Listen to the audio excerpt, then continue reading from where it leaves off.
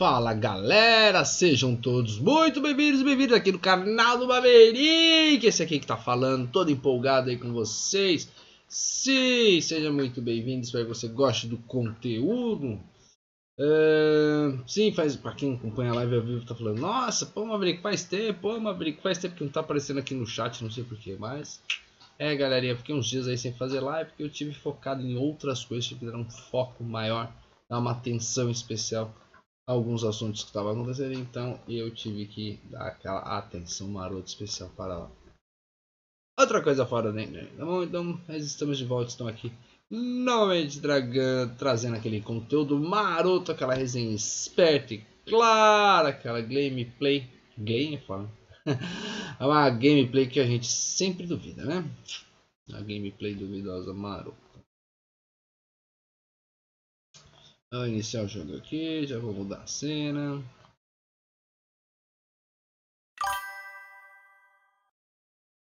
A gente para.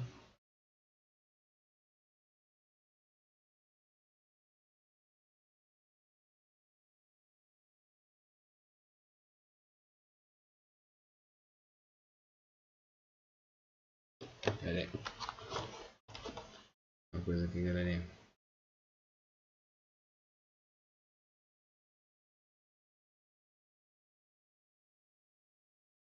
Dragon Ball, Gekishin Squadra. Agora sim, agora estamos fino. Agora estamos daquele jeito que todo mundo gosta. Isso aí, bora que bora, galera. Pra você. E aí, não é gravado? Não, não é gravado. A tela da gravação, a tela de reprise é essa aqui, galerinha. Aproveitar que vocês estão, a tela de reprise é essa aqui, ó. Do cara da pipoca, pá, não sei o que, escrito reprise, pausa, farm. Quando não tiver nessa tela é porque sou eu. Beleza? O que acontece? Eu faço isso muito na... Tô fazendo... Não, eu tô evitando fazer isso no YouTube. Mas eu tô fazendo... Tô passando reprise lá na Twitch, tá ligado? Porque lá tá rolando Twitch Drops, então a galera aproveita pra farmar os drops, né, meu? Então... Mas quando é no YouTube, geralmente é ao vivo. E agora no YouTube eu vou jogar essa telinha aqui, ó. E já volto. Porque é uma coisa que eu vou e já volto rapidinho, entendeu?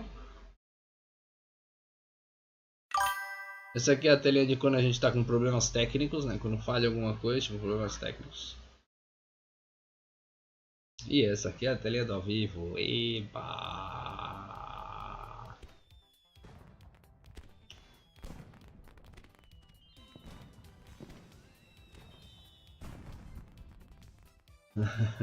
Drop, o que é isso? Cara, não sei, mano, mas geralmente no mundo dos games, drop é quando você ganha alguma recompensa, tá ligado? Tipo, seja dentro do game, tipo assim, por fazer uma missão, tá ligado? Ou tipo, que é no mesmo sentido, por exemplo, de quando você tá jogando lá na Fortnite e cai aquele drop do céu, tá ligado? Você assiste a live lá por 6 horas, mais ou menos, e você ganha a skin desse cara aqui, ó. Você ganha essa skin aqui, ó. Não lembro, acho que é esse cara aqui, ó. Não.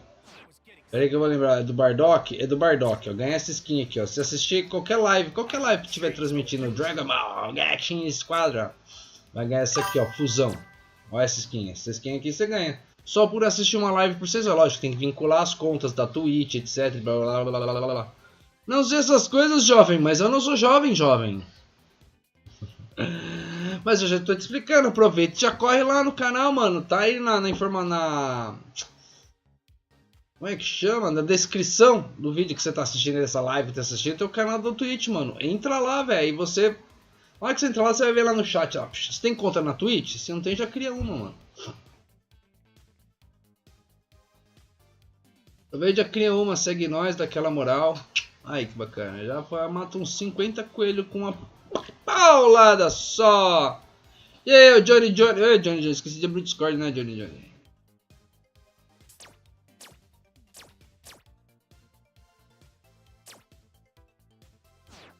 I will change the future.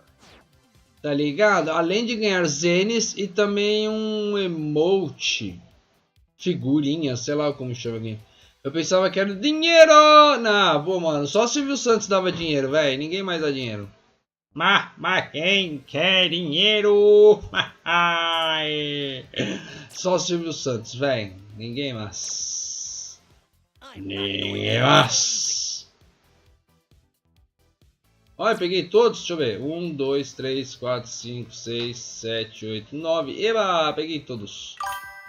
Curirim, curirim, tenha dó de mim. Curirim, curirim, tenha dó de mim. Outro dia eu tava assistindo Dragon Ball, galera.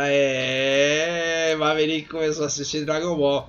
Mas eu nem lembro, acho que era Dragon Ball Super que eu tava assistindo, sei lá, mano. Mas, na verdade, eu tava assistindo um canal de um streamer que eu sigo, que eu curto, tal, não sei o que eu tava assistindo. E ele tava assistindo Dragon Ball lá, com a galera lá no chat dele. Eu tava assistindo também. Pô, da hora. Não, nunca que eu achei que Dragon Ball fosse ruim e tal, não sei o que, mas tipo, mano, nunca tipo, tinha parado ou tipo, tinha tido a oportunidade de assistir, tá ligado? Geralmente quando eu vou assistir, eu preciso de outras coisas. Eu não quero começar a assistir Dragon Ball, assistir 1, 2, 3 capítulos e parar, tá ligado? Mas como foi uma coisa aleatória que eu vi no canal do cara, então tá bom, tá de boa. Mitimbu. Vamos ver. Roupinha padrão.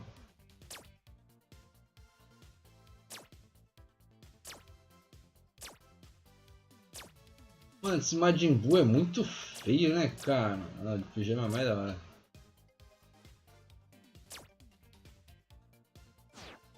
Pelo amor de Deus.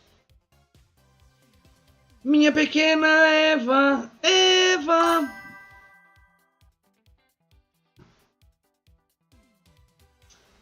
E cadê minha erva, erva?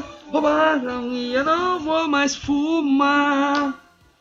Ah, Kuririn da hora, sou fã de Dragon Ball antigo. Não gosto dessa geração, tá cheio de frescura, não violência, nem sangue. Então, pois é, né?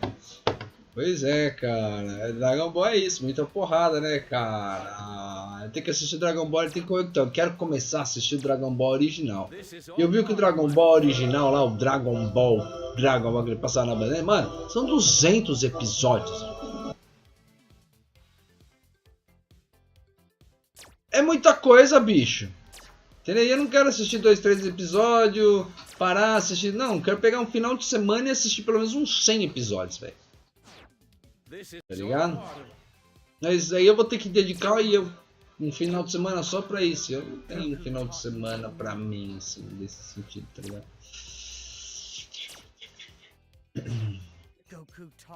Curirim, curirim, tenha dó de mim.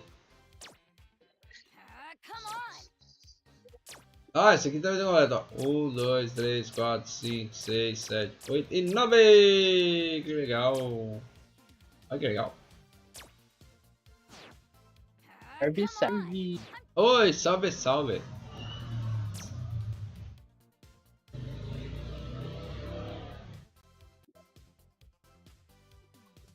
Johnny. Oi. I don't want to work that hard. I don't want to work that hard. Ah, não era mais. E aí, meu, beleza? Show me what you've got. Tranquilo, cara. O sol vai estar baixa, velho. E agora? Agora melhorou um pouquinho. Show me what you've got. É, mano. Você entendeu, Kombi? Vai lá na Twitch, mano. O Johnny é um também. Eu falo pra ele que ele é mó moscão, mano. Tá deixando pegar a skin do Bardock mó da hora. É não, Johnny? É do molinho aí. É, então. Tem que assistir a Twitch lá, o canal da Twitch, mano. Dá uma moral lá pra nós, velho.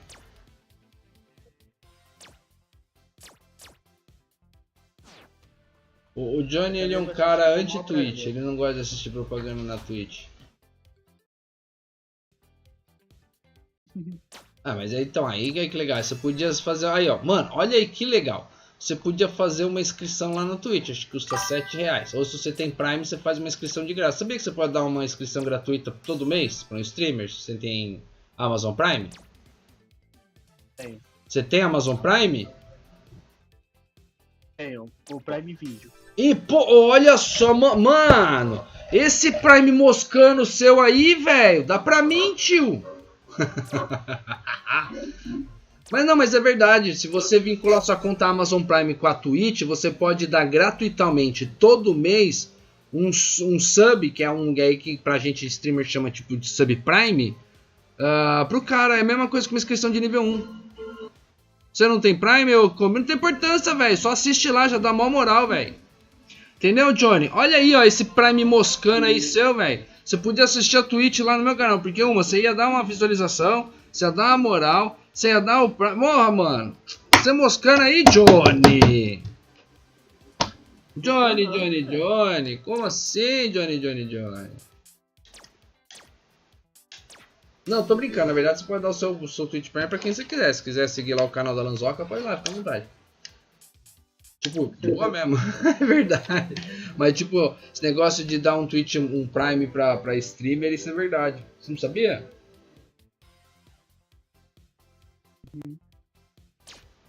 Hein, Johnny? O Johnny tá quieto hoje. Ou eu tô muito agitado? Acho que eu tô muito agitado, né? Não, que isso, cara? Ô, Johnny, sabe uma coisa que eu descobri, cara? O Dragon Ball, ele é tão jogo beta, que ele não roda em celular moderno. Ele roda só em celular antigo, tipo Android de 11 pra trás. É mesmo, pai? Por isso que o seu celular é moderno, não é? Tipo Android 15, 14, essas coisas? O meu é Moto G20. Cara, eu não sei. Eu não entendo muito de modelo.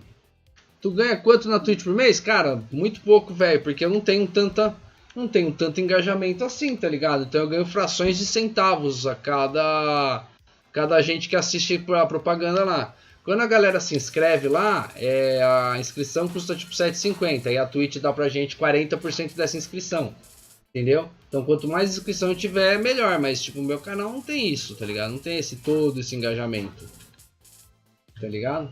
Eu mal consigo convencer os amigos que tá com o Twitch Prime moscando lá e me dar um Twitch Prime, velho. Um Sub Prime. Ei, Johnny, você vai ver, eu vou ficar enchendo o seu saco da vida por causa do seu Twitch Prime aí, velho.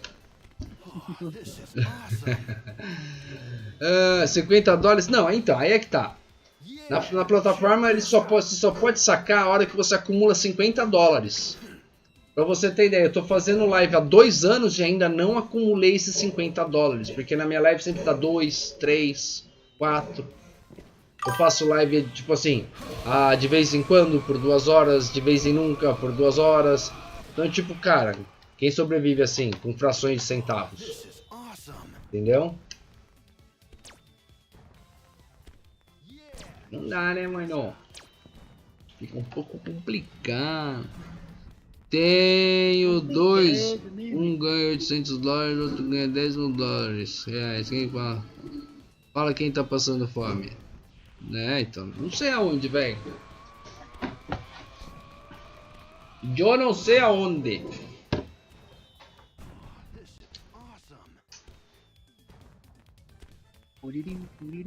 Tira a mão de mim. Tira a mão de mim. Tá falando quem? A Lanzoca? Ou o Coringa?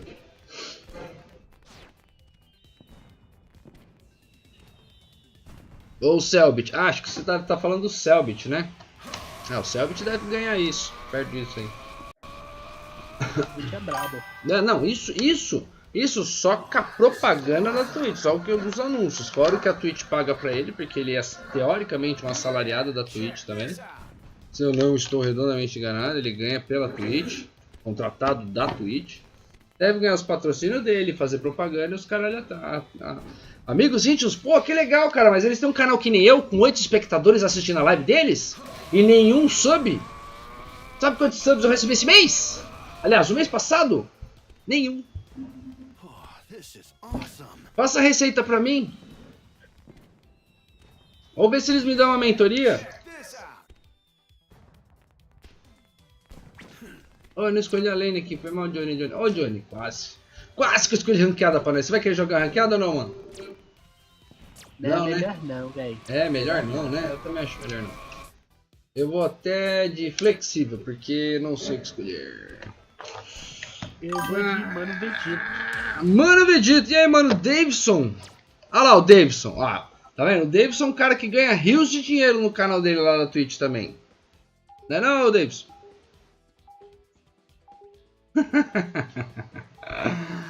Ai, caralho. Alright. Alright. Não. Não, o primeiro tem 4K e o outro tem 8K. Mas 8K de quê? De inscritos ou de pessoas assistindo a live dele ao mesmo tempo? É isso que eu quero saber. Não importa inscrito, velho. Eu conheço um cara que tem, tipo, sei lá, 50 mil inscritos e ele não consegue fazer 50 dólares a cada, sei lá, cada mês. Ele precisa de uns 2, 3 meses pra fazer 50 dólares. Porque na live do cara cola só 50 caras por mês, entendeu? Aliás, por live. 40, 50, média de espectadores dele, tá ligado? Mas quem sabe um dia eu chego lá no nível Alanzoca, tá ligado? Nos 8K ali da galera assistindo. De pessoas online no chat. É, então, velho. Eu só preciso de 1000 vezes pessoas no meu canal agora pra tá ganhando esse valor, velho.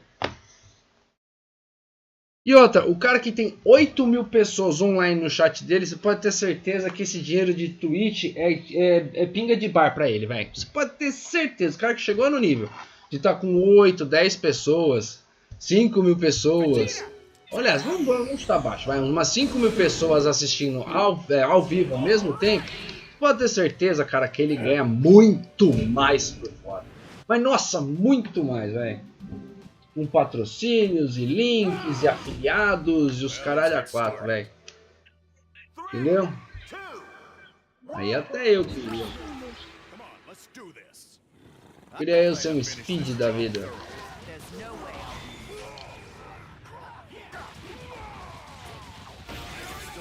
É um cara que só faz palhaçada na live, velho.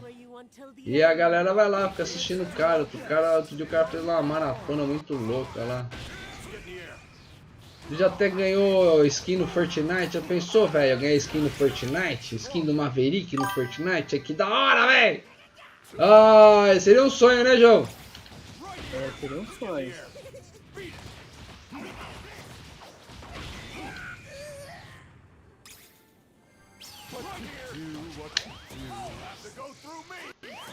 Ah, eu errei. Esqueci que esse cara faz isso aqui.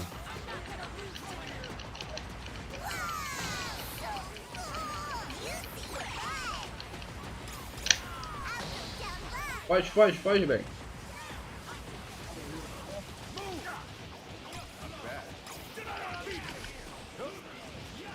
Vamos ficar parado. Pá! Toma essa! Verdade, vi um streamer parceiro que falou que não é pra dar sub, porque isso é miséria. É, sub é miséria, cara. Sub não é tudo isso não, nem propaganda. Entendeu? A galera tipo ganha muito mais tipo no Live Pix, ganha muito mais em merchandising, ganha muito mais em aqueles produtos, tipo, compre camiseta, sei lá, fulano, Maverick. Caneca exclusiva Maverick, tá ligado? Porque sub mesmo, a Twitch, não é que não ganha, tipo, a Twitch leva a maior parte, velho. Então você fala, caralho, se eu tô ganhando 7 reais, a Twitch tá ganhando 21. Tipo uns bagulho assim, tá ligado?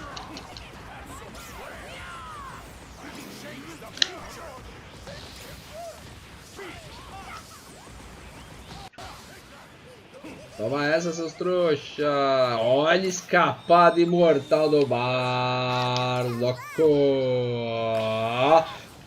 Ai, eu errei.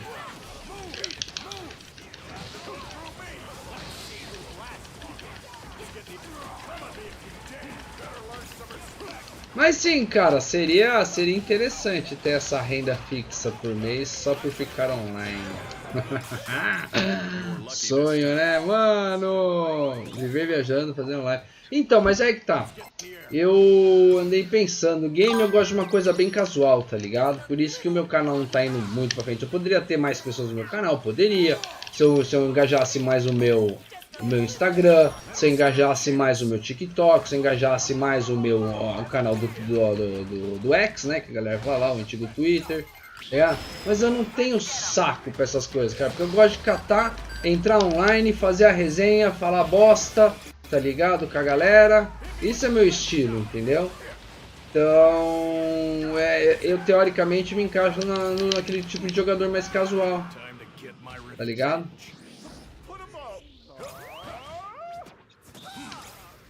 Um colega disse que vai largar o emprego se ele ganhar 2 mil no Twitch. Cara, se eu ganhasse 500 reais fixos por mês na Twitch, eu já tava muito mega feliz, velho. Seria a realização de sonho. Aliás, se fosse 100 reais.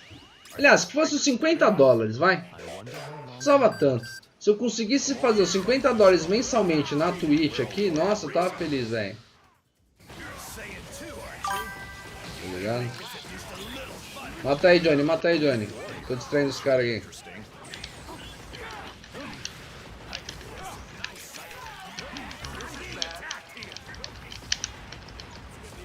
Aê, boa, Johnny. Pô, mas que caceta. É, o Vegeta é foda. Eita, amigo. Pois é, mano. Mas então, eu tô pensando em fazer, pra realmente ganhar dinheiro e tal, fazer uma coisa que eu realmente gosto, mas num nível bem hard try hard mesmo. Então, se eu conseguisse fazer $1 por dia, fixamente, eu tava feliz, tá ligado? Porque aí eu tenho certeza que em 50 dias eu sacaria 50 dólares. Mas não é uma garantia, tá ligado? Meu canal ainda não tá nesse nível, tá ligado? Então, se eu conseguisse um sub por dia, já seria outra história, tá ligado?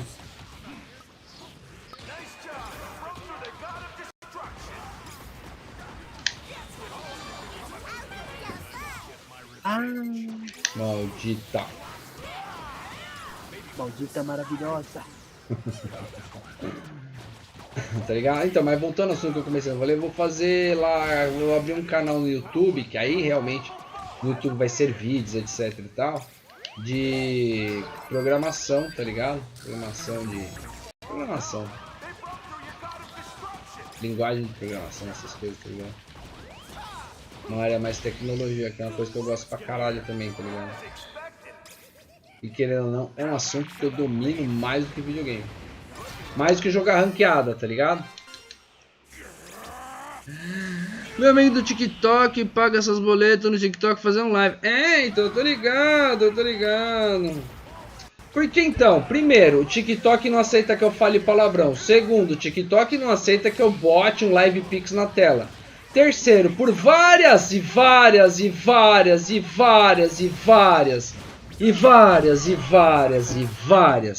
mais várias, e cara, e bota muito mais várias vezes do que isso, eu já tomei bloco no TikTok, strike no TikTok, ban no TikTok. Então eu acho que o meu estilo de live não é pro TikTok. E eu realmente tô cagando e andando pro TikTok, porque eu não tô afim de ficar esfregando o meu cu, nem esfregando minhas tetinhas, fazendo dancinhas trends, pra poder ganhar muito dinheiro no TikTok.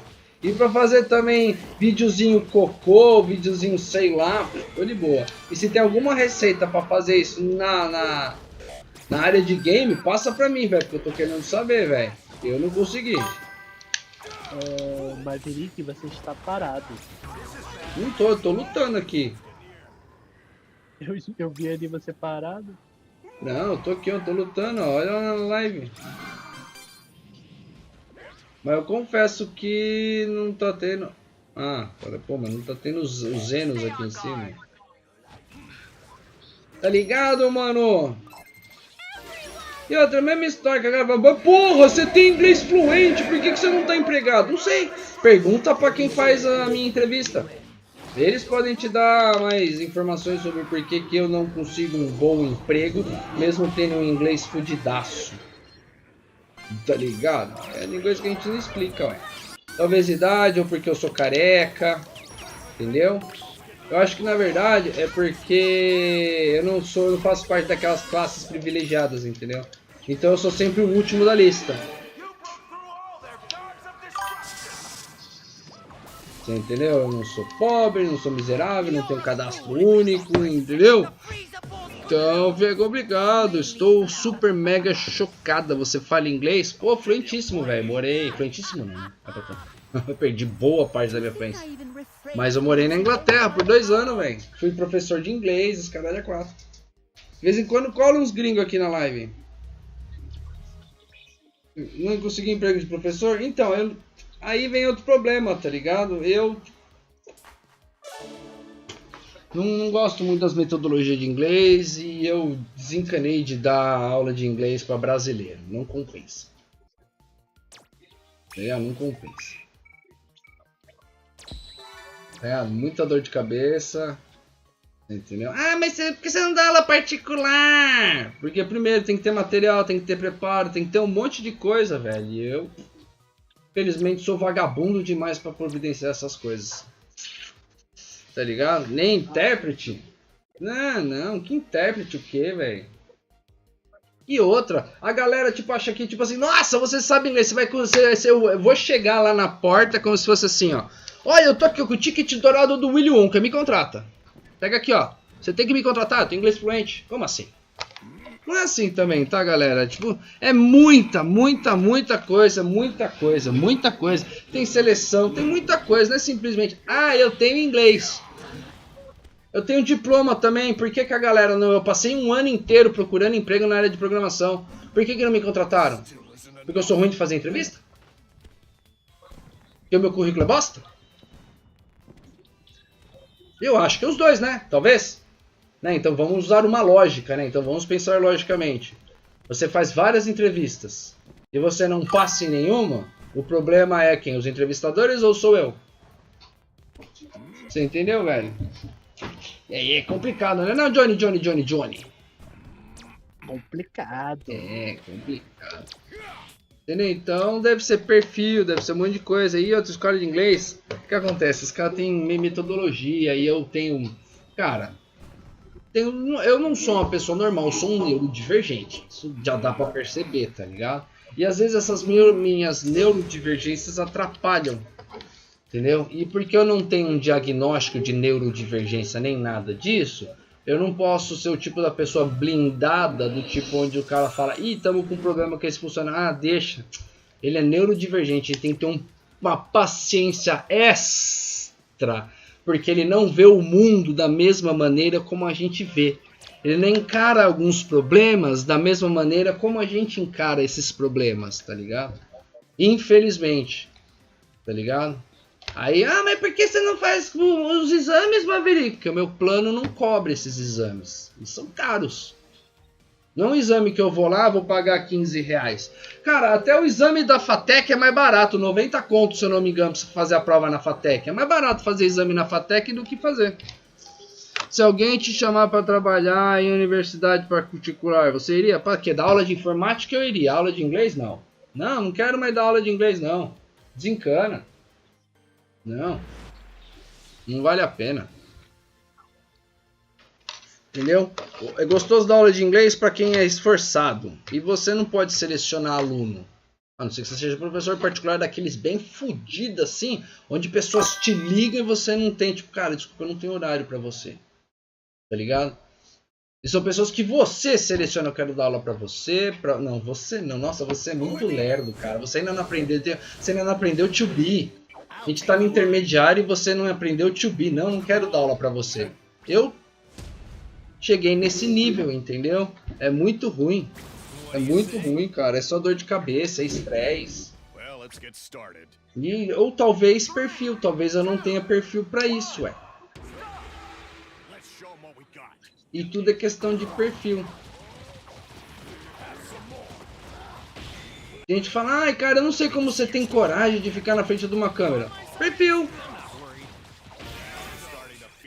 Entendeu? Eu não tinha problema nenhum quando os entrevistadores falaram, mas as entrevistas vai ser com webcam, tudo bem?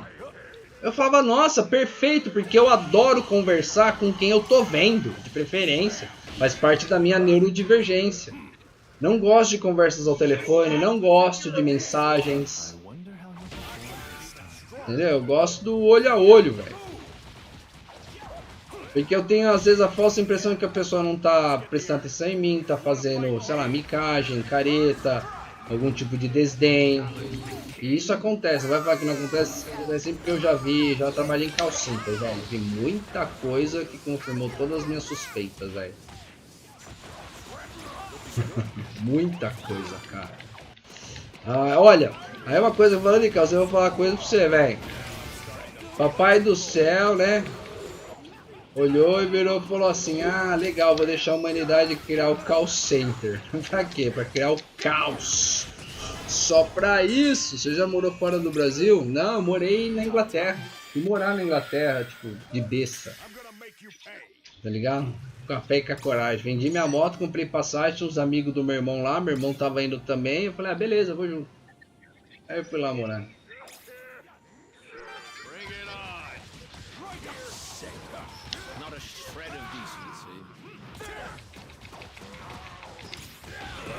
Toma essa, trouxa.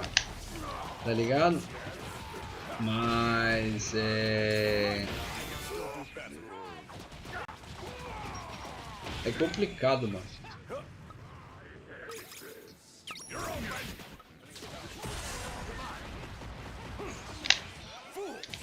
Ah, eu errei.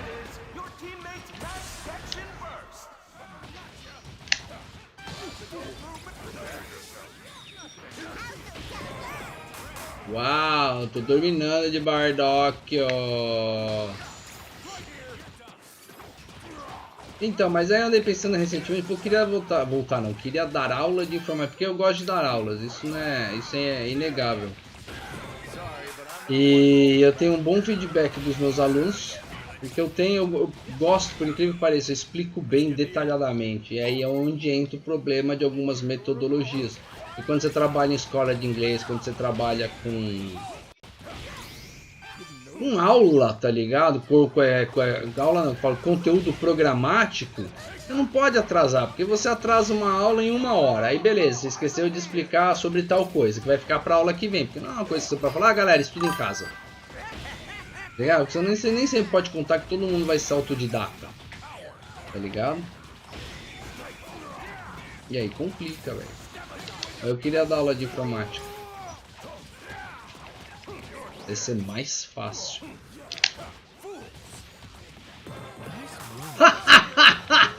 Trouxão. Boa! Man. Você entendeu?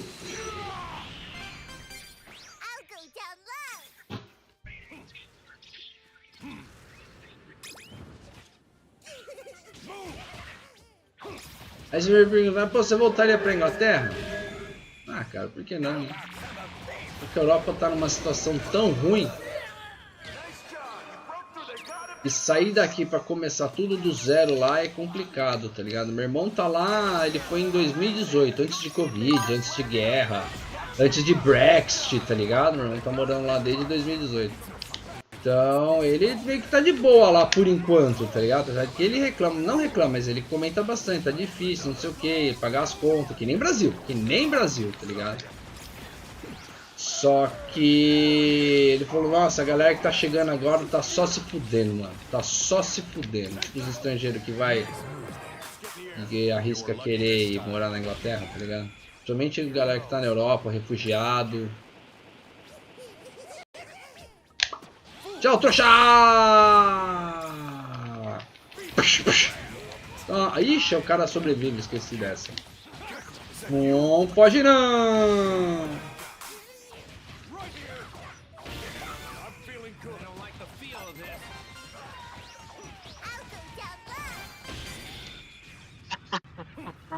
É, isso aí. Que chique, Inglaterra. Pois é, então. O cara caiu na minha armadilha direitinho. Ah. Mas, ô Kombi, sabe um lugar que eu gostaria de morar? Portugal, cara. Por incrível que pareça. Como eu tenho cidadania portuguesa, pra mim seria fácil, tá ligado? Tem um passaporte português, tem um RG português. Só preciso renovar, mas tem. Tá ligado? Uau! Mano, eu não sei quem tá com esse Goku Neandertal aqui, mas nossa, a gente tá amassando os caras aqui embaixo, velho.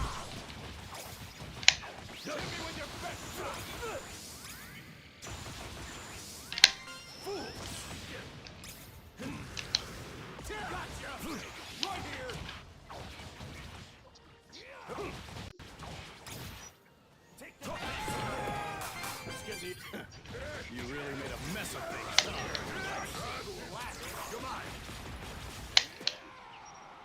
I can still fight. Don't push yourself. Ai, que cuzão, você não atrapalhou, vai morrer por causa disso. Fogo. Nossa, eu ia matar o Daburá, o cara entrou na frente, velho. Nossa, tem um dragão aqui, bicho.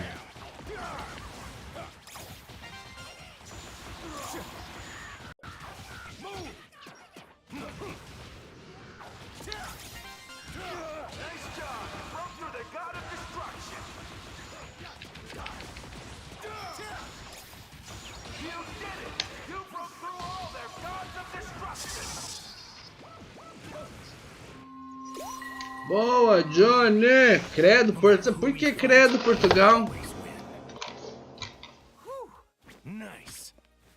Todo brasileiro que vai pra cá, vai pra lá, ama, velho. Tudo bem que brasileiro é meio que maltratado lá, assim como a gente maltrata os portugueses aqui, né? As mesmas piadas de português que a gente... Hoje em dia não faz mais, né? Parece que é... né? Muito antiético fazer piada de português, né? Mas a mesma piada que se fazia de português, piada de português aqui no Brasil na década de 90, assim, eles fazem do Brasil lá. E lá pode, lá é de boa. E eles ainda fazem. E tu sabes quantos brasileiros precisam para trocar uma lâmpada? O mesmo nível de piada, velho. Mesmo. Sabia disso, Johnny? Sabia disso não. Bom, primeiro, você sabe que é piada de português? Porque você é um cara tão jovem que é capaz de não ter pego isso, velho. Não sei. Não sério mesmo, mano. Você sabe ou não sabe? Se eu perguntar pra uma criança de 10 anos, eles mal vão saber ler um relógio de ponteiro, velho. Aliás, acho que um moleque de 20 anos mal sabe ler um relógio de ponteiro, velho. A maioria não deve saber.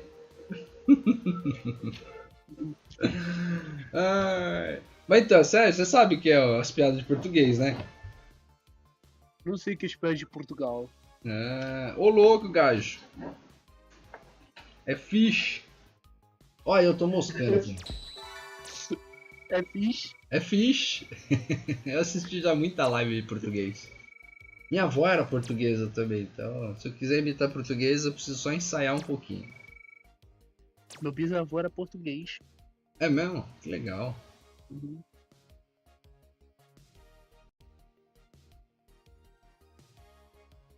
Mas enfim, eu come. Eu vou... Então, vou tentar fazer esse canal de programação, tá ligado? Vamos ver se vai dar certo. Vou pedir ajuda pro... ChatGPT não, velho. Eu vou pedir ajuda pro Gemini. Dizem que o Gemini tá não mais inteligente, mas ele, teoricamente... Lógico, o Google, né, mano? O Google quer vencer em tudo, né? Tipo, a NASA foi lá e mandou o cara pra de trás da Lua, né? O Google vai mandar um robô pra lá, vai ver. Tá ligado? Ele vai entrar em parceria com o Elon Musk lá, sei lá. E aí... Aí vocês não vão mandar um robô pra lá, pra face oculta da Lua. Ai, a NASA passou só em cima, né? A gente vai explorar. Aliás, eles vão fazer não tem o Google Maps, né? O Google Earth. Eles vão fazer o Google Moon, velho. Vai vendo. Google Moon. Moro na cidade ou no interior? Eu moro... Cara, nasci e morei minha vida inteira na capital, lá em São Paulo. E aí depois... Com 21 anos eu mudei pra cá pro interior. Aí agora eu moro em Limeira. Cidade mais bosta da região de Campinas, velho. Cara, até Tanquinho é muito mais cidade do que Limeira, mas eu não vou comentar isso não, porque como eu sou de fora, vão falar... você tá falando, você é de fora. Você tá falando, você é de fora. Ainda bem que eu não tenho esse fardo de nascer em Limeira. Minha filha, infelizmente, vai carregar esse fardo pro resto da vida. Local de nascimento. Ela vai escorrer a lagriminha dela assim, mas ela vai ter que escrever Limeira, tá ligado? Fala sério, Limeira. Fala sério, cara. Nossa, Limeira tá numa decadência que eu vou falar pra você. As lojas do centro estão tudo indo embora, cara. Não sei como tá sobrevivendo. Eu gosto do Elon Musk, ele tem muitos projetos incríveis. Infelizmente, o povo detesta ele. O que acontece? Ele é alvo, né, mano? E de vez em quando ele vem com umas ideias meio erradas. Entendeu? Ele vem com umas ideias muito pra frente do nosso tempo. E a galera realmente, às vezes, não entende esse tipo de pessoa, tá ligado? Eu realmente acho o Elon Musk, cara, puta inteligentaço. Inteligentaço, velho. Inteligentaço. Ele, tipo, pra mim, chega perto do Tony Stark, tá ligado? Não que nem o Stephen Hawking, né? Não é assim inteligente no sentido de Stephen Hawking. É inteligente no estilo Tony Stark, tá ligado? Então... Eu sou o Homem de Ferro. É, isso mesmo. Eu sou o Elon Musk, tá ligado?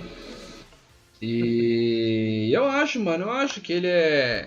Lógico, ele tem umas ideias meio erradonas, eu acho que ele devia botar censura naquela porra daquele Twitter, eu acho que um pouco. Tá muito sem censura aquela bosta. Muito sem censura, muito sem censura. Muita violência desnecessária, tá ligado? A não sei que o intuito dele seja esse.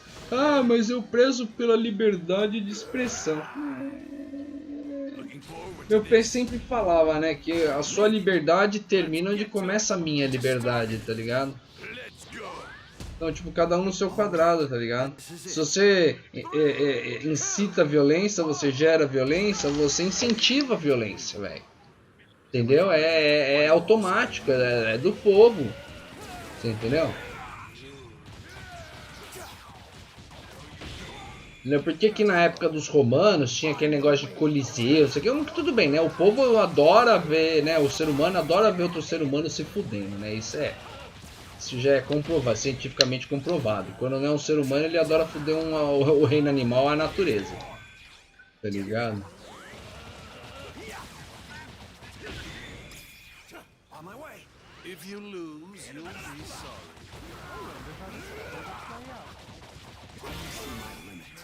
Mas você, sei lá, não pode semear tanto ódio. Ah, então os caras tinham aquele negócio de colisão, não sei o quê. Porque, lógico, mano, uma que, né, os caras tinham interesse que o povo fosse violento, que é pra quê? Pra na hora de que fosse enfrentar as guerras, essas coisas, tá ligado?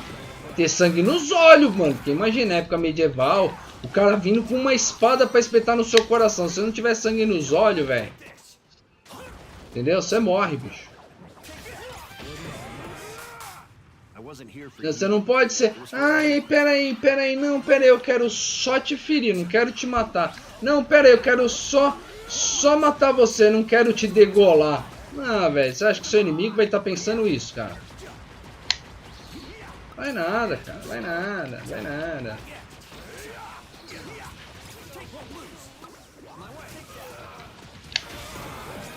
Toma essa, seu trouxa. Toma, inverte de lugar comigo. Toma aqui, pega aqui, seu trouxa.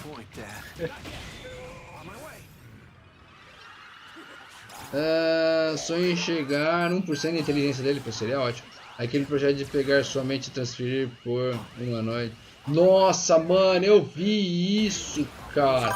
Eles já não criaram a mosca 100% sintética? Virtualmente falando? Vocês estão sabendo disso?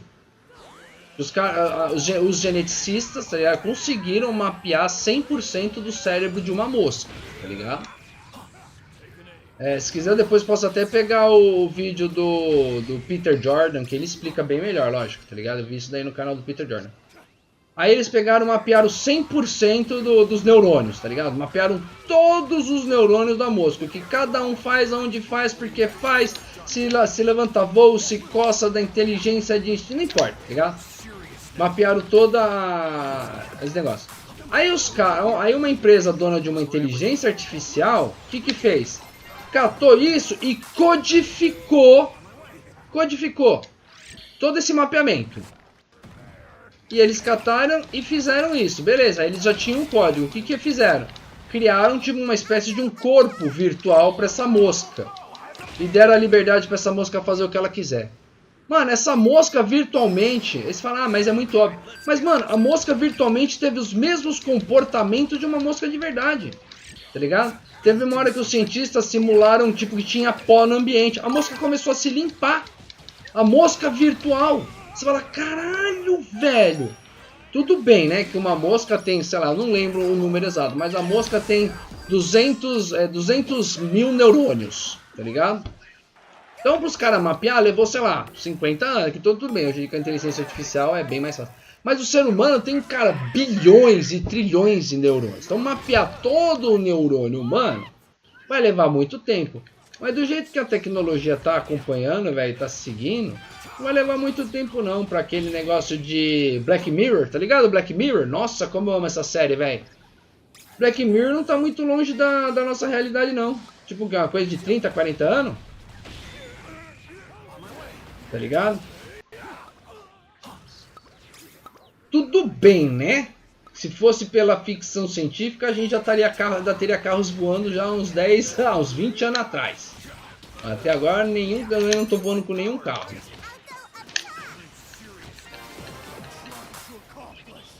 Não é não, Johnny? Os Jetsons mentiram pra gente a vida inteira.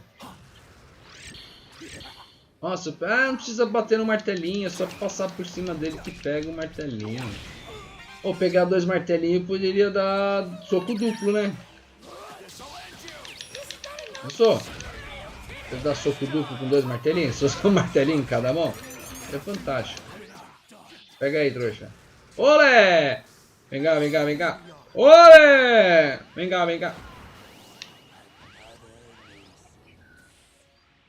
Espera aí que não dá pra ler agora. Nossa, é muita mensagem. Espera aí como, espera aí como. Vem cá, onde você vai? Ah, escapou, né? Malandrão. Vamos pegar esse cara aqui, ó.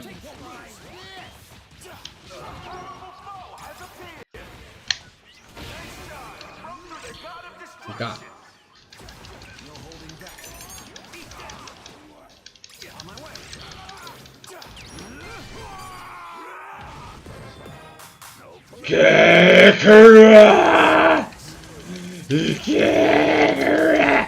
Mano, esse Broly passa muito mal, né, velho? Ô, explica uma coisa pra mim. O Goku, ele tem um filho que é idêntico a ele quando era criança? Isso mesmo. Porque, cara, eu vendo lá o tempo todo lá, e o nome dele então é Goten. É isso? Isso aí. E o Trunks é o filho do Vegeta. Isso. E aí, o Gotenks é a fusão do Goten, que é o filho do Goku, com o Vegeta, com o Trunks. Uhum. Mano, que da hora, eu não tinha me ligado disso, velho. Que fita. Que muito louco. Por isso que Dragon Ball é bom, né, mano? Dragon Ball é sensacional. É melhor que novela mexicana, velho.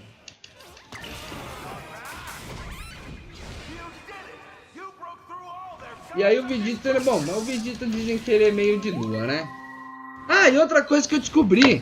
O Freeza, ele é o arqui-inimigo, ele é o Nemesis. No caso do Goku, o Goku já matou ele. E aí ele voltou não sei da onde, lá do inferno, que o Goku deixou ele lá. Bom, pelo menos no episódio que eu tava assistindo, parece que o Goku deixou ele num lugar onde tipo tinha bichinhos fofinhos. E lógico, o Freeza, né, pra aquilo ali é uma tortura, tá ligado? Aí o Freeza tinha voltado não sei da onde pra matar o Goku. Aí no episódio que eu tava assistindo, tipo, ele, mano, nossa, ele matou o Sr. Piccolo. Ô, Sr. Piccolo. Uhum.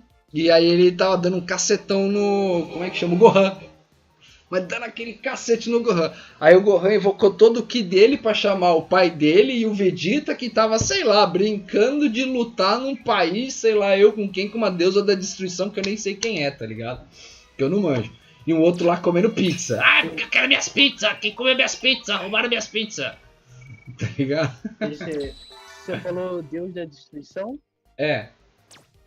Uma mulher que é deusa da destruição. Hã? Uma mulher? É tipo mulher, eu não sei, bom, pelo menos parece mulher. Sabe no jogo aqui que tem aquela pessoa que fica lá na torre dando vida pra gente? Que ela dá vida? É uma delas. É o Wish.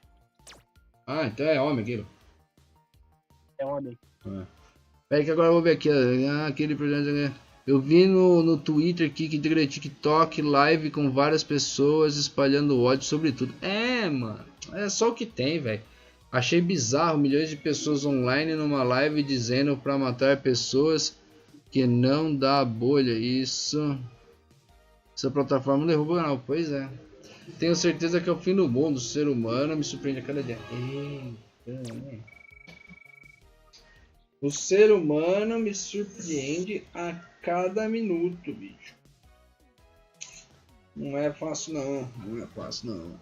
Falando nisso, cadê meu celular? Ó, Johnny, lembra que deu problema lá no meu celular e tal, não sei o que, eu fiquei putaço, aí eu fiquei chateadão, aí eu fiquei boladão, porque, né? Aí eu falo, cara, eu preciso fazer os exames, velho, porque aí eu consigo me blindar de algumas coisas, tá ligado? Eu quando tenho um problema mal resolvido, esse problema fica ecoando na minha cabeça, cara, e eu não consigo me concentrar em outras coisas, tá ligado? Então eu realmente preciso sair de mim, realmente tipo, sair da minha mente, tá ligado? E uma das coisas que me ajuda muito a fazer isso é programação, por isso que eu voltei a realmente estudar mais com um foco maior. Nunca parei de estudar programação. É por isso que eu voltei realmente a estudar programação com um foco maior. Estou fazendo menos live porque eu estou estudando mais programação. Vou estudando, reciclando, né? Uma vez que você estuda, aprende programação, não tem como você desaprender. Você só tem que se reciclar, tá ligado? Aí... que é pra eu poder distrair, porque senão... Cara, não tava conseguindo pensar em mais nada. Só queria ir lá destruir a loja do cara, velho. Pra você ter ideia. Pra você ter ideia do meu nível de revolta. Tá ligado? E no final das contas, meu celular continua com outro problema. Consertou aquele problema, tá com outro problema, tá ligado? Aí eu conversei com a minha esposa, e a gente tava fazendo uma poupancinha, e eu falei, morzão, cara, eu preciso, cara, eu preciso. Não é questão de luxo. Pô, faz 7 anos que eu não tenho um celular novo. Eu sempre, tipo, alguém foi lá, trocou de celular, aí eu falei, beleza, eu compro o seu velho, por quanto você vende pra mim, tá ligado? Tipo, algo tipo assim, preço simbólico, porque é sempre um pai, uma mãe, um irmão, um tio, uma tia, um primo, tá ligado? Que é pro celular não ficar encostado na casa, porque geralmente, eu não sei como, né, as pessoas fazem, mas não é todo lugar que aceita celular velho, e mesmo assim quando vai pagar, o cara vai pagar uma mirreca, vai pagar o quê? 100 reais pra ele poder vender a 300 e ter um lucro, tá ligado? Que eu não acho ruim. Teoricamente, cara, tem que ter lucro na loja, né? Ninguém trabalha de graça. Só escravo. Mas aí geralmente o pessoal fica com o celular em casa como um reserva, um step, tá ligado? Aí de repente, sei lá, o filho vai lá, quebra o celular dele, você vai dar aquele velho pro filho, sabe uns bagulho meio assim? Então, às vezes rola. Da minha família, pô pessoal, tô vendendo meu celular, alguém quer? E é tipo assim, é um valor bem simbólico, tipo assim, sei lá, o cara paga 1.500 no celular, ah não, eu tô pedindo 1.000! No celular que tem 5 anos. Porra, não, né? Não tem nem cabimento. Não é não, Johnny? Fala pra mim. Não quero jogar com esse cara não. Já peguei os fragmentos que eu precisava. Volta. Volta. Jogar com o meu favorito. Pô, apesar de que, mano... Aí então, aí no episódio que eu tava assistindo o Dragon Ball, voltando lá do Dragon Ball, o Freeza, ele tava na forma perfeita dele. Não, ou era a forma final? Forma final. O Freeza não tem forma perfeita? Não, quem tem forma perfeita é o céu. O céu, né? É. Bom, enfim. E aí o Goku, tal, não sei o que, eles começaram a se bater, tal, não sei o que, não sei o que. Aí o Goku virou Goku God. Só que ele não virou Goku God com o cabelo vermelho. Ele virou Goku God com o cabelo azul. Uhum. Que fita, por quê? É um novo estágio, uma nova transformação. É como se ele fosse o Super Goku, Super Saiyajin God. Tipo, God ao cubo? É o Super Saiyajin Blue. Isso é mais do que God? Sim, é o É tipo Que legal, o mano. Goku God. É. O Goku God é como se fosse o Goku base e o Super Saiyajin Blue é como se fosse o Super Shall we get Saiyajin. started? Ah, é, porque aí eu descobri, né, que o Goku God, ele só é Goku God porque ele tem um poder de Super Saiyajin Deus, tá ligado? Isso. Porque o Freeza falou, ah, pra me derrotar só se você tiver um poder de Deus. Aí o Goku falou, ah, é pra já. Aí ele instalou o dedo e virou o Super Goku God lá. Senhor Piccolo.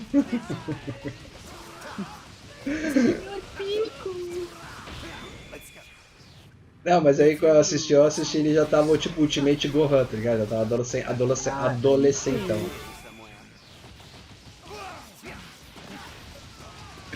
Ah, mano, legal, cara, legal.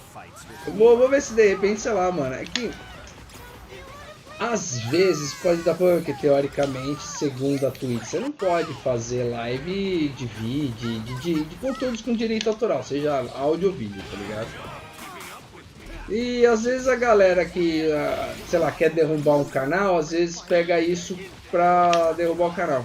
Como eu não sei quem quer ou quem não quer derrubar o meu canal, eu tenho bom medo de passar isso. Mas eu queria de repente, sei lá, começar a fazer sessão DBZ, tá ligado? Juntar a galera pra assistir Dragon Ball e a gente fazer resenha, reacts, essas coisas, tá ligado? Que nem muita gente faz na Twitch, mas eu morro de medo, velho. É época do copyright, né? Por causa de direito autoral, tá ligado? Muscle will serve you in a way that brains.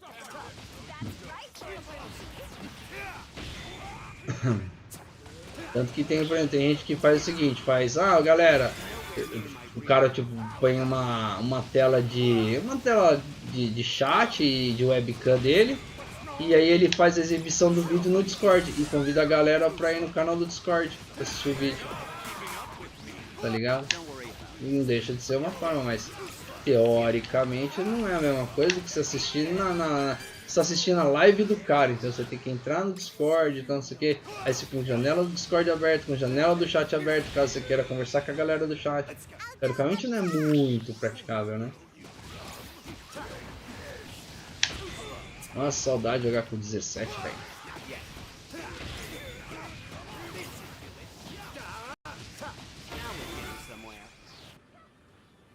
Ô Maverick, você viu o Torneio do Poder? Já assistiu? O que é o Torneio do Poder? É É uma fase do Dragon Ball Super. Não, eu não assisti Dragon Ball, só assisti esse capítulo aí que eu falei pra você. Foi o único... Ah, cara, pra ser honesto, foi o único capítulo de Dragon Ball que eu assisti inteiro, tá ligado? Porque na minha vida inteira eu só assisti pequenos trechos, tá ligado? Porque às vezes eu tava zapeando, aí tava passando Dragon Ball, mas eu já tinha pegado a metade. Ou eu começava a assistir e não terminava de assistir o episódio. Agora que eu tô começando a ficar mais por dentro de Dragon Ball por causa de vocês, tá ligado? Aliás, por causa do conteúdo aqui do canal e vocês que vêm aqui tipo, me atualizar. Atualizar não, né? Mas contar da história. Uhum. Eu não manjo muito não.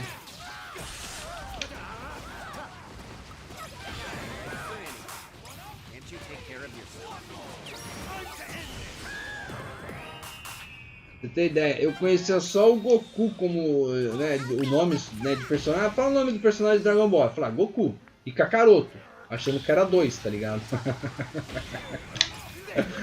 Tá ligado? E aí depois, aí eu falava antigamente, eu falava o Vegeta, tá ligado? Não falava Vegeta. E Vegeta você aprende na dublagem, né? Se você for ler o nome do personagem, é Vegeta. Entendeu? O Freeza eu falava que era o Frieza, porque como tá escrito, né? Uhum. Ah, eu errei a minha ult. Pegou? Que bom.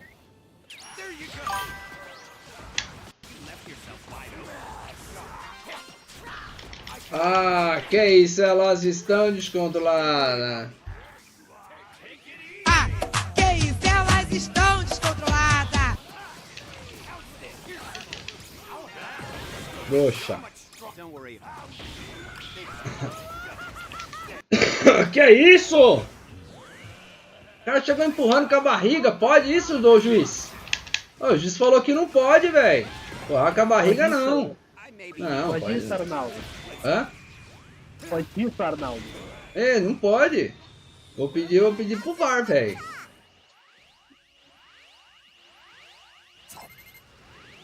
Boring. I knew you were a great fighter. Pô, nem mandei mensagem no WhatsApp chamando a galera pra ir pra live, velho.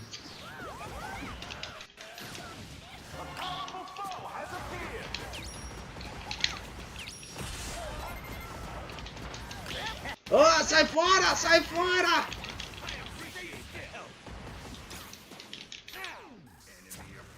Don't worry about me. Don't hurt yourself.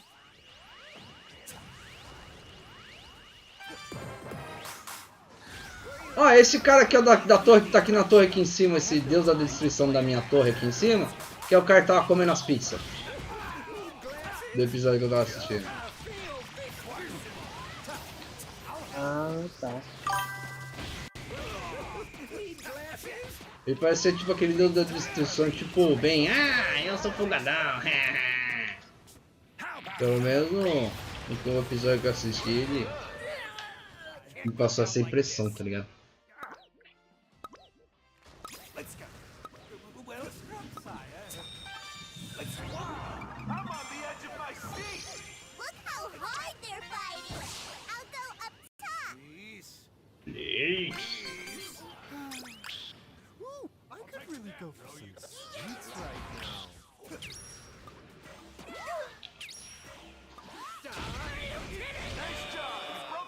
Nice job! Sacanagem. Nossa, que travamento. Ih, ficou descontrolada. Ah, que é isso? Ela está descontrolada.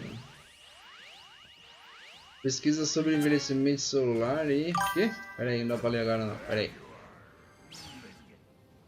Nossa, matou sua própria irmã. Que isso? Quem? Aqui eu matou sua própria irmã, nossa. É, não pode.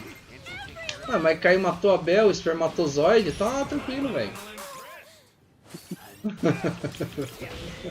Nossa, a piada é muito de quinta série, né, velho? Nossa.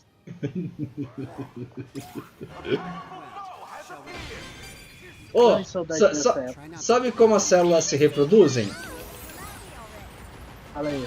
Umas enzimas das outras. Take care of yourself. Interessante. Interessante, né? Interessante. Time to be on my way. Not on my watch. I'll take it down. You wanna fight? There you are. Enemy approaching. Oh. Hold on. It still gets so much stronger. Ah, What's wrong? How about Nossa, esse 17 bate muito, velho. Nível 10 ele é tipo um monstro. Cheguei tarde. Cadê você? Cadê você?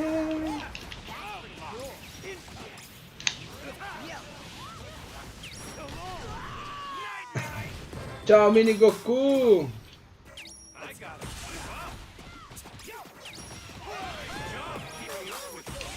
Did you take care of yourself? You left yourself wide open. Morre, morre!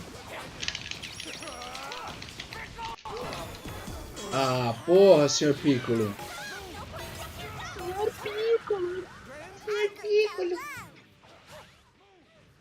Salve, salve, Fliperão! Totalmente noob!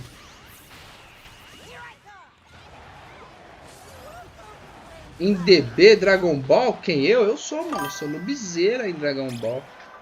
It's your time to shine. Agora que eu me sei, Fliperama. Foi mal, velho. Tô distraidão aqui com o chat, ó. O jogo. Aí eu não consigo ver o chat. Enemy approaching. You did it. You broke through all Ah, quebramos tudo. Vamos lá. Bora, bora, bora, bora, bora. Vamos lá pegar as esferas do dragão. Did you really think you could win? Você achou mesmo que poderia ganhar? pesquisas sobre envelhecimento celular e regeneração. Transplantes ultra notificados para você viver 150 até 800 anos. Os caras vivem para sempre. Interesse pessoal para ambos os vídeos que costumam ter. Imagina! Ó, imagina lá o laranja, o Upa-Lumpa lá do poder americano lá. Imagina aquele Upa-Lumpa vivendo 800 anos, fazendo merda por 800 anos, velho. Que ele tem. Tudo bem, mas aí essa galera não votar mais nele. Tudo bem, mas ele tem dinheiro pra caralho. Ele só não tinha, né? Poder político.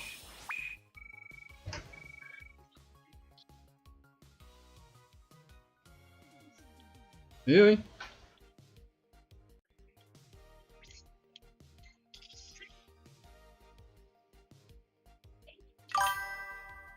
Aí, mas peraí, vou jogar o ultiminho aqui. Beleza. Por causa da bateria. Tranquilo. Então, se você é um Moto G20, você sabe qual que é o seu Android? Não sei. Vamos usar a versão do seu Android, pera. E eu não vou nem saber. Porque eu também, pra mim, Android é tudo igual, não muda muito. Quando muda de um Android para outro, muda poucas funcionalidades. Então não sei nem o que tem diferente do Android 10 pro 15.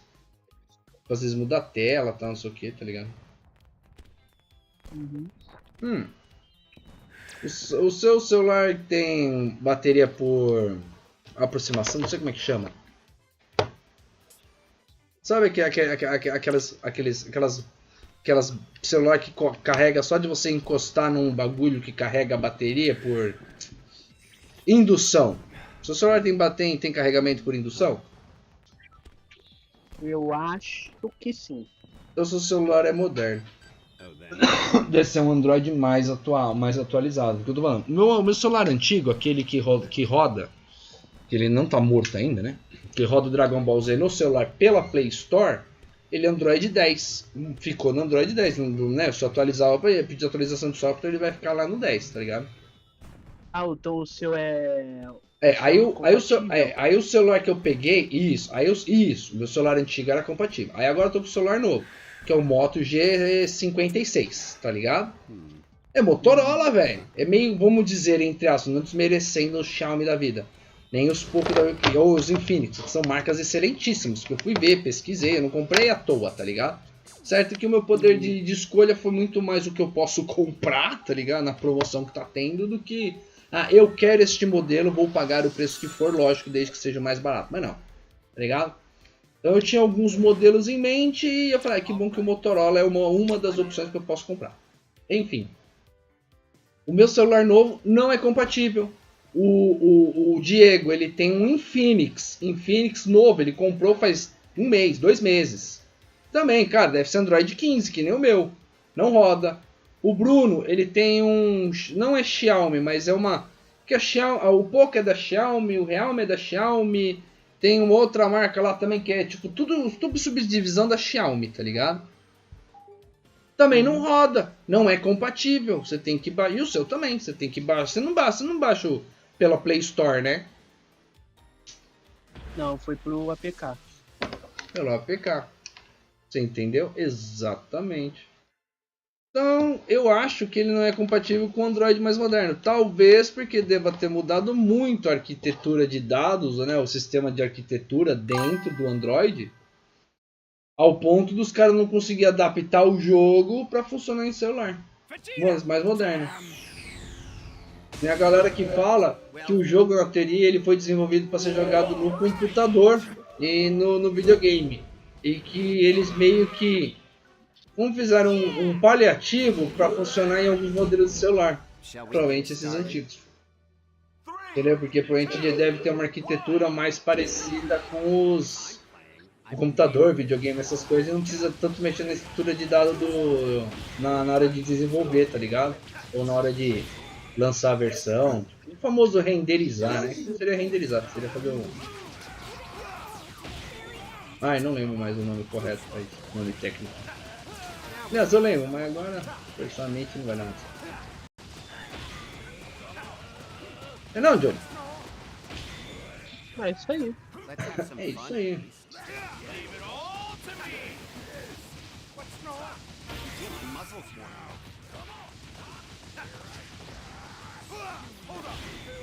Mas já são 8 horas já, velho. A hora passa rápido. Então. Não se diz, a hora passa rápido quando a gente tá se divertindo, né? É.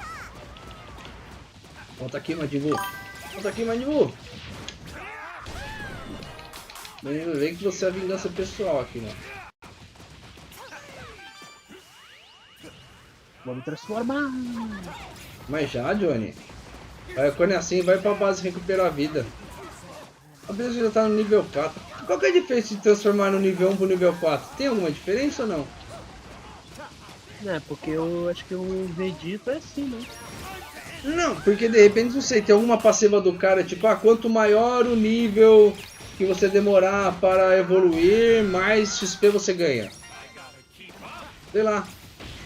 Tem que ter um sentido, porque senão, cara, não tem sentido, já sai da base e se transforma. Ah, mas a galera usa isso pra não morrer. É muito inútil, né?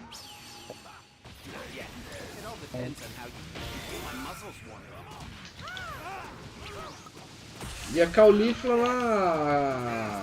É a Caulifla? Acho que é. A descontrolada. Pra mim não faz sentido ela, tipo, a ult dela se ela se transformar e todo mundo ele se transforma até o final da partida. E a Caulifla não, é só quando usa ult.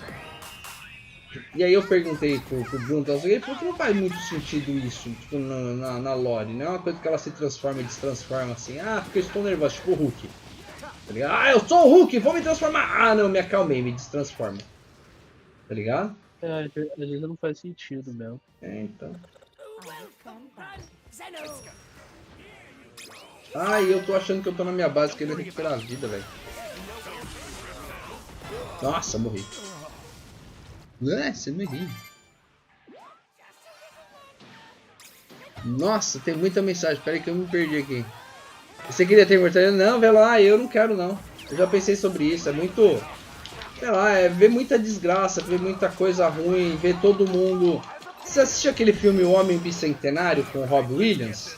É bem aquele conceito. Chega uma hora que você se cansa, aí você fala, não, mano, eu só quero encerrar isso aqui, entendeu? Fechar o livro e boa, entendeu? Não dá pra você escrever um livro infinito. O livro tem uma hora que o livro tem que acabar, tá ligado? E a vida é como se fosse um livro, velho, que você escreve todo dia uma página.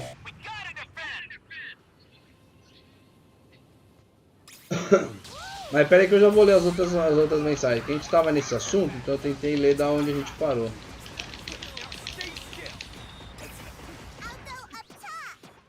Pode não, Madimbunha! De onde você vai? Onde você vai? Volta aqui. Ai, que fujão. Ah, mano. Nossa, quem vai morrer sou eu.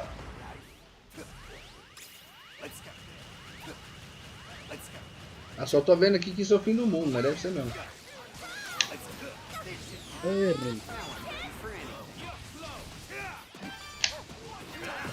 Boa. Nossa, que braço.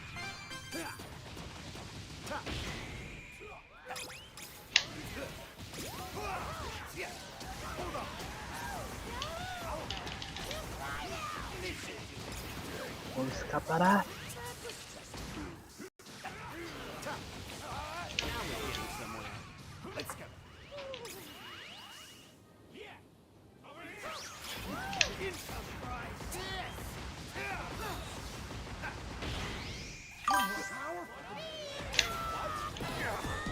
Transformou em meio de chocolate. Nossa.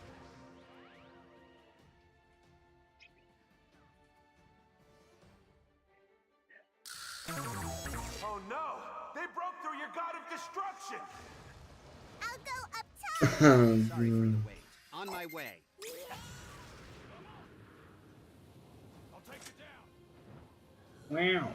I'll bring him down. Now stay still! There! Here's some more! Saiu de perto do meu companheiro.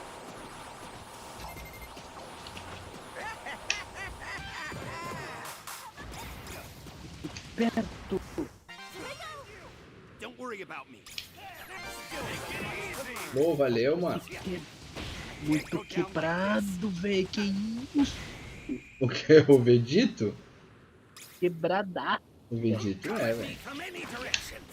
Imagina o Godita. Nossa. Quem que é o Godita? É o Gotenks Godita é com o outra Vegeta? Não, é o Goku e Vegeta. Mas é a outra transformação. Essa é a transformação do brinco. O Godita é a transformação da dancinha. Exatamente. Da dança do acasalamento lá que você falou.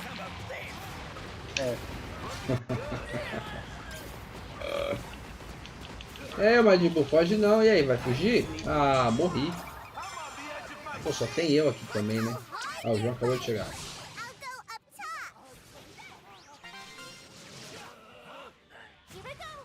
Vem cá, dando a cabeça de você.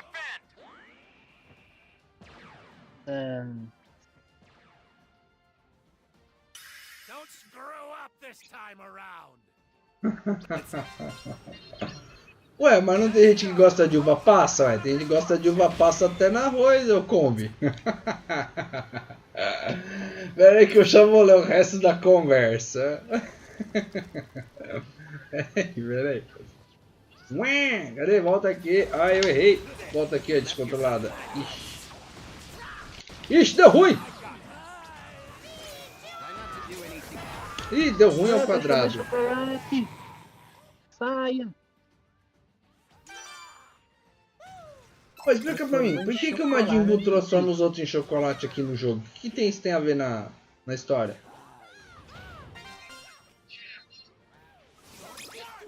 O Majin Buu transforma os outros em chocolate também na história? Transforma. É mesmo? Eu morri pro NPC. Ah, então acontece. Ai, meu Deus. É quem me revive aqui, amigo. Pera aí.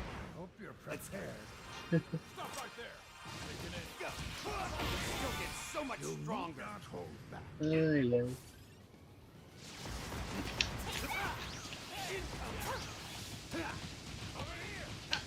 Nice job keeping up with me. Can't you take care of yourself?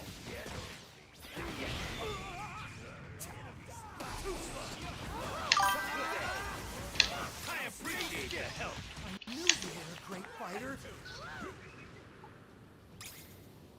Onde você vai, Majin Buu? Majin Buu! Vou pegar seu pé. Majin Buu, Majin Buu!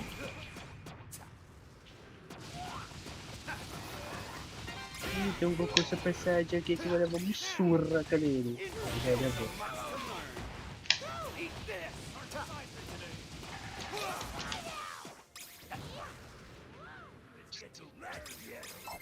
Sending love, the happiness of all.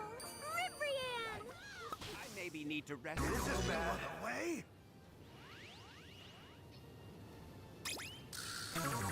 Oh no! They broke through your god of destruction! We gotta defend!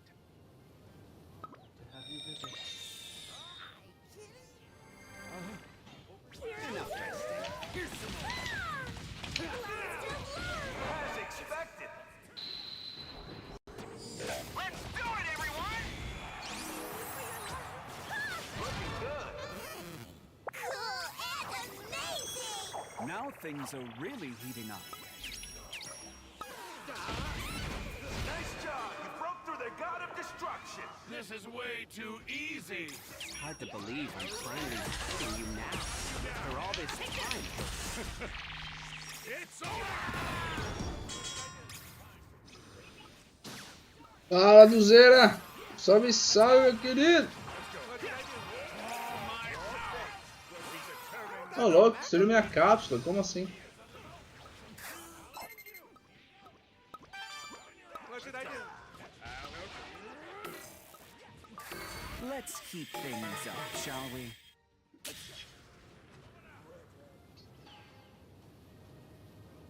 Curirim, curirim, tenha dó de mim.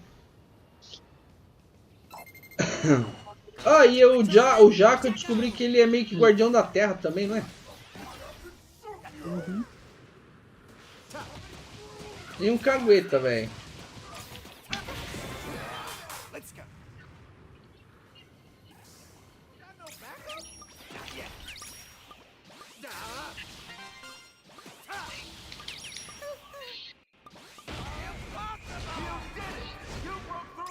Nó! Quebrei aqui sozinho. Now, break the dragon shell and so get the dragon ball. Ai, que bonito, ó. Beleza, essa foi fácil. Muito fácil. That was pretty fun. That Acho que was MVP pretty fui eu. fun. Oi? Acho que MVP fui eu. This is the power of a Não, Saiyan ô God. louco, foi Goku. Não pode subestimar o poder de um deus. Não pode, não pode. Eu tenho um Xiaomi e fica 4, 5 dias sem carga. Ainda não tenho o que reclamar. Se fica 4, 5 dias sem ter que carregar. É, então, pois é. Pra mim, celular só precisa desligar e ligar. Eu gosto de mandar mensagem de texto. Agora o WhatsApp já começou a lançar anúncio obrigatório no status. Se você quiser, tem que pagar R$80 por mês. É, então, pois é. Era só questão de tempo. A Amazon Prime, eu já tinha ouvido que agora você tá assistindo a Amazon Prime e do nada os caras jogam uma propaganda, né? Legal. Maverick, vou ter que sair por causa da bateria. Beleza, mano. Tranquilaço. Valeu aí pelas jogatinas. Eu não sei se eu vou ficar mais, não. Valeu aí. Hoje eu só vou rolar mais aquele conteúdo de volta já, só pra ficar um pouquinho mais de hora no YouTube, pra não ficar um vídeo tão pequeno. Jogar mais 2, 3 partidas se eu não dormir no final. E é isso aí, mano. Se for depois, né, cola aí mais tarde. Fica de olho aí na live, que aí eu volto. Beleza? Valeu, mano. Valeu aí. É nóis, tamo junto. Graças a Deus tenho conta no Telegram, ele não obriga a ter anúncios. Isso é desrespeito do WhatsApp. Será que tá na miséria? Pra quê? Não, vê lá, na miséria nada. Eles querem mais dinheiro. Na miséria nada, os caras estão nadando na grana já, velho. Eles não estão indo nessa linha de raciocínio, não. Seria o contrário, se eles estivessem na miséria, aí é que eles não colocavam anúncio. Que aí a galera ia desinstalar.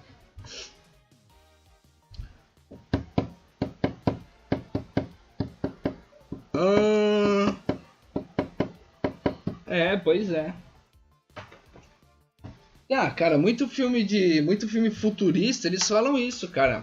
Você vê propaganda em todo o lugar. E aí cada vez mais propagandas direcionadas pra você, tá ligado? Tem aquele filme lá do Tom Cruise, como é que chama? O Minority Report, que é muito, muito, muito bom, velho. Nossa, filme excelentíssimo, tá ligado? É propaganda o tempo todo, e aí eles escaneiam só a retina, aí vem que você é o fulano de tal, aí tem o algoritmo que sabe o que você quer, o que você não quer, o que você tá precisando comprar, o que já está acontecendo hoje em dia, tá ligado? A diferença é que a gente não tá tão acostumado a ser bombardeado por propaganda o tempo todo. Mas televisão não é muito diferente, não. A gente não assiste televisão, não. A gente não assiste propaganda na televisão? Ou quando tipo assim, você tá lá assistindo lá a novela, ou você tá assistindo lá o programa do Caldeirão do Hulk, ou o Mark lá, o Caldeirão do Hulk, não, o programa lá do Mion, ou o Domingão do Hulk, ou o futebol, ou o dorama, ou a novela turca na Band, não importa, cara. Não importa o que você está assistindo na televisão. Em algum momento, ou Big Bang Theory, uma hora não vai parar pra vir propaganda? E aí você fica xingando, porra, que absurdo, propaganda, televisão. Não, por quê? Porque a gente, desde que nós começamos a assistir televisão, a gente se acostumou com a propaganda. Você sabe que vai ter 15, 20 minutos de programação, uma propaganda de, né, um intervalo comercial de 15 minutos, 10 minutos, às vezes, dependendo, né? E depois volta a programação. E a gente não reclama por quê? Porque a gente nasceu acostumado com isso. Agora o WhatsApp, Prime, Netflix, essas coisas não. Entendeu? Eles sempre foram muito livres de anúncio. E agora que a galera tá querendo ganhar dinheiro com anúncio, para de repente oferecer um produto que até é relevante para você, entendeu? Querendo ou não. Se a galera ainda anuncia porque ainda dá certo fazer anúncio, tá ligado? Tem retorno, entendeu? É bom pra todo mundo, é bom para as empresas, tá ligado? A gente só acha ruim quando de repente isso acontece do nada.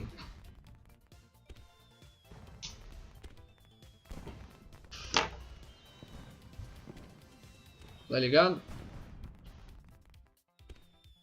Se fosse assim desde o começo, que nem o Spotify sempre, desde que lançou, desde o primeiro Spotify, ele tinha lá a versão gratuita sem anúncios e tinha a versão premium.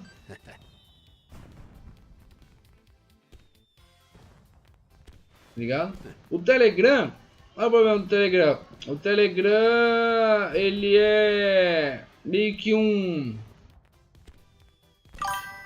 Como é que eu vou dizer? Uma deep web disfarçada de web, tá ligado?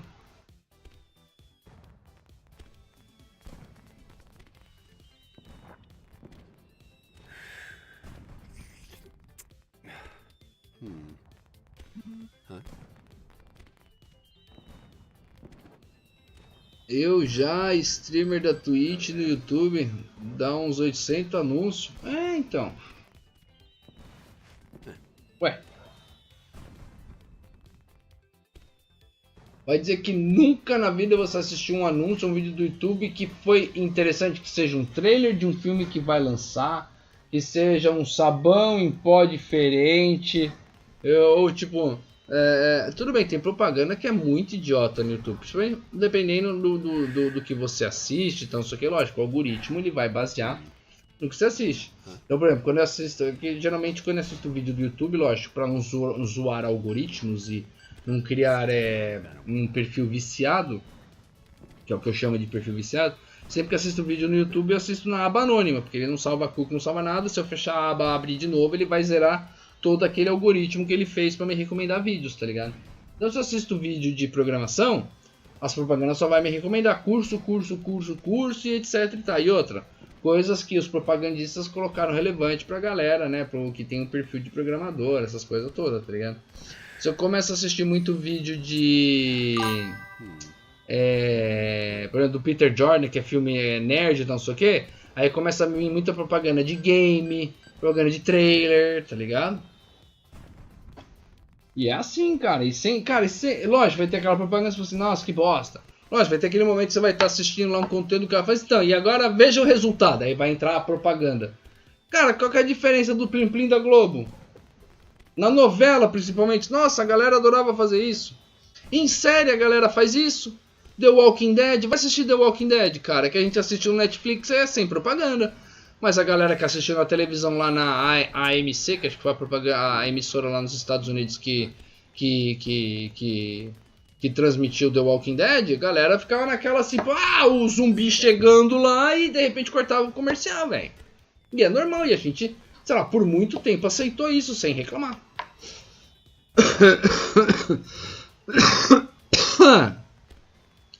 Nem eu passava anúncios dos meus seguidores, eu acho isso ridículo. Pra mim, anúncio prejudica a live, principalmente as conversas e a gameplay, é a minha opinião. Pra isso que a galera, os streamers incentivam a galera a se inscrever no canal. Você gosta do canal? Se inscreve. Você gosta da Globo? Você continua assistindo, porque teoricamente você já tá inscrita. Querendo ou não, sai de graça a transmissão da Globo, viu, galera? Essa transmissão das redes públicas, assim, teoricamente tem parte do governo que dá subsídio para as emissoras. Ou algo assim. Na Inglaterra, a TV aberta é paga. Você paga uma taxa que, sei lá, seria, R$15 por ano para você poder assistir, como se fosse, eu quero assistir Globo, Cultura, SBT, Rede TV, os canais abertos, teoricamente. Mas em compensação, você pode garantir uma melhor qualidade na programação. É que aqui no Brasil não precisa muito disso, tem a censura muito chata para isso, tá ligado? Mas lá na Inglaterra, por exemplo, a TV aberta é paga. Você entendeu? Em compensação, a TV aberta é CNN, CBN, CBN, CBN, não sei. Aquela emissora deles lá. Você entendeu? Lógico, tem conteúdo fútil? Com certeza, tem Big Brother, esses caras a 4, tá ligado? Mas, querendo ou não, propaganda é a única maneira de você anunciar um produto. Você tem um produto, como é que você vai vender o seu produto? Vai contar com a sorte das pessoas descobrirem o seu produto? Como? Como é que elas vão descobrir o seu produto se você não anunciar? Você não ganha muito no anúncio, você joga dinheiro, seu anúncio de marca famosa. Você tem contrato vitalício, experiência própria. Nossa, cara, é muito difícil interpretar texto, cara. Puta que pariu.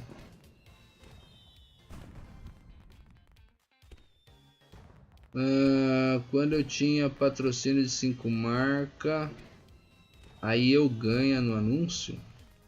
Mas anúncio da Twitch você só ganha... ganha muito pouco. Exatamente, exatamente. Aí a Twitch tem a tal do Twitch, tudo que é assinatura, né, cara? Sabe o que é engraçado? A TV a cabo antigamente não tinha propaganda. TV a cabo, tipo assim, que eu falo década de 90. As únicas propagandas, quando entrava em intervalo comercial, era só programação da própria emissora. Sempre foi propaganda da própria emissora. Isso eu lembro nitidamente, cara. Eu assistia Fox, aí quando acabava lá o Simpsons, entrava no intervalo comercial, era a propaganda daquela série Dexter, era a propaganda do Friends, era a propaganda do Friends, não, porque o Friends acho que nunca foi da Fox. Mas enfim, era só propaganda da programação, tá ligado? Aí a TV a cabo começou a se vender pros anunciantes de produtos. E ninguém nunca viu essa transição automática.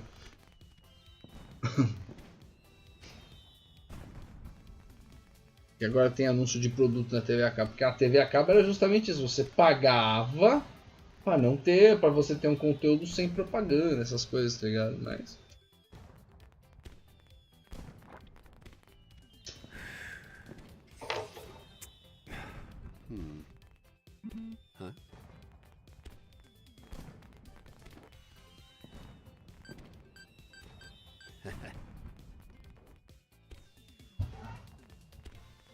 bom, eu vou aproveitar e vou jantar.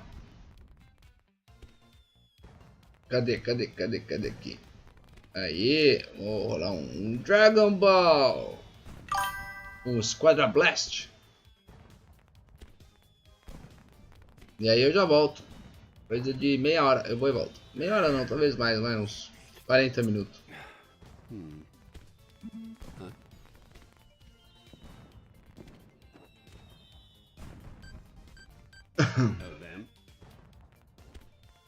Combinado?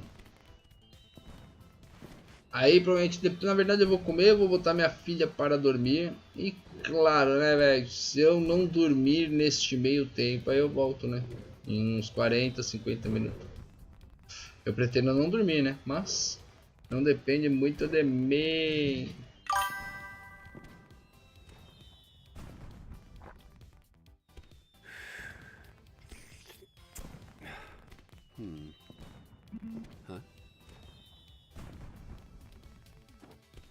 Beleza? E aí, só jogar aqui. Cadê a minha tela aqui? E aí daqui a pouco nós fala, beleza? Daqui a pouco eu tô de volta.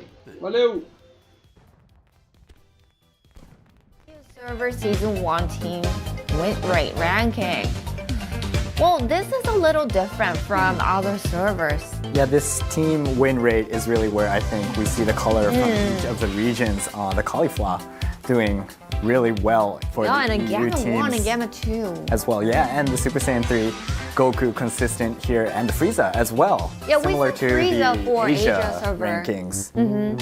Yeah, unfortunately, Cauliflower nerfed a bit after season 1, so that's probably why we don't see too much of her as But well. I love her though. I still use her a lot. She is a great It's hero. still a really good tank to pick up, especially just learning the game. So yeah, please try her out if you haven't already. Well, isn't her your favorite too? Yeah, for tank role, I like to use Cauliflower, and then I also use a lot of Kale in the damage role, so I really like that female Super Kale. Saiyan combo. Well, my favorite Super Saiyan 3 Son Goku is just there. Yep, super From the strong. first rank to the 5th rank. Yeah, super strong pick, and just really popular character as well. Of So yeah, I course, think yes. that's why we see him so often in these rankings. Alright, so the tournament bracket so far. I mean, what we've seen so far is ready, so let's take a look. Alright, so as we all know, Team Abatiki TV and Baguette are the two winners for the grand finals. So we're gonna be seeing the match grand finals. between those two teams. All right. Team Abitihi TTV and Baguette, they both were amazing at the team coordination, of course, and they're very good at, you know, trying to zone right before the boss spawns. Yeah. Yeah. And this will be a best two out of 3. Right. So the teams will be allowed a chance to kind of respond to their opponent's strategies and kind of just enhance and just tone up their own strategies as well as this series progresses. Until semifinals, we just had one battle. Match. Yeah. Just one match. So it's going to be your 3 best 2 out of 3 for the grand finals. Team Abitihi TTV versus Baguette. Are they going to be using different kind of team composition, or are they just going to go with the same one? Yeah, we'll see. We'll see. We'll find out very, very soon. So they're getting ready for this big grand finals right now. So when we're ready, we'll be showing you guys the grand finals of the Squadra Blast. And once again, just a really roller coaster ride all the way to this finals. It's really fast paced. I know. I mean, the game itself is very fast paced. And we are here ready for the grand finals. All right, so we have the Binder divine details draws. are right here. So this time we have Spirited Away as well as the Sparkly Stardust. So as you can see on screen, Spirited Away allows more bushes or just bushes to grow around the God of Destructions, meaning you won't have vision of your opponents around God of Destructions. Just allows for surprise attacks as well as just surprise defenses as well. So you need to be really aware of where your opponents are, or else they might steal the God of Destruction from you. Ooh, Abitihi TTV might be using Mini Goku, actually. for Yeah, the this first time. Mini Goku of this tournament.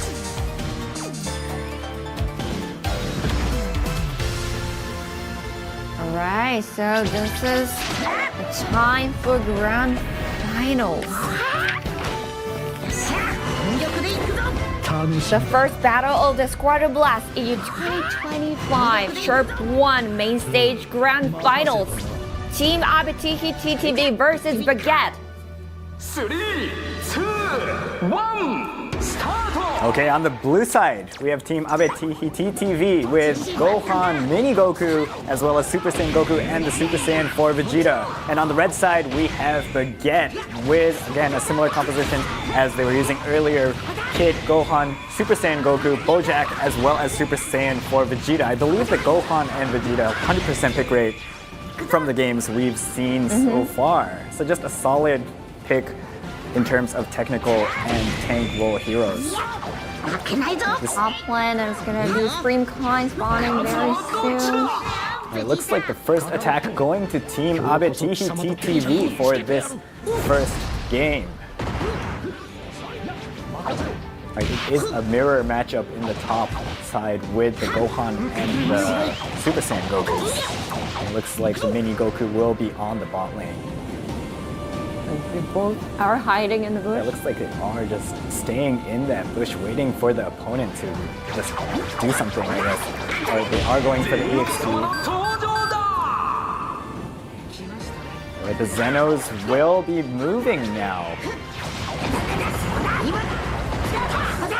Right, the blue side Zeno will be pushing the top lane, and the red side Zeno will be pushing that bot lane. And the first boss actually already coming up in just 30 seconds, so let's see how the players respond to this boss. They also need to secure these early Supreme Kais, the Shin on the top lane, and the Fua on the bot side for that early And EX. Gohan on the red team is still level 3. Alright, it looks like the blue side secures the Shin. The level 5 Goku, and it looks like Nappa will be spawning at the 2-minute mark on the bot lane. The teams will be grouping up for this objective. It looks like Goku and Gohan both moving downwards for the blue side. The red team a bit behind. Looks like they will be coming in though. Alright, let's see which team takes this first boss of the grand finals. Alright, the Spirit Bomb coming in with 2 World Kings. Alright, super smooth take for the blue team. No real competition there. It looks like they just smoothly secured that first boss. Nice take.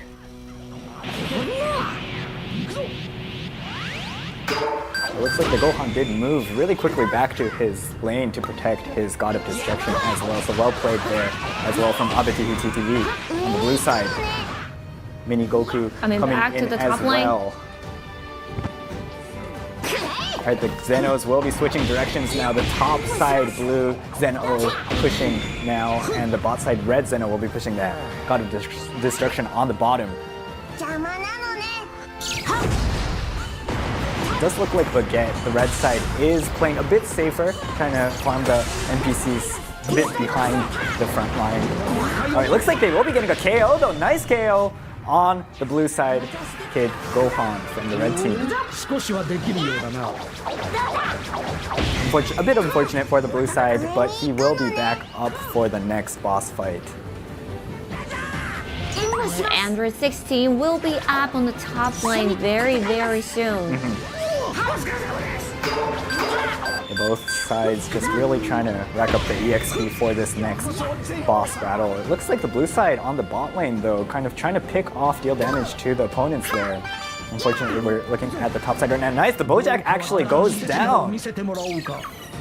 They will be dealing damage to this God of Destruction as well, getting the KO as their Zeno pushes. Alright, looks like this God of Destruction going down. Nice take from the blue team. First God of Destruction down of this grand final. Spirit Bomb coming in as well, just to kind of protect himself there as well. It looks like the Android 16 will be coming up, so the Spirit Bomb will not be up for that team fight. Looks like they will be trying to maybe take down a red team player though before that boss battle begins. It looks like the mini Goku sending off the Super Saiyan Goku, just zoning him out, just taking his...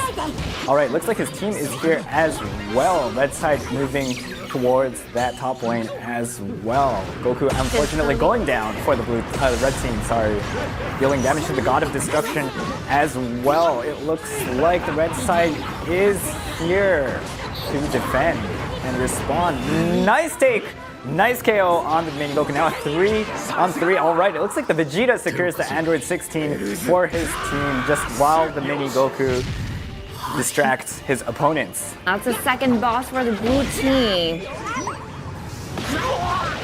Alright, that top side God of Destruction very low for the red team as well. The blue side will want to take that soon, just when their Zeno decides to push in that direction. Next boss will be up in less than 1 minute in the center of the map. Once again, either the Gekko or the Ribrianne. This will be the next neutral objective both sides will want to take. It seems like just in general though, both sides playing a bit safer than they were in the earlier stages of this tournament. Yeah, I totally agree with you. Alright, it looks like this God of Destruction will be going down. Will the red side make it? Nice take from the blue team. The second God of Destruction going down. 2 more God of Destructions to go. Will they lose a player though? It looks like the Gohan going down. Nice response from the red team. Alright, taking the mini Goku as well. Unfortunately, they did lose their God of Destruction. However, they did manage to take 2 KOs in response. Alright, nice escape right there. And Jacko will be up very soon. Yeah, 5 seconds till the Jacko. It looks like the red side grouping and up Gohan towards that objective. On the red side is really, really low in health. Alright, Jacko is up. Both teams will be trying to contest this. It will be a triple boss KO for the blue side if they manage to take it.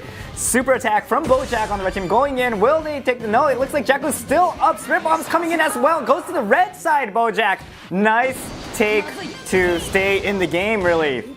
It looks like, unfortunately, though, they have lost 3 players. This is their last player up. Oh, it is the team KO for the blue team. They did lose the boss, but they will take every player down from the red side and push the God of Destructions as well. It looks like they're pushing both lanes. 1 God of Destruction down, 1 to go. It looks like they will take it. Nice. They take that last God of Destruction. They will be pushing this Dragon Shell for the win from that team KO. Nice reaction from that boss take from the red side. But Team Abetihi TTV does manage to take that first game of this series. Congratulations to Team Abetihi TTV. It's a nice reaction from that boss steal. I don't know if it's correct to say a steal from the red side, but from that boss battle, the red side did take the boss, but in reaction, and they lost their entire team. And it seemed like they were going to be back in the game, but blue side did not let all the red team players to go back. Yeah, that team KO just Team really KO. led literally to the end Yes. of that first game. So the results are ready, so let's check it out. All right. Yeah, so actually in terms of just KDA, I think not too much of a difference. I think both teams are doing really well in general. A bit of a kind of safe game from both sides in comparison to their more aggressive, dominant games we saw earlier in the tournament. And yeah, that last team fight just finished it off just instantly. From there, it just snowballed. And yeah, the blue side, Right to the end. Abetiki TTV took the game from there. Well, this is still the first match of the grand finals four, so we might have one more or two more. Yeah, So we'll see what's gonna happen for definitely. this Let's grand see finals. how Baguette decides to respond to Team Abetiki TTV and vice versa. Abetiki TTV may Right. also decide to switch up their composition and strategy after Right. winning that first game. So we actually got to see mini Goku for Team Abetiki TTV. They changed it from Gamma 1 and Yeah. Gamma 2. And replay is ready, so let's take a look. All right. Downwards for the blue side. The red team a bit behind. Looks like they will be coming in though. All right, let's see which team takes this first boss of the grand finals. All right, the Spirit Bomb coming in with two World Kings. All right, super smooth take for the blue team. Nice No take. real competition there. It looks like they just smoothly secured that first boss. Nice take. Does look like Baguette, the red side, is playing a bit safer, trying to farm the NPCs a bit behind the front line. All right, looks like they will be getting a KO though. Nice KO on the blue side, Kid Gohan. They will be dealing damage to this God of Destruction as well, getting the KO as their Zeno pushes. All right, looks like this God of Destruction going down. Nice take from the blue team. First God of Destruction down. It looks like the red side is here to defend and respond. Nice take. Nice KO on the main Goku. Now 3-on-3. All right, it looks like the Vegeta secures the Android 16 for his. All right, it looks like this God of Destruction will be going down. Will the red side make it? Nice take from the blue team. The second God of Destruction going down. Two more God of Destructions to go. Will they lose a player though? It looks like the Gohan going down. Nice response from the red team. All right, taking the mini Goku as well. Triple boss KO for the blue side if they manage to take it. Super attack from Bojack on the red team going in. Will they take the? No, it looks like Jakku's still up. Spirit Bomb's coming in as well. Goes to the red side, Bojack. Nice take to stay in the game, really. It looks like, unfortunately, though, they have lost 3 players. This is their last player up. Oh, it is the team KO for the blue team. They did lose the boss, but they will take every player down from the red side and push the God of Destructions as well. It looks like they're pushing both lanes. One God of Destruction down, one to go. It looks like they will take it. Nice. They take that last God of Destruction. They will be pushing this Dragon Shell for the win from that team KO. Nice reaction from that boss take from the red side. But Team Abetiki TTV does manage to take that first game of this series. Congratulations to Team Abetiki TTV. It's a nice. Alright, so that was the first match of the grand finals, and congratulations once again to Team Abetiki TTV. Congratulations. And we're gonna be, so when they're ready, we're gonna be watching the second match of the grand final, Team Abetiki TTV versus Baguette. If Team Abetiki TTV manage to win this next match, they'll be the champion, but who knows? Baguette might be coming back. So let's take a look. Yeah, definitely. That last boss fight, they did manage to take it. The Bojack did manage to take the boss. Unfortunately, their team also got taken by the opponent's side at the same time. Exactly. So Divine Draw details right here for this second match, Enemy Bomb and Sparkly Stardust.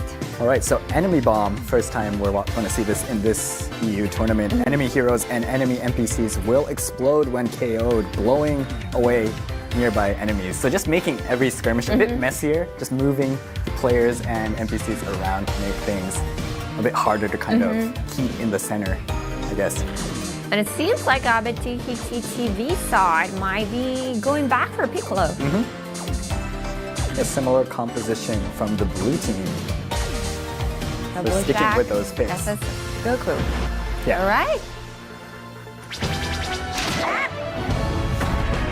Let's take a look at the second battle of the Squadra Blast EU 2025 Sharp 1 main stage grand finals. Team ABTT TV versus Baguette. Here we go. 3、2、1、スタート All right, so once again on the blue side, we have Team ABTT with the Gohan, Piccolo, Super Saiyan Goku, as well as Super Saiyan 4 Vegeta. On the red side, we have Baguette with Gohan, and once again the Super Saiyan 4 Vegeta. 100% pick rate for these two heroes, as well as the Goku and Bojack. Let's see how this game goes. It looks like once again the laning will be fairly standard. Standard, they're going to be hiding in those bushes, but... All right, the first attack going to the red side. Once again, a mirror matchup. I think we've seen a lot of mirror matchups on the top side throughout this tournament. Just the kid Gohan, sorry, and the Gokus. All right, looks like they're going really aggressive for this Shin.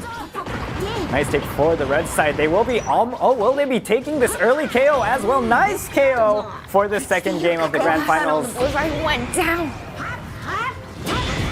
All right, it is an early KO though, so the blue team is not out of the game at all. It looks like we need to see which team takes this. Fua as well on the bot lane. Very aggressive play in comparison to that first game. Nice take from the red side, Baguette just playing much more aggressive than in that first round. They need to be careful though with that Piccolo and Goku combination. Really good at taking bosses with their super attacks.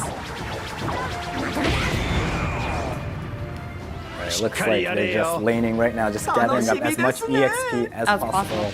Yeah. Alright, will they take this Vegeta super low actually, using the barrier so he can escape? He is using his helper to get out as well though. Bojack also supporting his teammate.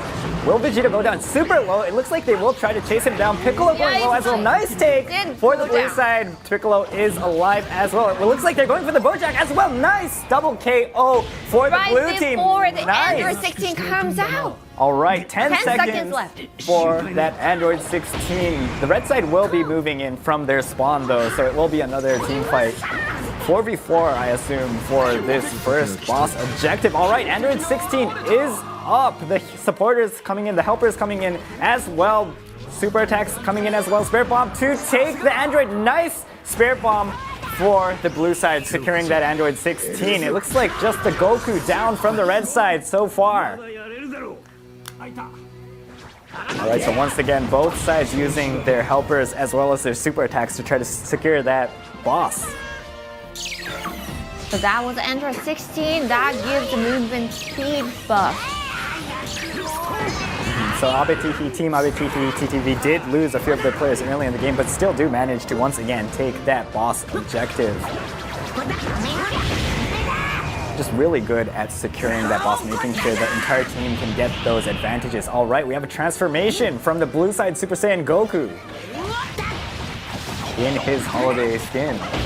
I love it. I love seeing the transformation in this skin. Yeah, definitely kind of a nice hint of the winter season in the game. All right, we have just 1 minute to go for that next boss. We'll be spawning in the bot lane. The Nappa will be spawning. Let's see how the teams respond to that. The teams will be trying to gather more EXP, more levels for this next fight, as well as maybe pick off their opponents before the actual boss spawns.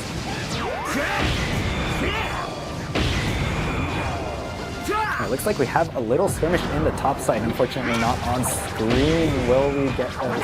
Alright, it looks like we're on the top side once again. It looks like that fight did end, unfortunately. We have 20 seconds till the next boss. Nappa coming up soon. It looks like the Gohan is moving towards that objective, as well as on the opponent's side, as well the Vegetas and Gohans coming in. The God of Destruction pushing in the blue side's favor on this bot lane. Something that both sides really need to consider when they strategize around this boss. Alright, the Nappa is up. Alright, we see two Spirit Bombs coming in. Alright, and the Vegeta super attacks as well. Going to the red side this time, the Nappa. Nice save. It's a 1-for-1 now. One player from each side KO'd as well. It looks like they will get the Vegeta. Nice! The red side Vegeta taken down. Now a 1-for-2. Favoring the blue side. It looks like they might be taking down the Goku as well. Super low. Nice take from the blue side. Once again responding to that loss of the boss also taking this God of Destruction as well. He may lose his life, but does take the first God of Destruction of this second game in the grand finals. Nice, he's still alive. He might be trying to get a bit of... Nah, he does go down, unfortunately, but does take a God of Destruction for his Very team. nice try, though. Does take down that front line. God of Destruction down for his team. Alright, so once again, I think the blue side just really good at responding even when they lose objectives, taking KOs as well as moving towards the God of Destructions. You know, just to make sure they don't fall completely behind when they lose something. Alright, looks like the red side pushing the God of Destruction on the top lane as well. Blue side coming in to protect. Nice! Gohan super low. Piccolo going for the kill. No, he does not take the Gohan down. Nice Does manage to get out. Unfortunately, the Goku going down. Just really good at responding. The blue side is responding to how the red side plays, taking KOs really where they can, as well as the God of Destructions. Another boss is going to be spawning very, very soon in the center area. It's going to be Jacko. All right, let's see which team takes the Jacko. All 4 players should be up from both sides. Alright, looks like both Blue teams side preparing. using already around the bushes. Yeah, so Piccolo's super attack special beam cannon allows him to deal damage from really far away, actually. Nice! Looks like the Piccolo does take that Jacko from just way off what we were looking at. Just from an observer's nice point of take. view, really don't know what took it, really. Nice take from the Piccolo, just super good at using his hero.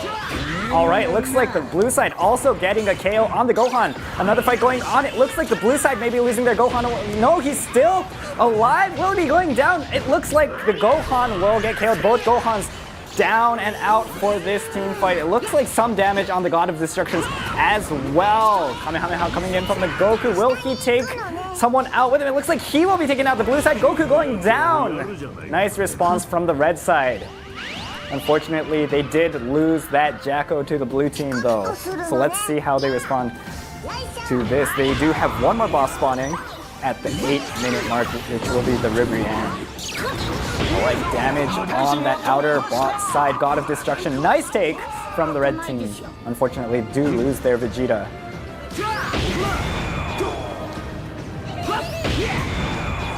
I think both teams are doing really good at responding, trying to react even if they lose something. So just really good mindset and control in terms of awareness, even after, you know, something kind of bad goes on for their team. Ribrianne's coming up in 30 seconds.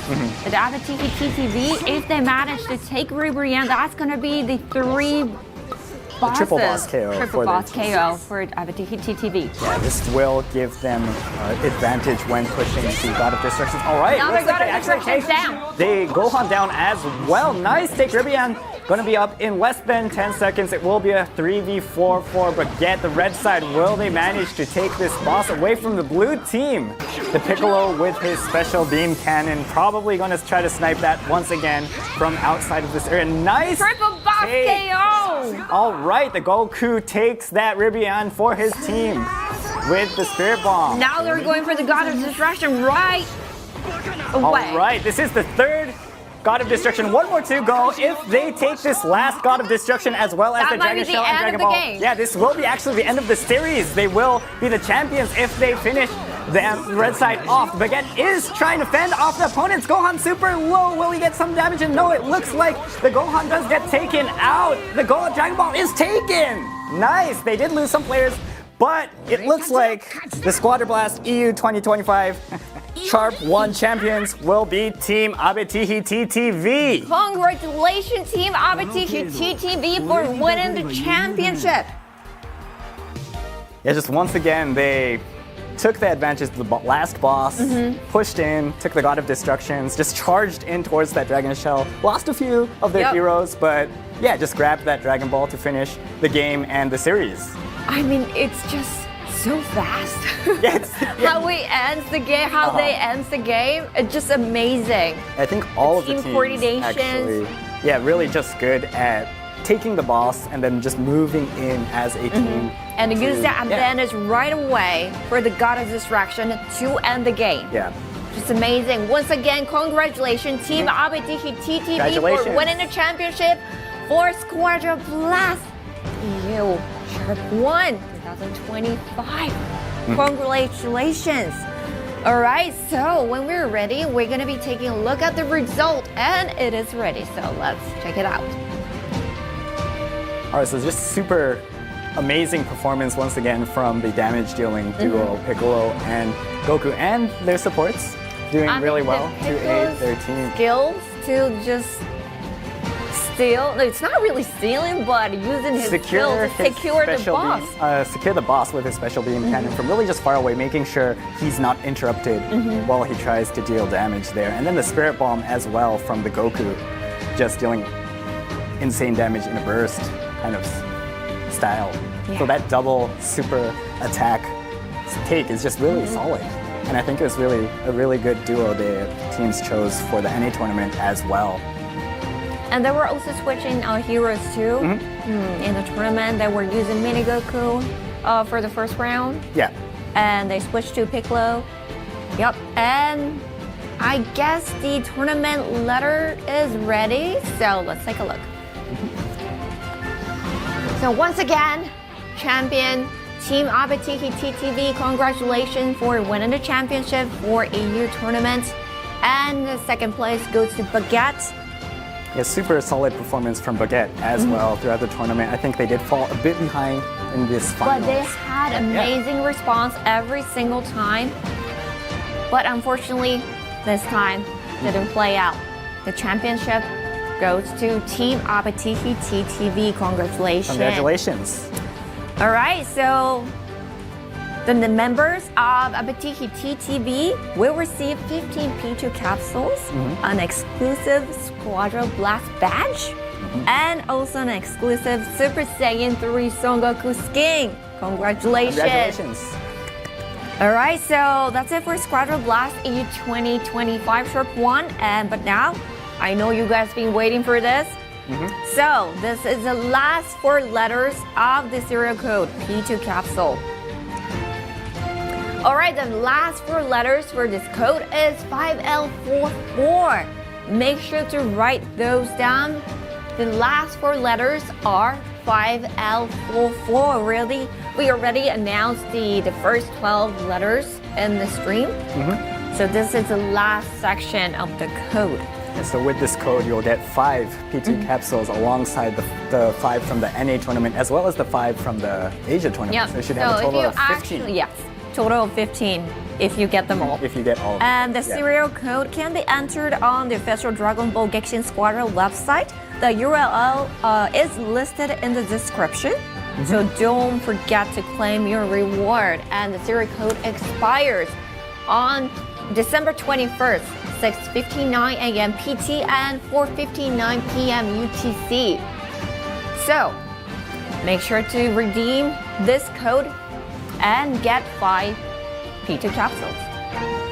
All right, so now that was the Squadra Blast EU 2025 Sharp 1.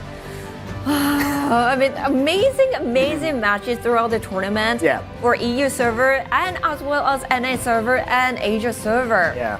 I was just amazed by all the players' skills, all the team's coordination, how well they were coordinating throughout the tournament, throughout the match.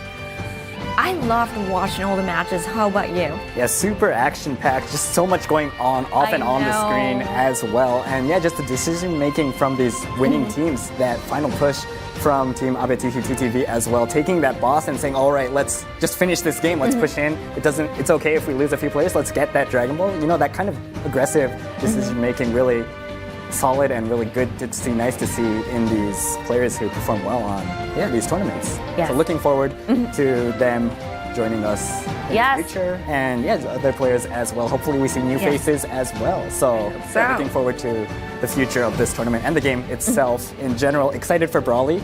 who Yes. will be released on the 23rd. I'm pretty sure you guys are too. Yeah, 23rd, December 23rd, UTC is when Brawly will be released. So super excited to see what kind of chaos he Yes. brings to the game, as well as the already And- released Ultimate Gohan, which was not Right. available for this tournament. So we were not able to see Ultimate Gohan because it was just recently added to the game, but we might be able to see Ultimate Gohan in the tournament, in the future tournament. Yeah. So there's a lot to look forward to, of Yeah, course. hopefully new heroes being released in maybe January and February as well next year. So super excited for that as well. And also the winter holiday event is going on in game right now, and it's going to be until 27th, and you get all these amazing costumes. So don't forget to play the in-game Just events as by well. playing, you can get these Yes. skins. So I think you need 28 games. Yeah, so just make sure you play those games and Yep. secure those Make skins sure for not to yourself. miss it. All right. So thank right. you so much. This concludes our coverage of Squadron Blast EU 2025 Shark 1. Thank you everyone for watching until the end. Thank you so much. Bye. Bye.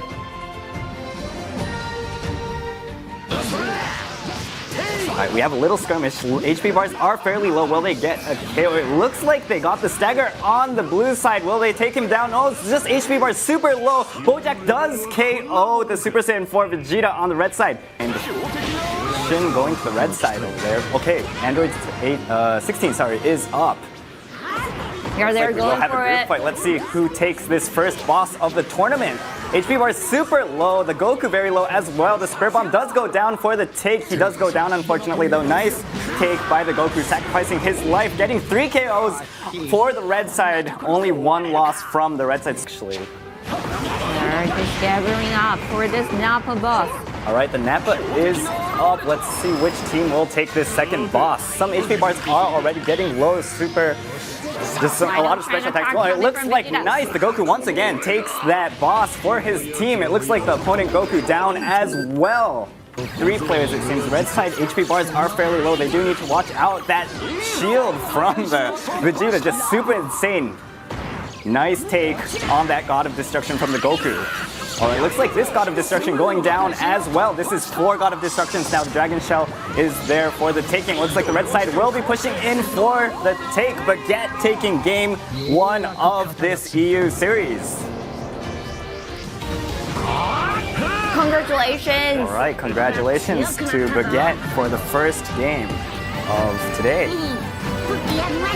MVP react to each other for this take. Looks like the Bojack actually using his super attack, right? Oh wait, alright, the boss actually goes to the red side Oh once my again god, from and the at Piccolo. the same time, Vegeta was actually attacking the God of Distraction on the bot lane. Yeah, so it was actually a 3v4 on that boss. Unfortunately, the blue side also losing their Goku. Gohan from the red side going down the bot. Yeah, nice exchange there for the blue side. Nice response. Unfortunately, they might be losing this God of Destruction. All right, the God of Destruction does go down. That is the second God of Destruction for the red side. Also, looks like they will be trying to get this Vegeta. Will they take him out? It looks like he does make it out, actually. Nice escape. All right, and another God of Destruction for the blue. Up for the taking. It looks like skills are going in. The Spirit Bomb coming in. All right, the Piccolo once again with his special attack, taking that boss alongside the That's Goku actually triple box Spirit KO Bomb. on the red side. They also do manage to take out 2 players now from the blue side. They will be pushing the God of Destructions. 1 God of Destruction going down, 1 more to go. All right, looks like the red side is going to push for this God of Destruction. Super aggressive play. The players are down. The Gohan going down for the blue side as well. Kamehameha coming in as well. Nice take on that God of Destruction. Looks like they will continue to push this Dragon Shell as well. It should be going down all right, and they do take the Dragon Ball. Game going to Team Mad DS on the red side. Congratulations, Team Mad DS. Yeah, well, just super good boss secure from the Piccolo and Goku with their special super attacks. Sorry. Some special attacks, or super attacks, are coming in. Spirit Bomb going towards the Android 16. Android 16 is super low. Will they decide to take it? Instead of taking their nice take from the blue side, Vegeta securing that boss KO, as well as the Piccolo and Goku going down for the red side. That's 2 players for the blue team. And will the Gohan get out? Yeah, the Gohan will manage to get out. Unfortunately, they will lose a God of Destruction, though. Nice boss take, as well as 2 players and the God of Destruction as well. It looks like they might be trying to take another player. Another player. It is the Vegeta though, so he is super tanky. He may. But it's will 1 he versus get out? 4. He is still there. He is still alive. Will he get out? Is he ice? All right, it looks like they will finish him off. The blue side will be going for that God of Destruction, the bot lane. Outer God of Destruction. Looks like it will be going down in just one more hit. Will they get it? Yes, they do take down that God of Destruction. Their HP bar is super Are they low. going to be able to get out though? Alright, unfortunately, it looks like the Goku will be. Will they make it? They are still both up. The Spirit Bomb coming in. The Jacko's super low. He is not down yet, though. It looks like the blue side is at the advantage here. Will they take it with the Spirit Bomb? Alright, actually, the Gammas take this boss for the taking. Piccolo actually down as well. Nice secure from the blue side for the triple boss KO. It looks like they will take the God of Destruction as well, moving towards that last God of Destruction. All right, that is their 4th God of Destruction. They will be going for the Dragon Shell now and the Dragon Ball as well to finish the game. Going to Team Abetihi TTV.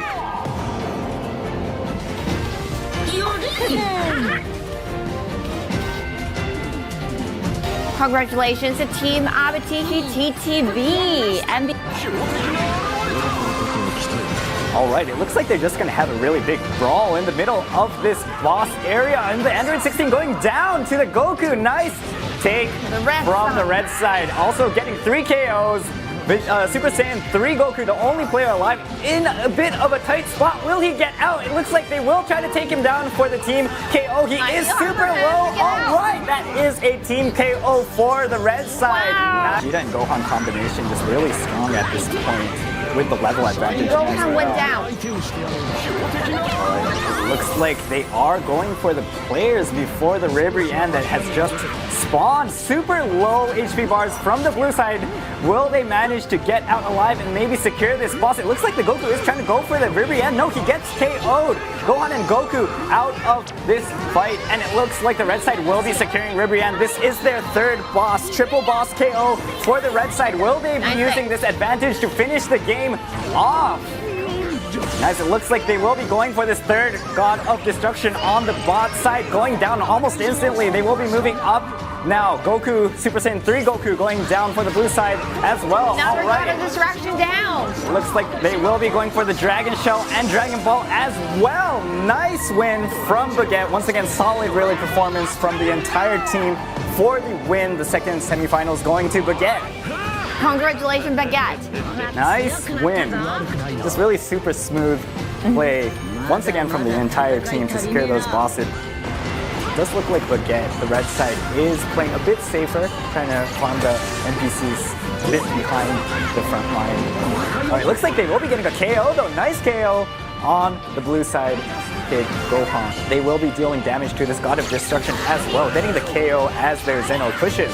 All right, looks like this God of Destruction going down. Nice take from the blue team. First God of Destruction down. It looks like the red side is here to defend and respond. Nice take. Nice KO on the main Goku. Now 3 on 3. All right, it looks like the Vegeta secures the Android 16 for hit. Alright, it looks like this God of Destruction will be going down. Will the red side make it? Nice take from the blue team. The 2nd God of Destruction going down. 2 more God of Destructions to go. Will they lose a player though? It looks like the Gohan going down. Nice response from the red team. Alright, taking the mini Goku as well. Triple boss KO for the blue side if they manage to take it. Super attack from Bojack on the red team going in. Will they take the... No, it looks like Jakku's still up. Spirit Bomb's coming in as well. Goes to the red side, Bojack. Nice take to stay in the game, really. It looks like, unfortunately, though, they have lost 3 players. This is their last player up. Oh, it is the team KO for the blue team. They did lose the boss, but they will take every player down from the red side and push the God of Destructions as well. It looks like they're pushing both lanes. 1 God of Destruction down, 1 to go. It looks like they will take it. Nice. They take that last God of Destruction. They will be pushing this Dragon Shell for the win from that team KO. Nice reaction from that boss take from the red side. But Team Abetihi TTV does manage to take that first game of this series. Congratulations to Team Abetihi TTV. Nice react as well though. Bojack also supporting his teammate. Will Vegeta go down super low? It looks like they will try to chase him down. Piccolo going low as well. Nice take for the blue side. Piccolo is alive as well. It looks like they're going for the Bojack as well. Nice double KO for the blue team. Nice. Attack special beam cannon allows him to deal damage from really far away, actually. Nice. Looks like the Piccolo does take that Jacko from just way off what we were looking at. Just from an observer's point of view, really don't know what took it really. Nice take from the Piccolo, just super good at using his hero. Alright, looks like the blue side also getting a KO on the Gohan. Another fight going on. It looks like the blue side may be losing their Gohan. No, he's still alive. Will he be going down? It looks like the Gohan will get KO'd. Both Gohans down and out for this team fight. It looks like some damage on the God of Destructions as well. Kamehameha coming in from the Goku. Will he take someone out with him? It looks like he will be taking out the blue side. Goku going down. Yeah, this will give them advantage when pushing the God of Destructions. Alright, looks like they actually take. They try to snipe that once again from outside of this area. Nice Triple boss KO! Alright, the Goku takes that Ribian for his team with the Spirit Bomb. Now they're going for the God of Destruction right away. Alright, this is the third God of Destruction. One more to go. If they take this last God of Destruction as well as the Dragon Shell and Dragon Ball, yeah, this will be actually the end of the series. They will be the champions if they finish the red side off. Baguette is trying to fend off the opponents. Gohan super low. Will he get some damage? And no, it looks like the Gohan does get taken out. The Dragon Ball is taken. Nice. They did lose some players, but it looks like the Squadra Blast EU 2025 Sharp 1 champions will be Team Abetihi TTV. Congratulations, Team Abetihi TTV, for winning the championship.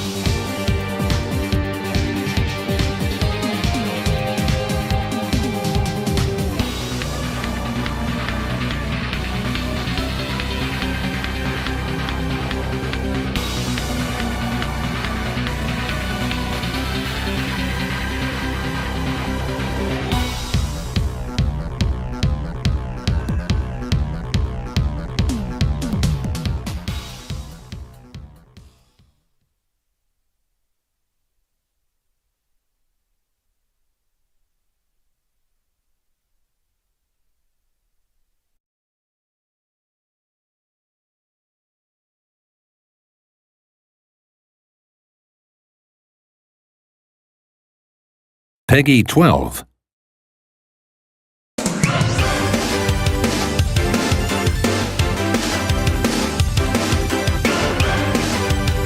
Hello everyone!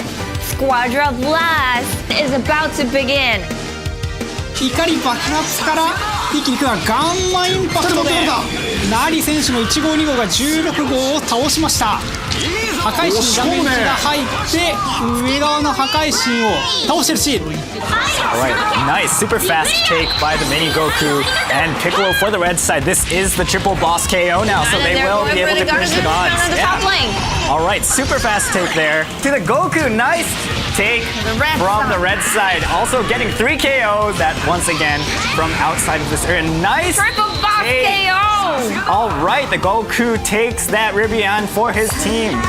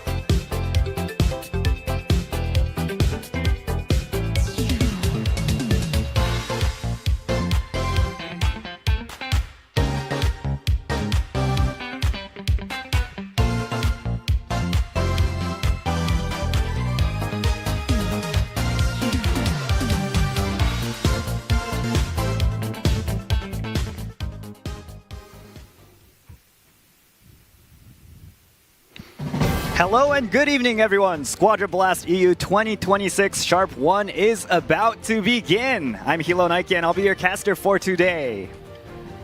And I'm James Banks and I'll be joining Hilo to deliver the commentary for this awesome event. All right, super glad to have you with us today and yeah, really look forward to working with you. Same, man. It's going to be a blast. Definitely. All right, during this stream, we'll be bringing you coverage of the EU region's official Dragon Ball Gekishin Squadra online tournament, Squadra Blast 2026 Sharp 1. What did you think about the last tournament held in December 2025? The last one was one where the favorites in Abe's team did end up winning, but there were still some good competitive battles.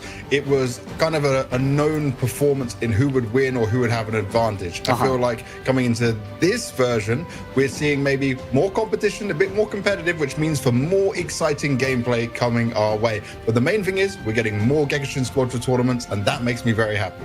All right, yeah, definitely wonder what kinds of battles we'll see this time. And it's going to be super exciting to see which teams will become our first champions of 2026. There's plenty to look forward to, so let's all make this a blast, literally. For everyone watching, please show your support and share your thoughts down in the comments section below and on social media as well. When posting on social media, please use the hashtag SQB_EU, all caps, as shown on the screen right over there in that corner. All right, now let's start off by telling you about Dragon Ball Gekishin Squadra. Dragon Ball Gekishin Squadra is the first ever Dragon Ball game centered on 4 versus 4 team-based battles. Together with your team, you fight to get the Dragon Ball at the very end of the enemy team's territory. The first team to get the Dragon Ball wins. The game is available on smartphone, PC, and home consoles, so you can enjoy it on your favorite platform. You can even engage in crossplay between platforms, and your save data can be carried across platforms as well, so it's a brand new kind of Dragon Ball game with never-before-seen features. It's also free to play, so if you have any interest at all, please give it a try. Next up, let's talk about the Squadra Blast tournament. Squadra Blast is an official tournament for Dragon Ball Gekishin Squadra organized by Bandai Namco Entertainment. This time, the tournament is hosted on 4 servers, including the new SA South America server, and will consist of a maximum of 128 teams per region competing for the top spot. Now, a little explanation of the tournament format. This tournament is organized into 2 parts, an open stage and a main stage. The Swiss system format for the open stage is a system where teams with the same number of wins and losses face off in each round. After 4 rounds, the top 16 teams advance to the main stage. In the main stage, the 16 teams compete in a single elimination format, also known as a knockout tournament. The first and second rounds are best of ones, where the first to win 1 battle is declared the winner. The semifinals and grand finals are a best of 3, where winning 2 battles results in a match victory. Both the open and main stage take place today, and the second round of the main stage is actually already concluded. For this stream, we'll be looking at the 2 semifinals as well as that grand final. Now let's take a look at the tournament so far and the teams who made it to the semifinals. All right, so for the first semifinals match, we have Abe and Lady Kimmy, and the second semifinals will be between Ramon and Swag. What do you think about these teams that made it this far? Honestly, it got so crazy close. So Team Abe is the winners from the previous Squadra Blast, EU 2025 #1. And this is a team who's been dominant in Europe. Abe himself has been the ranked 1 player in the world twice in 2 seasons. This season, though, he started to slow down a bit. He played a bit more solo queue. I think he's currently ranked 5th overall. But they almost lost in the opening. So they lost 1 game, and it looks scary for them that they might not even make it through to the main event, but they still managed to do it. Then, if we're looking at Lady Kimmy, Lady Kimmy is a set of players who definitely have a lot of skill, but they're kind of like the dark horse out of the 4 teams remaining. A lot of people didn't expect them to get that far. We know the skill they've had, but people have been saying in the last couple of months, they've certainly leveled up. All right. And then we got obviously the last 2 games. We got for the last 2 teams, Team Ramon, team that was favored to go this far. Actually, they did very good to find themselves in a position where they would be able to go up against Kaiser's team. This is a team that I feel like there was a confident team for them to go up against. And then Swag was another team. Me and you were talking about predictions going into this, right? And I kind of got all of this right up until this point. But it does mean that we've got some of the very best and the elite teams here to show us their stuff in the first tournament for 2026, and that's just going to make this amazing. All right, super excited. We do have the previous champions as well, so let's see if they can take a second championship. All right, let's move into the tournament rules. All matches will follow Gekishin rules, with divine draws being random. Usable heroes include all those that have been implemented in-game, which means we have everyone up to Kefla, and there are no limitations on divine combo cards. Next up, we have the tournament prizes. As a participation prize, all teams that made it through the open stage will receive an exclusive Squadra Blast limited edition hit effect, as well as 250 Dragon Gems. Plus, they will receive P3G capsules based on their performance in the open stage. Now, here are the prizes that await the top ranking teams. This time, the winning team will earn a limited edition skin, limited edition badge, and 20 P3G capsules. The limited edition skin, as you can see on the screen, will be one for Super Vegito. Also, the top 4 teams from the semifinals will earn a limited edition badge and 20 P3G capsules. What do you think about these prizes, Banks? You know what? It makes me sad that we are the ones commentating. It means we don't have a chance to win it. But I know, I'll be honest, right? with my skill level right now, I would not be able to win anyway. It's a beautiful skin. It's nicely designed. It's one where you know if they connect into your match and you're facing them and you see this skin, you probably know it's going to be a tough game or you're going to lose. And at the same time, having the badges as well, right? This is something which gives you bragging rights. This gives you this feeling of, I've competed, I've took part in the tournament, I've gone far, I'm a dangerous player when you see me in your lobby. Yes, super excited to see who's going to take these prizes. All right, and for everyone watching, we also have a serial code where you'll be able to get your 5 P3G capsules literally just by watching the stream. Easy. That's what you want to do, right? This is what everyone wants. Just for watching, even if you're not partaking in the tournament, watch the stream, get yourself some capsules. They're free. This is just a good thing for everyone. Yeah, definitely. All right, so without further ado, here are the first 4 characters of that serial code. All right, ZYPV, whichever one you prefer, are the first 4 characters, ZYPV, ZYPV. We'll be giving out the rest of the code during stream, so please make sure you write these down so you do not forget. There's also an expiry date, so please make sure to watch out for that as well. On screen it says March 15th, 11 p.m. PT. All right, so we are about to jump right into that first semifinals match. Do you have any predictions going into this game? Oh man, you know, you have to go with the favorites of Abe because they are the previous champions. They've won a lot of tournaments, and I think the worst placing they had was a 2nd place in there. The interesting thing when I now look at Abe's team at the moment is a new member to this. There's 3 of the returning champions, Oros, Ani, and Abe. But then Arctic himself, he is the new player coming in. Now, for him, he's got a point to prove, right? Did they change up a player and then, okay, it starts to go wrong? And like I mentioned earlier, the fact that they had a bit of a struggle in the open where they might have not even made it to the main event, that means they need to lock in. I messaged Abe himself and I said, what's going on? You got to give me some insight. And he said, right now, we got away with this. We got this far, but now it's full focus. You know, we've learned from our mistakes. It's time for us to lock in and do what we come here to do, which is win another tournament. But with them going up against Lady Kimmy's team, he himself mentioned they are the dark horse. This is a team that's shown that they can improve. They're playing together as a strong 4. All players are coming in with this hunger and no pressure on them, right? No one is expecting them to win this matchup. And when you have no pressure, that can give you such a huge advantage in the mental space, because that's what this sometimes comes down to. Making the wrong decision, you know, having maybe a little bit of a crash out and not feeling so good. That's what can't happen, especially as, yes, it's a best of 3, but remember, it's single elimination. There's no lower bracket. The winner of this best of 3 will go through to the grand final. Yeah, definitely. Good luck to both teams. What do you think about any compositions these teams might be choosing? All right, it looks like we're actually going into the hero selection. Straight in.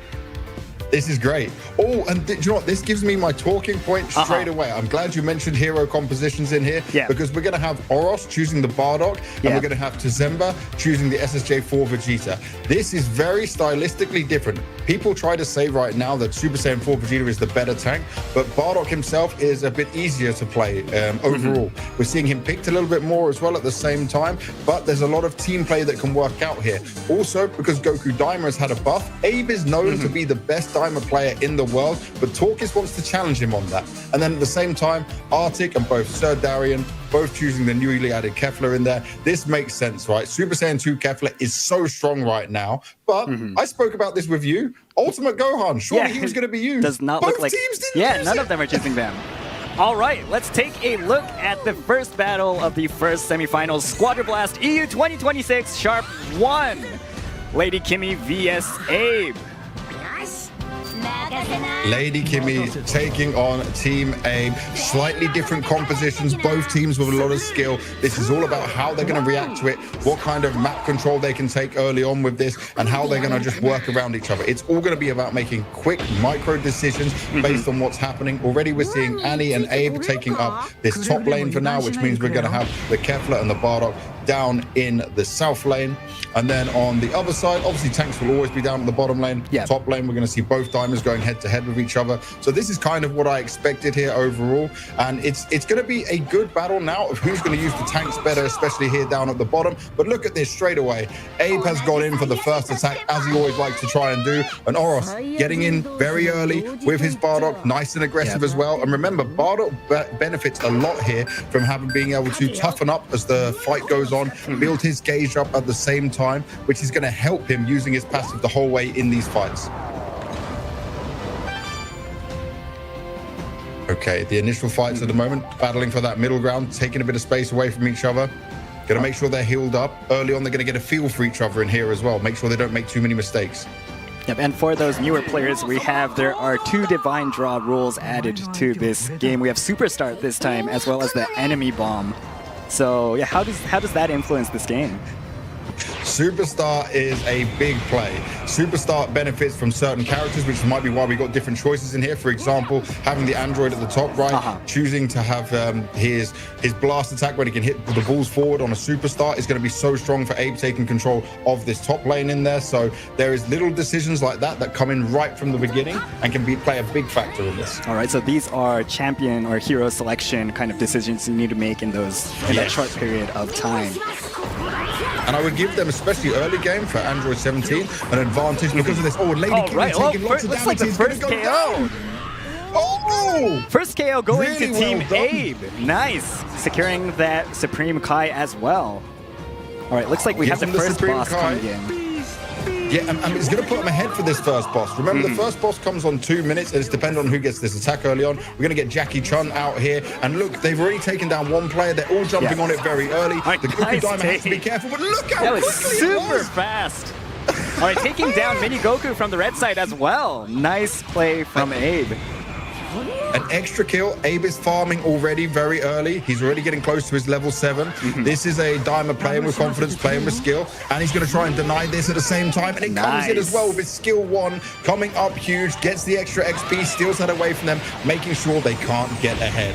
You love to see it. That Jackie buff also really good on the Kefla, adding mobility. Because he's already fast anyway. Yeah. All right, so now we'll sit in, like I would say, a bit of a waiting game for now, right? They'll try and keep it a bit more chill. They know for Lady Kimmy's side that Abe's team has a current lead within this, and it's about getting as much farm as possible. You can see already SSJ4 Vegeta worked his way up top to try and defend that top tower, but he's kind of come away at the wrong timing. Now they're pushing onto it, but there isn't any time for Abe to score any points there. They're just going to push away and do some extra damage. But right now, both lanes are in control of Team Abe. All right, and for those newer players, you can only attack the opponent's God of Destruction when your Zeno is pushing towards that side. So that actually gives you kind of a guidance on when you can attack and when you can defend or move around. Exactly, and we can see on the screens above, right, if you look below the team names we have here, you've got the Gods of Destruction and when the damage is being done, but look at this from Oros into level 7, he took a bunch of damage, half health, and then he gets the heal all the way up by transforming into Super Saiyan. He's already going to get a block on go, and Abe's there to do more damage, maybe a double KO here. The Vegeta needs to pull back. Great use of the barrier wall at the same time, so he pushed him away, he stayed alive, he didn't give up too much ground, but this just means more farming and maybe a second boss to give them this extra rush damage, which is huge. Nappa is a really important boss to have early on. And giving you that rush attack bonus. All right, looks like going down. Nice take from Abe. Again, Team Abe taking the second boss. This was so fast. The teamwork, the synergy I am seeing from Abe's team, this is why they are on another level. This is why they are favorites. They've come in strong and confident the whole time from the very beginning. They've set the pace and they've taken full map control. You can see Lady Kimmy is just on the back foot. Yeah, losing players as well in that team fight. It looks like they might lose another player. It looks like their Goku might be, just barely making it out. Oh, no, it does go down. No, nice take. Not happening. And Annie's flexing with the stickers at the same time. Oh, this is great damage being done. God of Destruction taken down. Full control to be had for Abe once again. Maybe going to get away with some more kills here. Yeah, looks like his sustainability is just insane. It's actually chasing their opponents. Nice take. Wow. Abe taking down the Kefla and the Gohan as well. Two kills coming in there. They're out the game for over 10 seconds, man. Really just dominating all over this map. And now we have to start talking about this, right? That when it gets to the middle boss, when Jacko comes in, if Abe's team get that, they'll get the triple boss KO, which means that they can full focus the other Gods of Destruction and then give themselves even more ground to work with. At all costs, Lady Kimmy's team cannot let that happen, but they cannot keep losing team fights like this. Annie now being pressured, but great use, manages to use the Vanishing Step to get away. Oros is there to place him back up at the same time, running around doing the damage, keeping the tank. Oh, and he pushed him away. Nice. He's keeping his teammates alive. Yeah, everyone's still alive on the board. All right, looks like they are fighting back. Nice 2 KOs for Team Abe. The coordination is insane. All right, the boss up as well now. 2 players down for Lady Kimmy. It looks like Team Abe will be securing this boss for that triple boss KO that you're just mentioning. All right, just a solid move. And you see, right, Abe's comfort on Goku Daima is so strong. They may have let this Vegeta up top hit a max Gekishin burst, which will give the team on Lady Kimmy some extra health, but it doesn't matter when now they've got a triple cross KO in there. Annie gonna get, Annie's still alive, just about. The Kefla and Daima will take him down. That does mean they lose 1 battle in here, but they're in such a good position. Another God of Destruction down, only 2 remain, and Arctic, look at the speed, running away. Actually, just 1 remaining, it looks like. 1 God of Destruction remaining for Lady Kimmy. One left. That's brilliant. It was a little bit delayed on my screen of what I was seeing, but say that's what you can do when you get the triple boss KO in there. It's the insane amount of aggression. Looks like they're just going to go for it. They're going for this team fight. They are pushing this God of Destruction as well. 3 seconds. Not too much in there. Another oldie's going to come out. All right, next boss will come out in the at the 8-minute mark, so they still have some time for that. How can Lady Kimmy come back in this game? Lady Kimmy's way to come back, it's only from a really bad team fight coming out from Team Abe, which they've not been making those mistakes. It's going to be really hard to push them around in there. There's now an ultimate back on Abe. His has been restored. Bardock's is still there. He's obviously only level 10 at the same time. The Bardock super attack, Riot Javelin, can be very strong used in the right team fight in it. It's not his main attack. He's actually one where his super attack's not the focus in here. But it can be used very well in a team fight. All right, just 10 more seconds for that Ribrianne. Very smart from Lady Kimmy's team, though. They are still trying to farm as much as possible. Look at SSJ4 Vegeta making a play up top to try and get another God of Destruction down. But what this might mean, and there you go. Straight in with more damage being done. It looks like the 4v3 coming in. They're pushing out, finishing the game as well. They can't do it. It's not possible. They're not going to get it so fast. SSJ4 Vegeta tried to push forward, actually left his team exposed, and Team Abe will be the winners of Game 1. All right, super solid performance from really the entire team. Yes, definitely. And look at Abe styling on his Goku Daima, back to what he does best, the character he loves the most. He puts so much time into it. And there's a reason why he was #1 in the world multiple times. Yeah. All right, that was actually a super quick game as well. Just boom, boom, boom, boss, boss, boss, take. So, all right, what does Lady Kimmy need to do for this next game? I think Lady Kimmy might want to look at the composition of heroes they're choosing in there, right? Obviously, the superstar did reflect in some of that, but it was just getting off to a bad start early on and then struggling to come back into it. Obviously, losing all bosses in there is not ideal at the same time, but it just felt like the aggression that was thrown towards them by Abe, they were not able to deal with. This team just kept moving on forward. They had a great strategy on how they wanted to play it, and they were just being outplayed in how much map control was had there, because you can't just give up ways so much time and time again. Yes, you lost the first boss, but it was the timing of how they wanted to fight into Nappa. And if you look at this, Abe was already straight onto the second boss very early on and gave them no space to be able to do anything. All right, let's take a look at the results from this battle. I'm interested to see how many kills Abe got in there. Wow, 11. Super 11 insane is strong. performance. Yeah, as opposed to everyone else, This is the problem.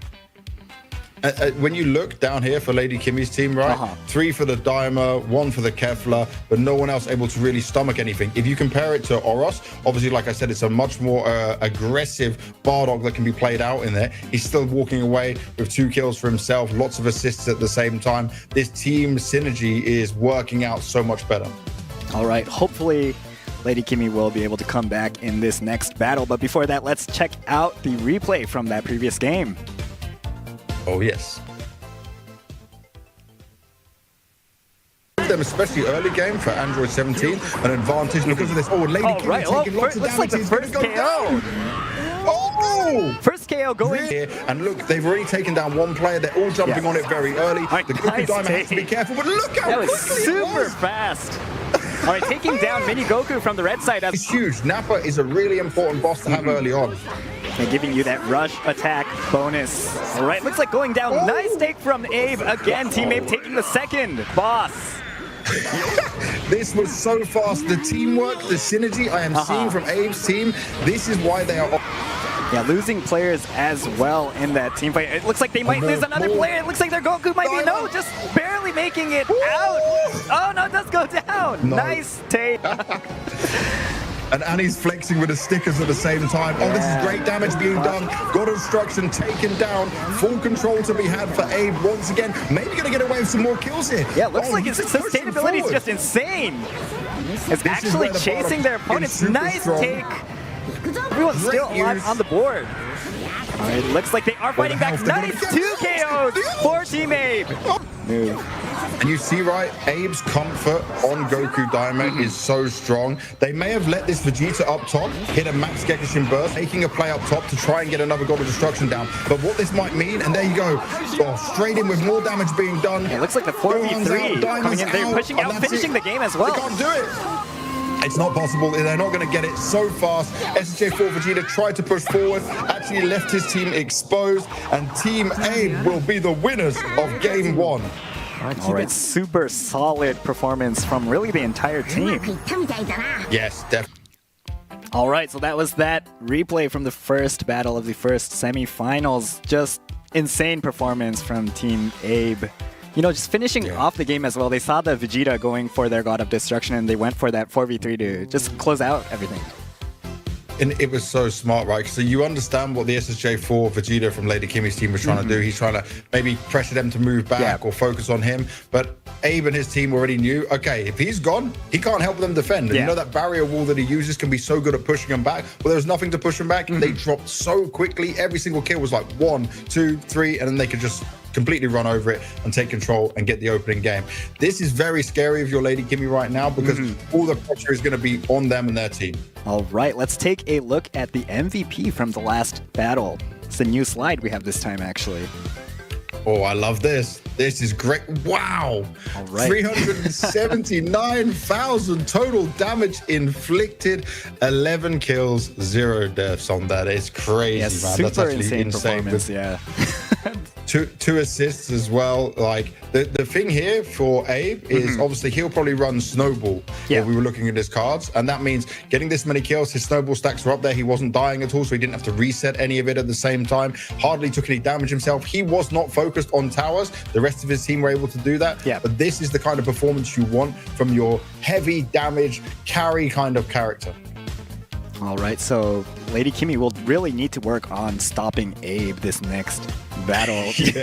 Just Abe had super good coordination with the Bardock as well towards the end in the bot lane when the Bardock was just sustaining all the damage, and then Abe flew in to just finish off the attackers. So he has super good coordination from the team as well to just make sure that Abe can, snowball, literally. Yeah, and that's the name of the game, right? When you're running snowball to be able to do it.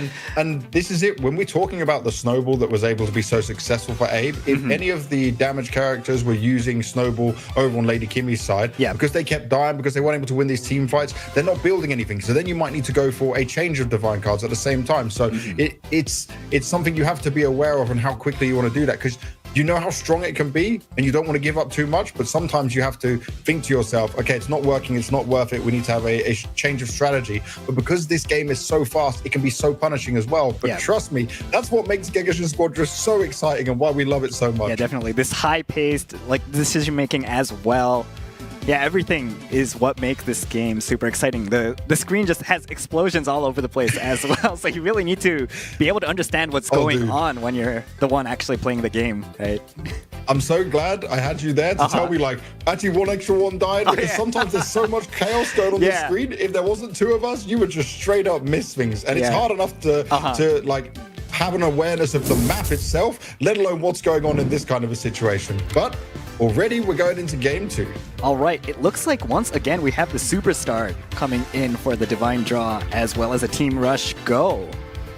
Okay, now for the superstar, obviously he's going to be very strong here. Abe this time is actually going to change things up. So despite the success he had, he is the one making the change. And Oob right now is certainly a Z tier character. That's above S, that's at the very top. There's a few characters that can be put within that level right now. And Oob is certainly one of them, especially because of how high his damage output can be and also how fast he can maneuver around the map at the same time. They're keeping Android 17, I guess, because of that superstar. But I am a little bit sad that we didn't see Tezumba try and change away from the tank, but there is two ways to look at this, my friend. You can look at this by saying, okay, they need to stick to what they know and love, but also, if it didn't work out, you need to now somehow play even better beyond the level you've shown at all. All right, let's take a look at the second battle of Squadra Blast EU 2026. Sharp won the first semi-final match between Team Abe and Team Lady Kimmy. 3, 2, 1. Oob with the skin on as well. Looking damn good at it at the same time. Oob's super strong right now. I see him a lot in solo queue as well. Just super mobile, just high damage as well. Similar to, I guess, Kefla in that sense. Just insane mobility and just damage all over the map. And this superstar as well is going to be just so strong for both having Annie there with the ball and then obviously at the same time for Oob to just do high damage output early on while keeping himself away from the fight. You know, it's the distance they're going to be able to keep here. This is going to be interesting to see how Torquis, the Goku Daima, is going to be able to deal with this, because like I said, they've stuck with the same composition on Lady Kimmy, which obviously it's something they already know how to play against. Oh, the first kill could be going down. Yeah, Look looks like we might have a KO here. All right, nice. Actually, 2 KOs, baby. Nice. They do take down the Gohan and the Goku. Nice double KO from Team Abe in the top lane. 51 seconds and 2 down already. Top lane secured with 0 problems. Oros is going to find himself on his Bardock, just taking some damage, some chip damage at that. Nothing to worry about here down on the bottom lane. But this already puts Abe in the driving seat, just getting those initial kills, getting the extra XP. Remember, when you kill both of them, you can take all the farm away. You know, all the Cell Juniors that are around, you can take that early on and take control. You can find yourselves having just the Freezer forces taken up at the top lane and give yourself the XP that is so important at this stage of the game. Yeah, it looks like they are 1 level ahead of their opponents, forced to kind of back off and take those farm NPCs towards more closer to their actual base. Oh, nice use there of the pushback, straight in with the kills. Low health on super Sir low. Darian. Has to fall back.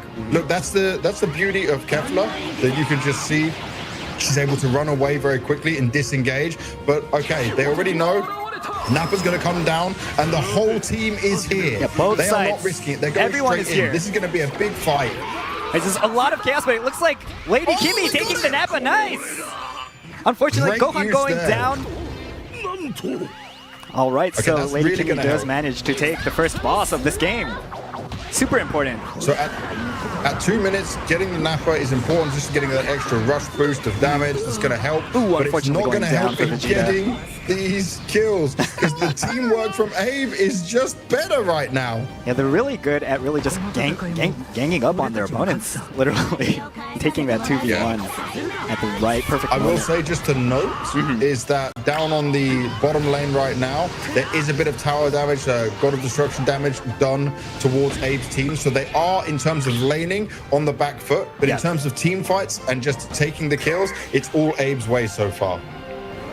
It looks like Bardock landing a few hits on that God of Destruction as well. Nice, taking it actually half HP. Oh. He's going to struggle. There's too many of them here. Oros goes down. Slight overextension, but there was 3 that he had to deal with there. This wasn't like a typical 2v2 lane fight that would be happening. Now Abe needs to be very careful, because he doesn't want to get picked off alone. He does have a good way to escape in here, trying to fight it out, trying to push them back, and he's also cleaning up some of the farm at the same time. And this is really impressive right now from Annie, because he's using Android 17 to solo hold the lane while Abe did that. This is good communication, this is good teamwork, still working out for them, despite them being on the back foot a little bit. All right, looks like he might be going down, though. Annie going down, unfortunately. A 3v1, 4v1-ish situation there, and it looks like Jackie coming up as well in this top lane. This is going to be a slight problem, because I said he was holding the lane well. Yeah. He waited for Abe to come back up, but then he got jumped on. They were there before him. This is where Lady Kimmy is now playing the team fight a little bit better. If they can go in straight away and get a second boss, that's going to be a big problem for Abe's team. Remember, we see for Jackie Chun here, this reduces the vanishing steps, and wow, second boss for Lady Kimmy. Nice take for them. Also pushing onto this God of Destruction. Beerus going down, it looks like. Brilliantly done. Control is had. Both bosses found as well. Right, but nice at counter. the same time, Annie was able to steal it with a max Gekishin burst, which is going to give him a health increase for his team. So they've evened up the numbers on the Gods of Destruction towers. How much more can he do? Oh, is He's he going to take? No. really strong. Kefla does get out. Yeah, Kefla really is a squishy, master. right? So it does need to be careful. She does have a lot of mobility to counteract her squishiness, but that was very close. Very fast, very squishy. You are perfectly correct, Hilo. This is much more of a closer game. A lot. All right, looks like they are going for Lady. Nice, they whoop, still alive. Nice, actually gets out of there alive. The Gohan, nice escape teamwork as well. I thought he was done for. I would have given up.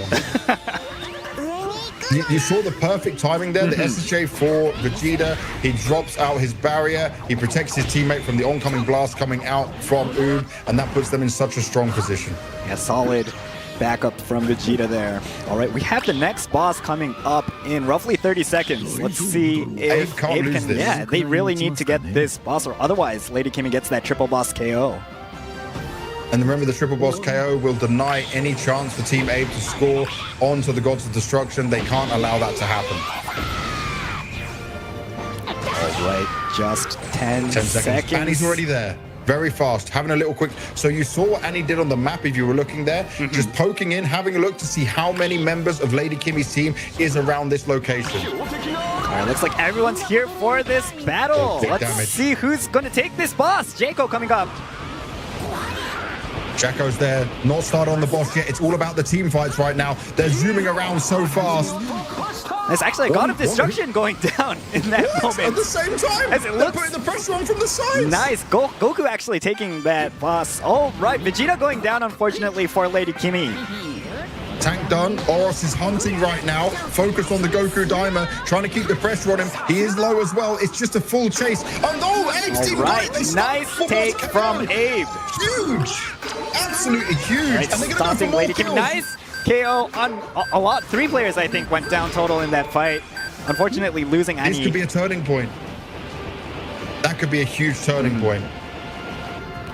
But the problem we still have here is that there's 2 Gods of Destruction down for Abe's team, which means they have to play a little bit more defensively with this. Lady Kimmy has done great work giving those early bosses, applying a lot of pressure. And Sir Darian wants to just be careful, poking, running back, not giving away right now and going down. This game's a lot more back and forth. Yeah, this is a very... We still don't know which team is going to take this one, actually. It's very... kind of 50... I feel like there's 50-50-ish. Slight lead, I would say. Maybe you're looking at 60-40 in favor of Lady Kimmy just because of how much control they have of the Gods of Destruction. That Jacko boss was absolutely important for Team Abe. They're going to be looking at Ribrier in around 8 minutes, which is in just about 20 seconds from now as well. So that's going to be a core one. It looks like Vegeta actually trying to go for a hit on this God of Destruction. He has been picked off. Will he get taken down? From both sides, actually, coming in onto this Vegeta, taking him down. All right. Nice coordination from Team Abe. Go ahead. Yeah, you said the coordination is so smart because they take down SJ4 Vegeta, but he uses the barrier wall and then they attack from behind as well, which means he can't defend himself. Yeah, so that was so good, so well done. Oros going for a max Gekishin burst, but he can't get it off. The Goku Daima is there to protect, but that's a second boss hand. Now that's healing that's going to come for his team. This is going to help them out massively. Abe certainly trying to take back some control while also taking the God of Destruction up in the north. That means we are at even Stevens right now. More kills coming the way. Gohan's gone down at the same time. He's out for 20 seconds, and then Kefla's gone down. Now this is absolutely fantastic fighting going on. The team fights, the team strength and confidence is all in Abe's corner.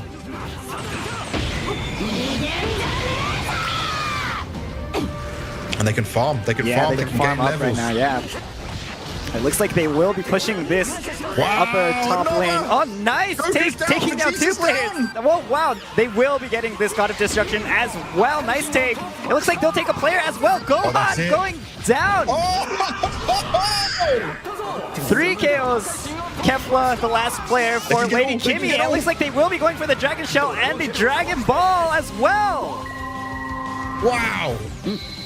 Oh my god. Fighting from behind, Team Abe not only taking the second game, but also marching their way into the grand finals over Lady Kimmy with confidence.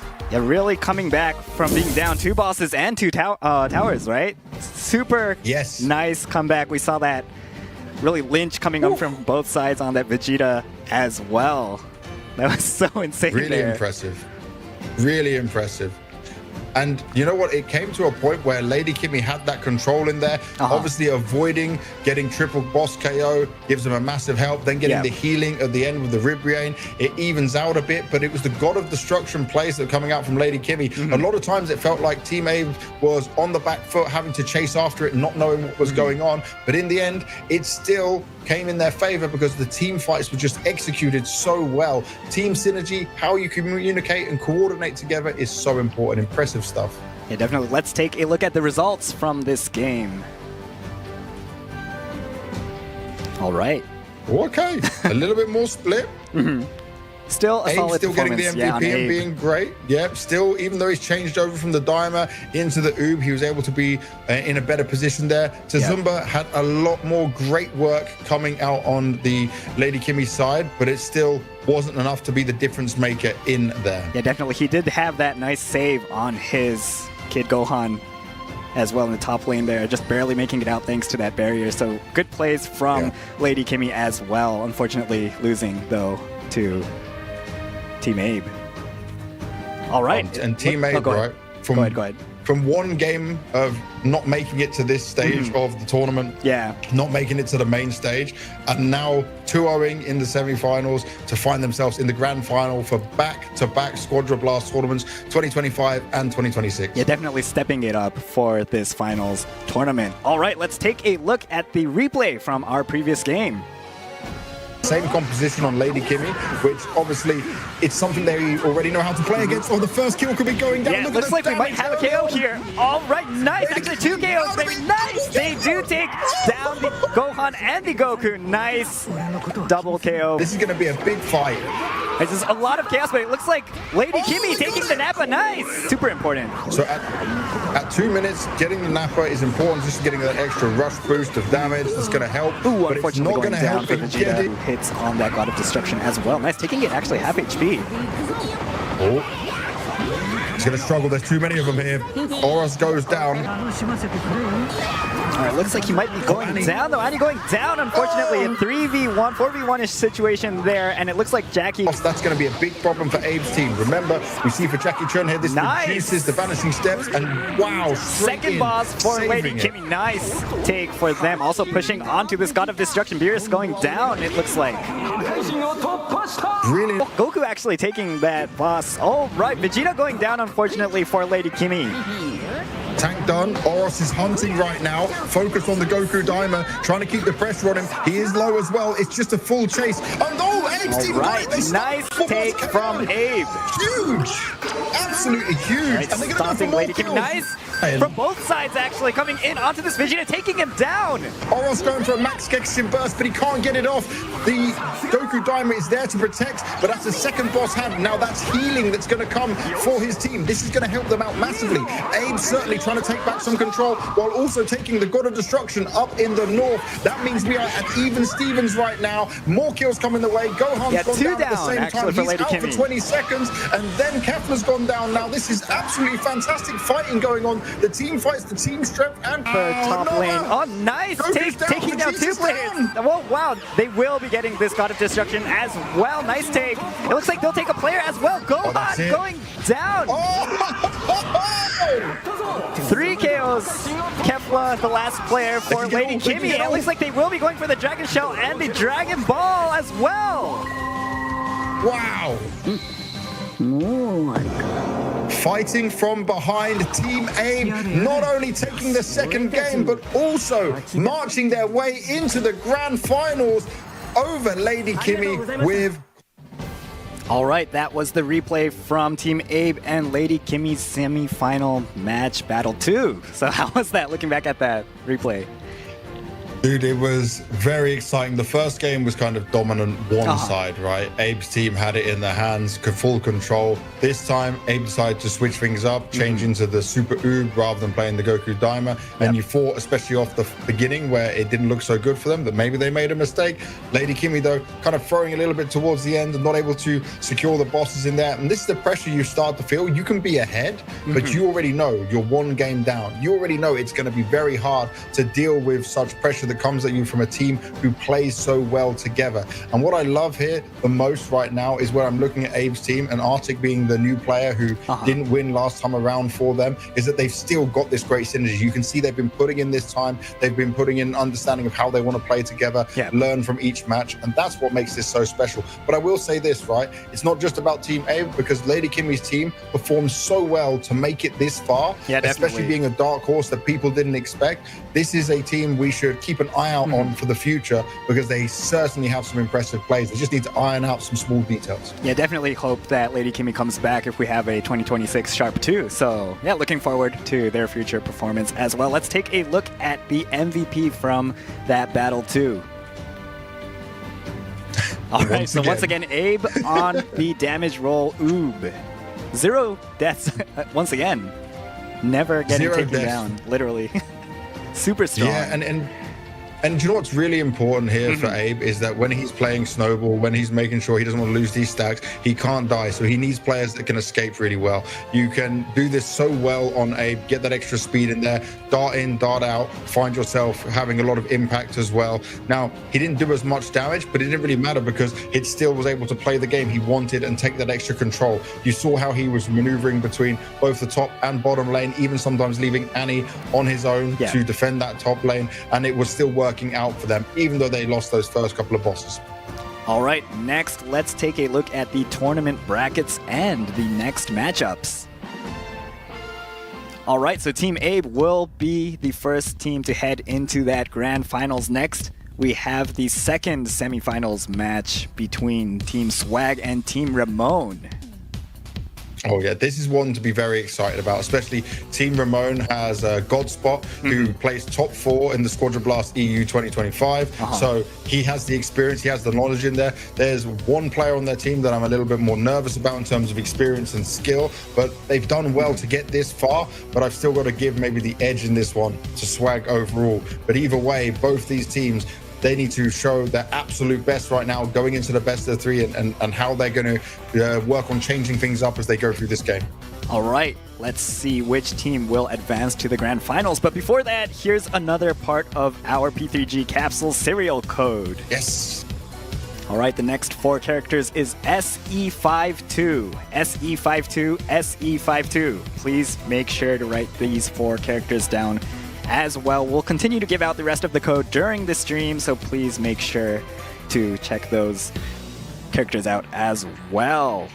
We also appreciate if you can continue to show your passionate support and would definitely love to hear your thoughts about how this stream and this tournament is going. Please continue to give us comments in the comments section as well as post on social media. Don't forget hashtag SQB_EU all caps. Please use this hashtag when posting on social media. Oh yes, thank you very much. All right, and now before our next semifinals match, we actually have statistics from Season 3. So first off, let's look at the most used heroes on the EU server. Okay. All right, so I'm just going to read these off. First place goes to Super Vegito with a 11.6 pick rate.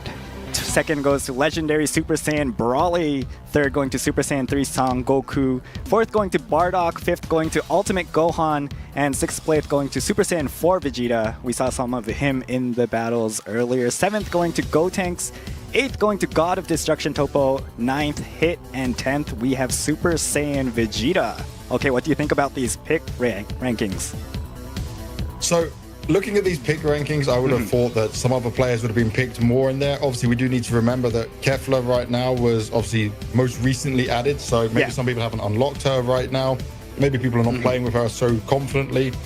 But I will say that like Super Vegito makes perfect sense, and it does seem, if you look at this, it's like a popularity contest. I keep saying this, but Ultimate Gohan is a must-play for technical, especially if you're solo queue. Like he's just so strong. But you can see in the first games we had here, no one used him because obviously there's a lot of factors, such as the starts you get, you know, the divine cards you can work with. There's all this that needs to be thought about when picking into your characters. But like Bardock, SSJ3 Goku, Broly, and Super Vegito, they're all characters that are so popular, which makes sense why they're at the top. You know, if you're playing for fun, you're not playing for competition the whole time, you want to use the guy you love most. You know, I'm a massive Vegeta fan, so I was using Vegeta when he was not so in meta and not so strong, but right now we're kind of eating good with SSJ4 Vegeta being 6th in the pick run right now. Definitely. I probably have a lot to do with that. Yeah, I use Vegito a lot. Unfortunately, I'm not on the EU server, but yeah, I use a lot of Vegito. Love the Brawly, the way you can kind of smash through your games. Yes. And yeah, Goku, always a solid pick. I agree. We might hopefully see some more Gohan moving forward, Ultimate Gohan. So yeah, super excited to see what Ramon and Swag do with their technical role. All right, next let's look at the hero KDA rankings on the EU server for Season 3. All right, so first place going to Super Saiyan Bardock with a 2.95 KDA. Kefla getting a 2.9, and Baby actually getting a 2.79. I'm so confused.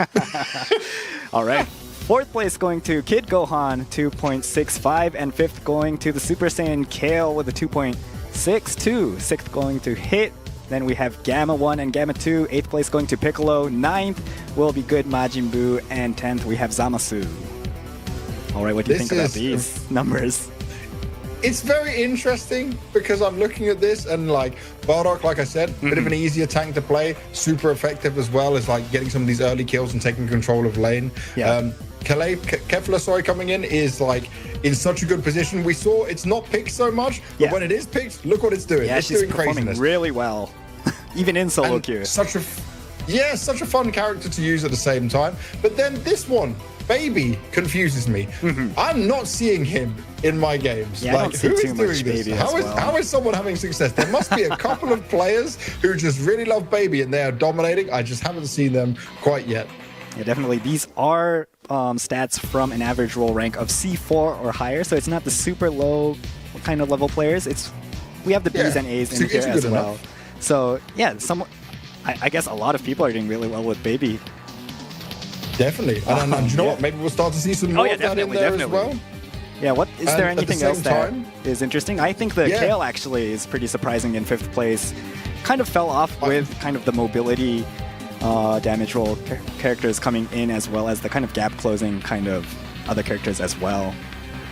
Do you know what I'll say is Kale has always been quite a specialist character anyway. So even when getting nerfed, the people who can play really well and play strong with her, they probably able to keep that going, you know, even as the meta shifted and use it in a way. And if you don't know how to deal with it, you know, some people just completely crumble and let her snowball and get going and take over a game. So I can imagine that happening a couple of times. Yeah, definitely that Berserk mode coming in with her super attack is kind of scary, you know, honestly. You have that kind of brawly-ish kind of mode that comes in with her as well, so super exciting to see in my solo queue games. Not too often though, we don't see her too often, unfortunately. Alright, so we are just preparing for the second semifinals match. Do you have anything you want to, any heroes, characters that you want to see coming into this match from any of these players? I'm interested to see if either of them are going to go for the Ultimate Gohan, you know, maybe where they both go for it as well. That was kind of be maybe a favorite one coming in there. And as we get it, there we go. We have 2 of them. The double is what I want to see in here. Now, this is where things are going to get a bit interesting. The Ultimate Gohan's going straight in there. Kefla is almost a must pick. Now we're seeing double Super Vegetos. And for now, Noctis is going in with the Bardock Godspot. Maybe trying to bait us a little bit there. He was thinking about Cooler. Cooler is still strong, but I'm putting Bardock and SSJ4 Vegeta way above him in current meta and level of play. The thing is, I will just say that I still think that Bardock can be a better character in some of these team fights, team composition, despite how strong SSJ4 Vegeta is. It's just a bit easier to use Bardock at the moment. All right, let's take a look at the first battle of our second semifinal match. Squadra Blast EU 2026 Sharp 1. Team Swag vs Team Ramon. Oh, nice skin there. Super shiny. We love this. 3, 2, 1, start! All right, the battle has begun. Divine Draws, we need to be careful. There's a super cooldown reduction, actually, for the Vanishing Step coming in for those Keflas, as well as a Team Rush Go. So just a lot of mobility Divine Draws there. This is a crazy Divine Draw. No superstars, which means we're going to see maybe a bit less of these early kills and craziness happen right at the beginning. But it is, like you said, going to give all that mobility and the extra Vanishing Step to help you out at the same time. So this is going to get interesting when you have 2 Keflas on the field. And for now, as we look at it, both Keflas are up at the top lane. First damage being done from Team Ramon. And Team Ramon, I put them as slight favorites in this matchup. But the thing that might be a negative effect for them is one player they have on the team is Ramon, 170 kg. He is the lowest ranked player competing right now. He's A4 in all roles. True. And he is on that Gohan, I believe, the Ultimate Gohan. Yes, the Ultimate Gohan.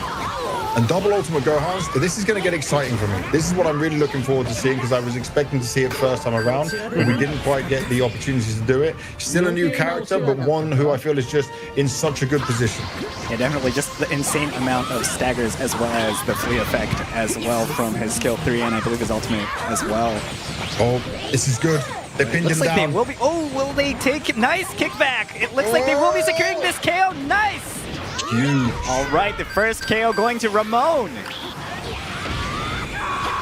Ramon starting off strong.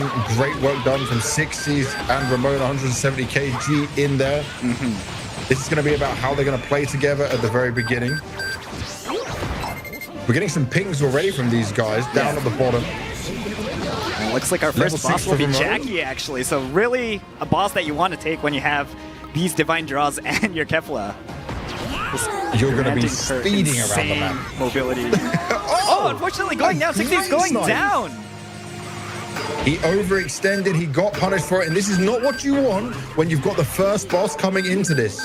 And look, we've got 4 ultimates up on the side and then 4 ultimates up for both teams. So the super attacks are going to be so important here of when they want to use it, the timing, and if they want to use it on the boss. Big team fight going down right now. They're going for their opponents rather than the boss. First player going down for this team fight. Gohan down. Nice.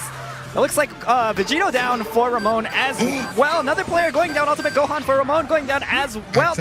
Jackie is still up. The 2 tanks are just walking around this Jackie right now.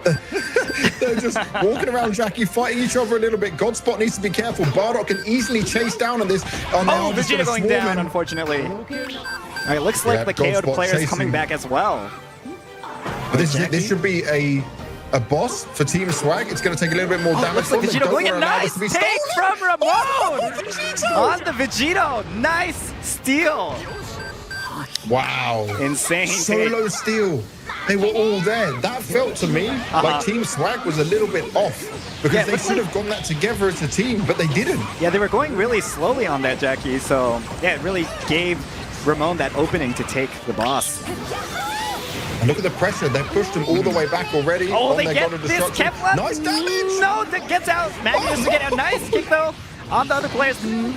Super low Vegito. Nice escape. Just gonna go brawl down, over. Will they get? No, he dodges. Nice dodge there. This is a game of fast movement, quick escapes, and smart plays. They're getting the damage done. They're hitting their skills, but they're not able to actually get the final kills because the other team is just so smart on how they're maneuvering around both teams just doing a really good job just juking those final hits. All right, we have Nappa up, the second boss on the bot lane. All players should be grouping towards this. Ramon sniped the boss last time around.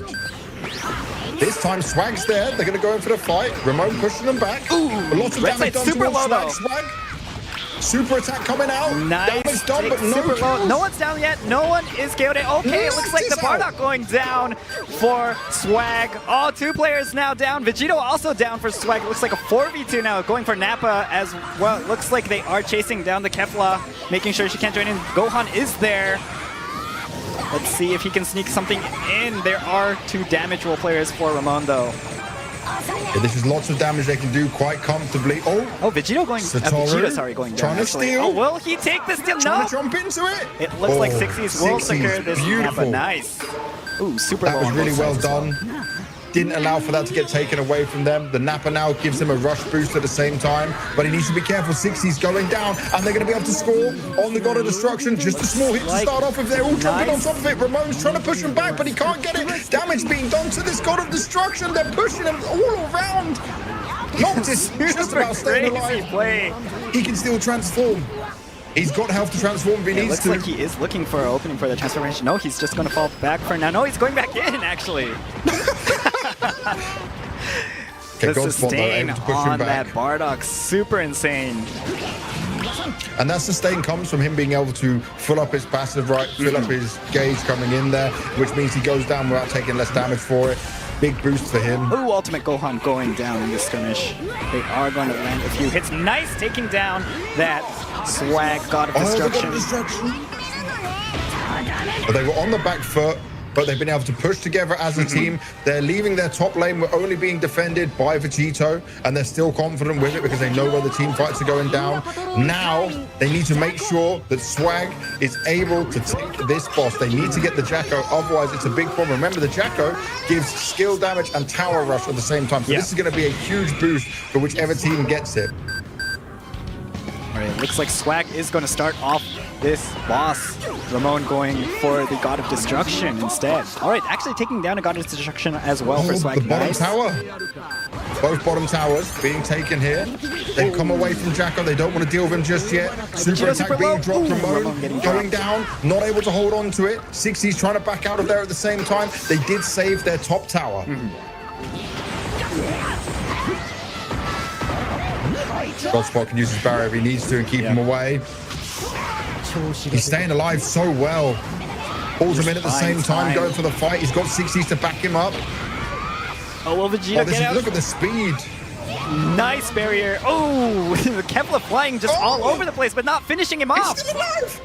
He's still alive. Godspot managing to stay alive. God of Destruction at the top has gone down. This is now a lead for Team Swag. And remember, if they want to now, where they've pushed them so far back, they can go back for the Jacko and make sure the triple boss KO doesn't come in. Godspire keeping an eye on it. Doesn't want to allow him to do it. It looks like the mobility is really helping Swag here.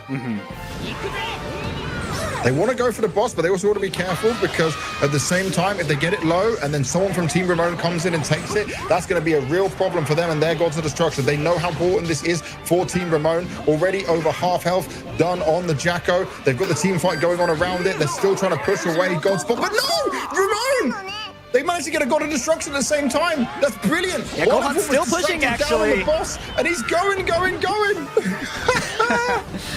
Nice levels, backdoor smart there. on gameplay. Oh, it's double though. Noctis is trying it as himself. He actually hits the max Gekishin burst. It's going to give them the health boost they need. Noctis now going to try and sustain all of this in a 1v1 with the Super Vegito. Now the God of Destruction at the top is the one they have to be careful of. And you can see this, right, of how they're playing this off each other. They're just trading one for one. But the boss did end up going to Team Swag during all of that happening. All right, yeah, definitely. The Gohan from Ramon exchanging that boss for a tower does unfortunately get taken down by his opponent, Satoru.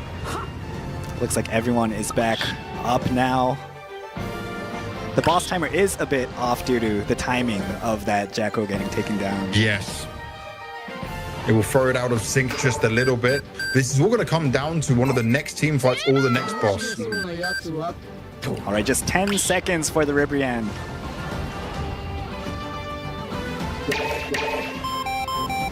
It's whoever makes the mistake on the fight. Definitely. Oh, Vegeta's going up on his own to try and do some damage onto the God Tower, but he actually pushes him into a wall, which is going to help them quite a lot. It looks like his teammates are going for the boss. Oh, all right, let's see how long Godspot can distract. Yeah, definitely. Oh, it looks like they have noticed that the boss is getting attacked. It will be a 3v3 here. It looks like on the boss. Oh! Ribrian taking a lot of damage. They need to hit some super low. Vegito coming in as well. Let's see who takes it. Nice take from the Bardock. Noctis taking the second boss, Ribrian, for his team. Ultimate Gohan for Ramon taking down as well. Ooh, 2 players down. It was worth Swag. Yeah, definitely worth it.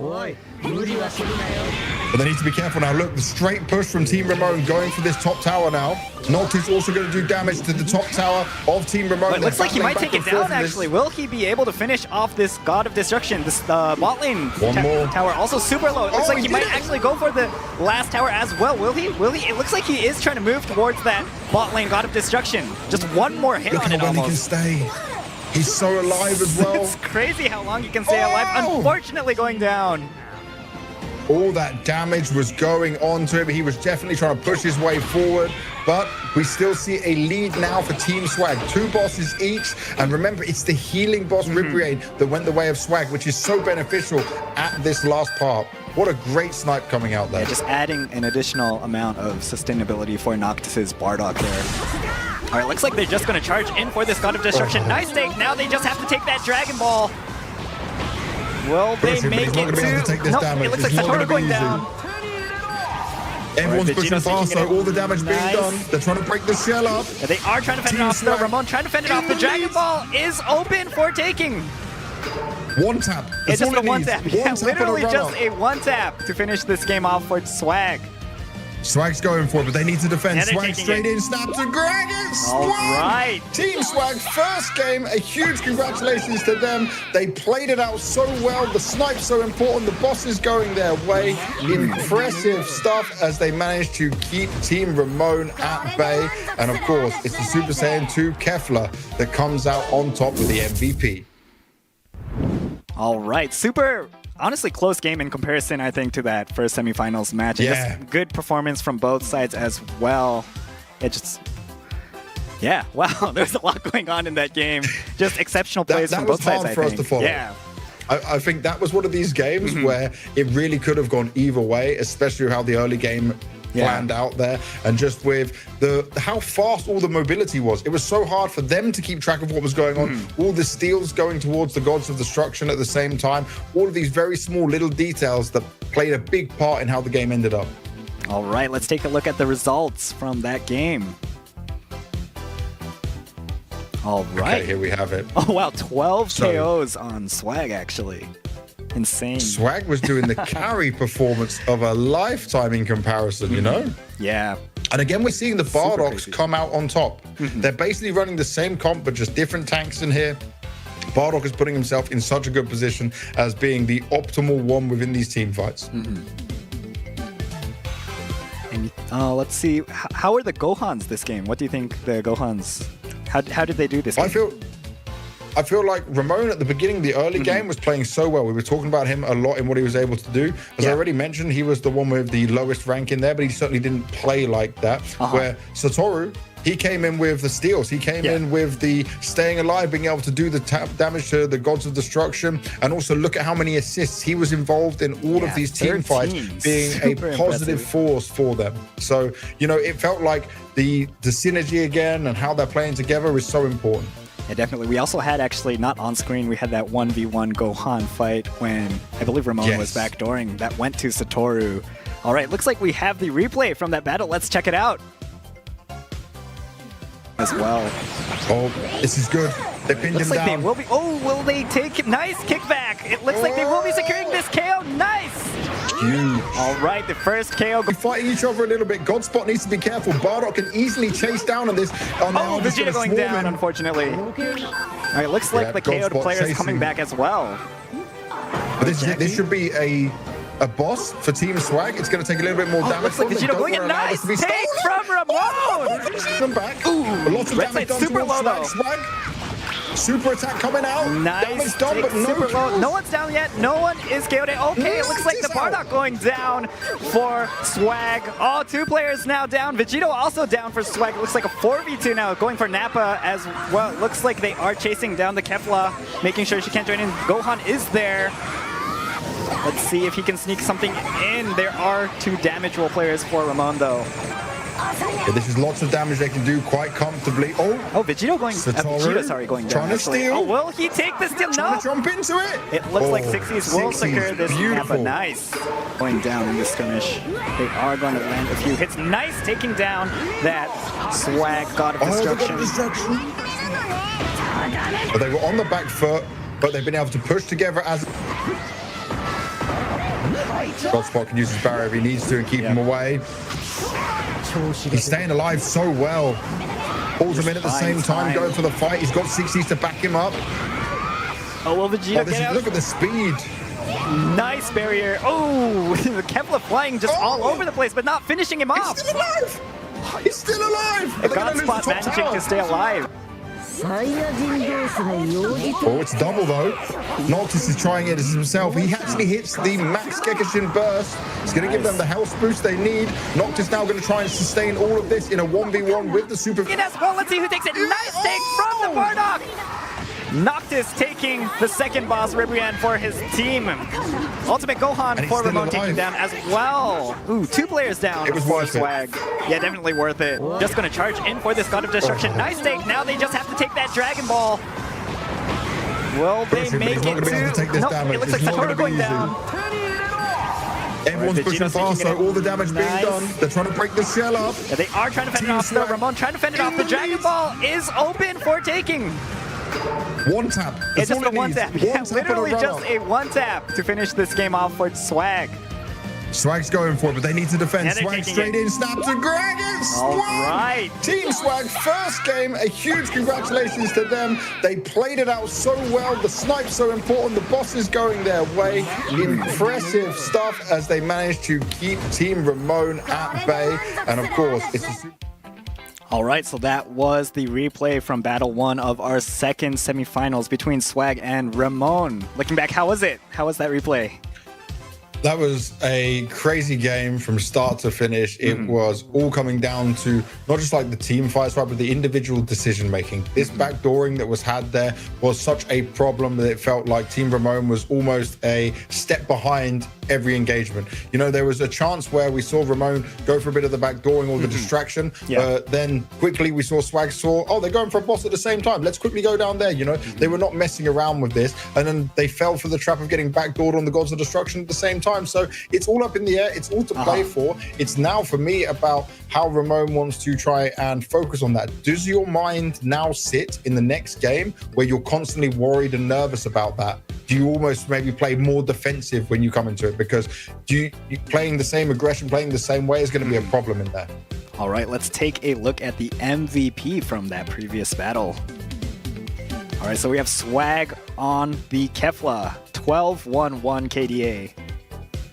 Big damage as well. Okay, one death came in there, but with that many kills, you're building up a snowball as easy as possible. They still got in one of the Gekishin bursts on the God of Destruction in there, no maxes. Took a lot of damage, right? Which is not the biggest issue. Okay, they died once, but taking that damage and being able to fall back, being able to get yourself that mobility is the smart play using this character, you know? So at the same time, for me, this is a positive sign of how they were able to use the Kefla. All right, so do you think these teams will be changing compositions at all? Of course, we have the Divine Draws, but just in terms of performance, do you think the teams will change anything up? I kind of just feel like, considering we've seen all the teams win with Bardock so far, even though they might love the SSJ for Vegeta, you maybe just want to switch to Bardock. If you're a capable S-rank tank, you should be able to swap over without any problems. And if you want to meet it into that play style, then you go for it. But the problem I have, if you do that on the second game when you're 0-1 down, then maybe in your mind you think, you know, say you do lose the match, and then you sit in your mind and think, maybe I shouldn't have changed. You don't want to have any doubts in the tournament. You know, the worst thing you can do is doubt yourself, doubt your ability. You need to be confident that, okay, I can match this other Bardock. I can take control of my lane. I know what I'm doing with all of my skills. I know how to take advantage of my Rebel Warrior passive ability, you know, and use the AoE rush attack in the correct way. There's all these little small details that maybe some newer players don't notice in terms of, if you are an up-and-coming player who wants to achieve more in this game, focus on a bit of that teamwork, even in solo queue. I know it can be hard sometimes, but look at how your passives can work with your teammates. Look at how your skills can actually help make a team fight better. Don't just use it because you've got it available every time. You see the really smart players at the top level holding skills, holding super attacks back until it's actually needed. All right. What about the other roles, excluding the Bardock one, the Gohan or the damage role characters? Do you want to see anything else? I wouldn't change the two Gohans. The Gohans I would keep completely. I'm happy with the Ultimate Gohans. Both played well, and obviously it's very tough in there at the same time. For the damage characters, I wouldn't be against changing out a Super Vegito and trying something else, you know? We saw the success of Daima Goku. Maybe one of them is not a specialist with it. Maybe you want to throw in the Super Oob. Super Oob and Vegito, I think, is definitely something you could replace out there, especially if you want to maybe use that to your advantage with playing a bit faster, playing a bit more explosive in there. All right, let's see what the players decide to choose. It looks like we will have the battle coming up shortly. All right, let's take a look at their hero selections. Okay, we're looking at it. It seems to be exactly the same for now. Vegeta and Not Bardock a big once change. again. They're sticking to their guns. Yeah, Vegeta and Bardock once again straight away. Is Ramon thinking about changing? That's the thing we're looking at right now. He seems to be the one that might want to make a change. If you're Swag, of course, you probably don't want to change, you know? But he seems to be locking it in. It seems to be the way we're going with this. I'll say, stick to your guns. I'm never going to complain about, unless I saw you make some mistakes with a hero, which is just unacceptable. All right, so it looks like they are locked in. All right, let's look at this. How do we think this is going to go? Swag's already a game up. I said Ramon was the favorites because they had players I've heard of who've been playing very well. You think of Godspot, he was in the top 4 last time for Squadra Blast EU 2025. Now they need to show us that they've got that skills and capability together. Swag is not a bad team. And it's shown that they can be really strong as well. Let's take a look at the second battle. In a bigger way than seen before. All right.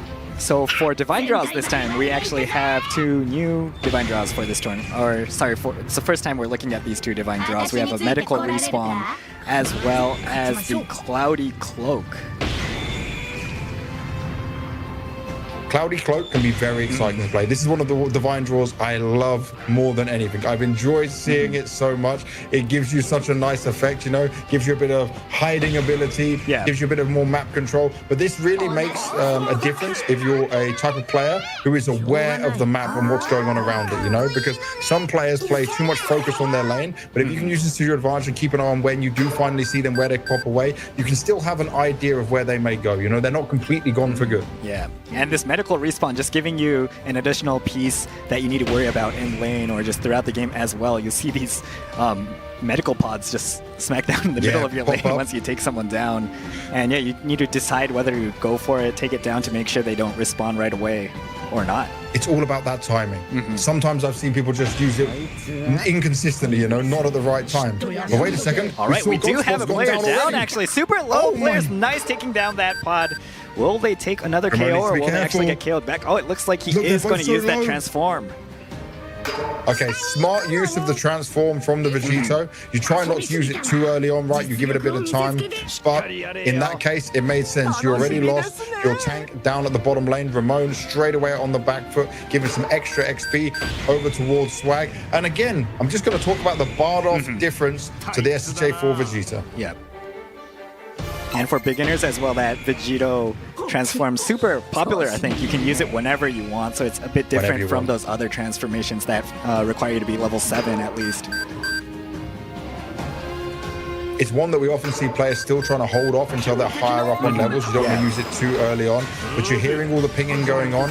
Nappa, first boss to spawn. He's going to be the one that gives you the extra rush boost of damage at the same time, but it's already, look how fast they're focused on it. More team members of Swag were here at the beginning early, but they didn't start doing damage on towards Nappa, where Ramon is kind of pushed out of the fight. None of the Ramon players are close by. Whoa, Swag! Ramon, he got taken out. Yeah. The squishy Kefla. Yeah, unfortunately getting taken down. Vegito super low as well. Nappa going to Ramon. Nice take from Ramon himself. Actually, unfortunately going down, but worth it. 3 players down for Team Swag. KG. This was huge. Gohan, the last player. Looks like he might get taken down if he's not careful. A lot of damage on the God of Destruction as well. Nice, he does get out though. He is still alive. His players, allies coming up as well. All right, so boss what a and play. 3 players for Ramon there. I'll say this, right? That Nappa fight looked like it was in full control of Swag, but the moment that Kefla went down, they knew the damage output was going to be lesser there, and that's when you got to see Ramon 170 kg go for it more. Yeah, super good coordination there as well. All right, looks like they might be going for a nice kick onto the Gohan. He is going down. Satoru still. No, he does go down. Nice take there. Nice kick back Swag from needs Ramon. to be careful. Gonna transform. Gonna get himself some health. Gonna get a bit of a boost, but this won't be enough. Does get out. Nice save from Bardock. Trying to help. Wow. Massive pressure applied. Big team fight. There was 3 of them up top for the Team Ramon. Where Swag on the other side having a bit more of a struggle. Yeah. Okay, now they've got ability to get some good farming going on. Jackie Chun's going to be coming here on the 4-minute mark. That's going to help with getting the reduced vanishing step cooldown, giving you some more of that mobility in there. Oh, and could he go for a snipe? Does get it? Oh, will he get just one more hit? Will he? Oh, nice. I thought he had that. Nice control there. Not enough time. Oh, unfortunately, not enough time for Godspot to take down that God of Destruction. All right, looks like Jackie is up. The players are moving towards that boss. Godspot was so close to having that in there. He will be a bit late for this team fight. It looks like Ramon getting pushed back a bit. Just yet. Both sides playing a bit safe. Oh, no, Gohan super low, Satoru super low. Will he get out? No, he does get taken down. His teammates as well, super low. Nice take. Kefla vs Kefla there. 6A's taking out his opponent. All right, this is 2 down. Ramon now. cannot afford to go down. They're going to be in a really bad spot here. Jackie Chun is going to be completely open and free to take for Ramon, giving him a second boss, unless some people can come back to back him up straight away. They're pinging. They know what's happening. They know what's going on.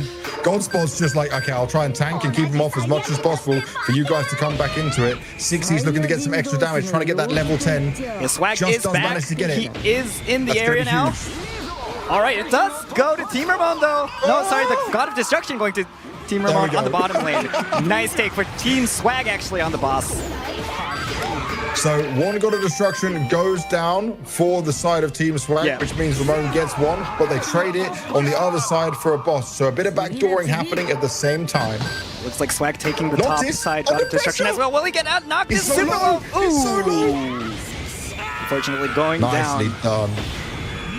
Oh, I love these cinematic cuts every time. It's so good. Oh, more! Good going in for 3! Is insane. All right, looks like nice take for Team Ramon. Second God of Destruction for them.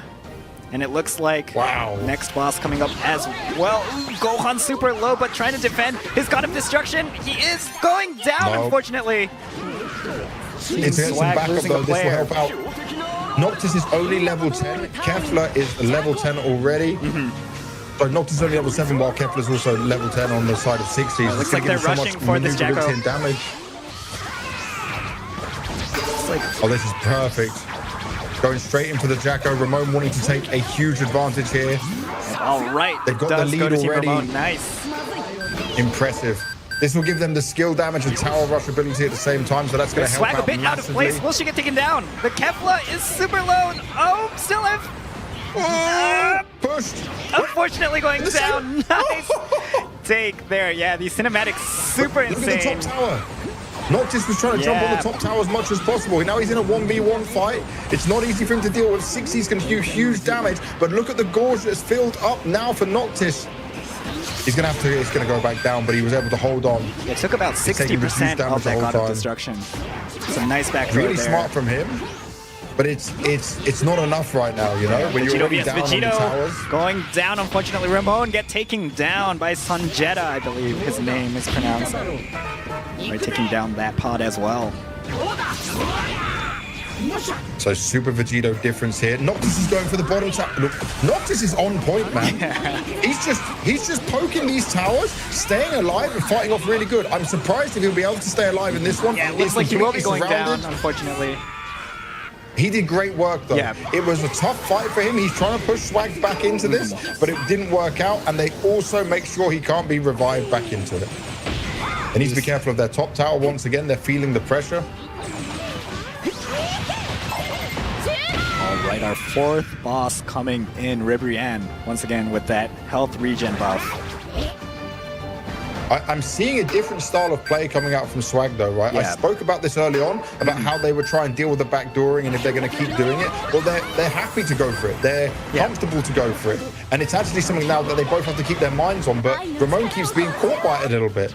All right, looks like two skirmishes going on now. The Vegeta God Spot distracting some of his opponents, but it looks like Swag moving towards this Ribrianne. Which team is going to take it? Oh, going to Swag!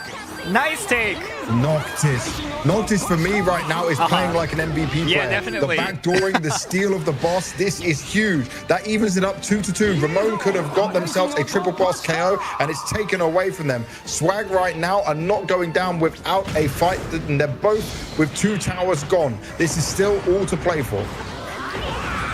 All right, looks like they're going to try to take as much HP away from this God of Destruction. Nox is still alive. Wow, how long is this going? We're going down. Just staying alive for so long. I believe Ramon's top side God of Destruction just at 1 HP, so just 1 hit to go. They got to be so careful. He can just steal it instantly. No problem at all. All right, just one more God of Destruction. For both sides, actually. It looks like Swag actually only has their bot side God of Destruction as well. Both sides going really hungrily. Oh, right. No more God of Destructions for Swag. Ramon going around the side. He's not even taking part in the team fight right now. Tries to get off some of his skills and push onto it, but the shell is still there. It's half cracked, but they've got to be careful. They're trying to push forward, but don't give up the team fights. They cannot have a team wipe. Only Kefla remains. 60s needs to back away. 60s needs to run away from this, because otherwise it's a full team wipe. All right, looks like Gohan and Bardock trying to go in. 60s is trying to finish it off. Will 60s get it? Nice! It looks like he will be grabbing that Dragon Ball. Oh, it's such a risk. It's such an impressive play, but Team Ramon will be taking us to the 3rd game. And what a performance. Pulling off an MVP here, and again, another Kefla MVP.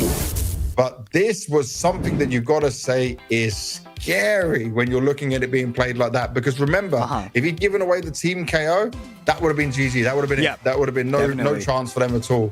So a risky play, smart use of the super attack there. You saw it. Manages to break the shell, pushed on in. Little details. These teams are so sneaky. Yeah, a lot of just backdooring happening. I think we've missed a few actually as well. I honestly didn't notice that.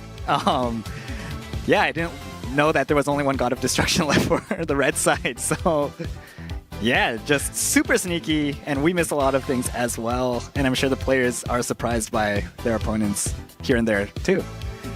That's why it's a 4v4. You're going to have someone all the time, like being maybe the leader of the team, communicating this stuff. Then you're going to get pings from some of your other support players in there. I always see in the top level of play with this is that you'll have 1 or 2 players per team who are communicating way more than anyone else. And they'll kind of be directing the fight, what we want to do next, where we want to go. And then some of the others will rely on dropping a few pings in to say, this is happening, this is going on there.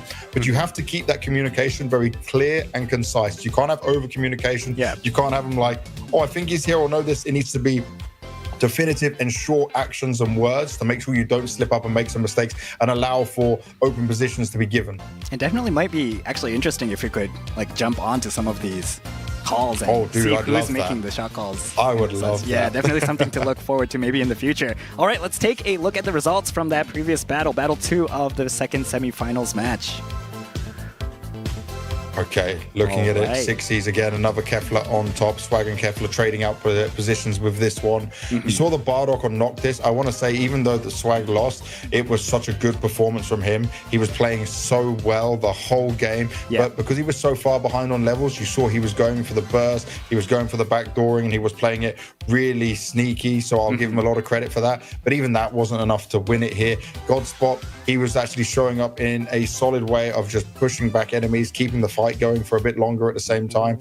But this one, I think one of the turning points was also where we saw the 2 Super Vegetos have a fight in the middle. Because once they had that, we ended up seeing that Ramon fell, and it just gave them the burst to be able to take some more control from there. All right, let's check out the replay from Battle 2, Semifinal 2. Where Ramon is kind of pushed out of the fight. None of the Ramon players are close by. Whoa, Swag! Ramon, he got taken out. The squishy Kefla. Unfortunately getting taken down. Vegito super low as well. Nappa going to Ramon. Nice take from Ramon himself. Actually, unfortunately going down, but worth it. 3 players down for right. Looks like they might be going for nice kick onto the Gohan. He is going down. Satoru still. No, he does go down here now. All right, it does go to Team Ramon though. No, sorry, the God of Destruction going to Team Ramon on the bottom lane. Nice take for Team Swag actually on the boss. So one God of Destruction goes down for the side of Team Swag, which means Ramon gets one, but they trade it on the other side for a boss. So a bit of backdooring happening at the same time. Looks like Swag taking the top side God of Destruction as well. Will he get out? Knocked is super low. Ooh. Unfortunately, oh, I love these cinematic cuts every time. It's so good. Oh, more! Good going in for 3! Is insane. All right, looks like nice take for Team Ramon. Second God of Destruction. Ramon wanting to take a huge advantage here. All right, they've got the lead already. Nice. Not enough right now, you know. When you're already down on the towers. Going down. Unfortunately, Ramon get taken down by his point man. He's just poking these towers, staying alive and fighting off really good. I'm surprised if he'll be able to stay alive in this one. Yeah, it looks like he will be going down. Unfortunately. Take it! Oh, going to Swag! Nice take. How long is this going? We're going down. You can just steal it. Nice take. No problem at all. All right, just one more God of Destruction for both sides, actually. It looks like Swag actually only has their bot side God of Destruction as well. Both sides going really hungrily. Oh, right. No more God of Destruction. Some of his skills and push onto it, but the shell is still there. It's half cracked, but they've got to be careful. They're trying to push forward, but don't give up the team fights. They cannot have a team wipe. Only Kefla remains. Sixies needs to back away. Sixies needs to run away from this, because otherwise it's a full team wipe. All right, it looks like Gohan and Bardock trying to go in. Sixies is trying to finish it off. Will Sixies get it? Nice! It looks like he will be grabbing that Dragon Ball. Oh, it's such a risk. It's such an impressive play, but Team Ramon will be taking us to the 3rd game. And what a performance. Pulling off an MVP. All right, so that was the replay from the second battle between Swag and Ramon. How was it? Dude, it was so good. It was so intense. This was a true back and forth game. And I will come both games now have had a lot of backdooring, a lot of sneaky plays, a lot of risky plays that are trying to make it pay off towards the end. Sixies played that. Like, for me, I was worried that the team KO was going to happen, but he was so confident with it and he secured the game. Little moments like that is what sets you aside from just a casual player to an elite player, and he showed exactly why, because it was a win or lose move, basically. Yeah, definitely. And he pulled it off and he had confidence with it as well. I don't know what we're going to get in the third game, because I am expecting both of them to be so aware, but it's all about this map control. Like, you can't be too defensive. You still need to be able to go for plays. And right now what we're seeing is they're going for plays at different times, and it's just constant crazy coordination, man. Yeah, it's just a lot of chaos all over the place. All right, let's take a look at the MVP slide.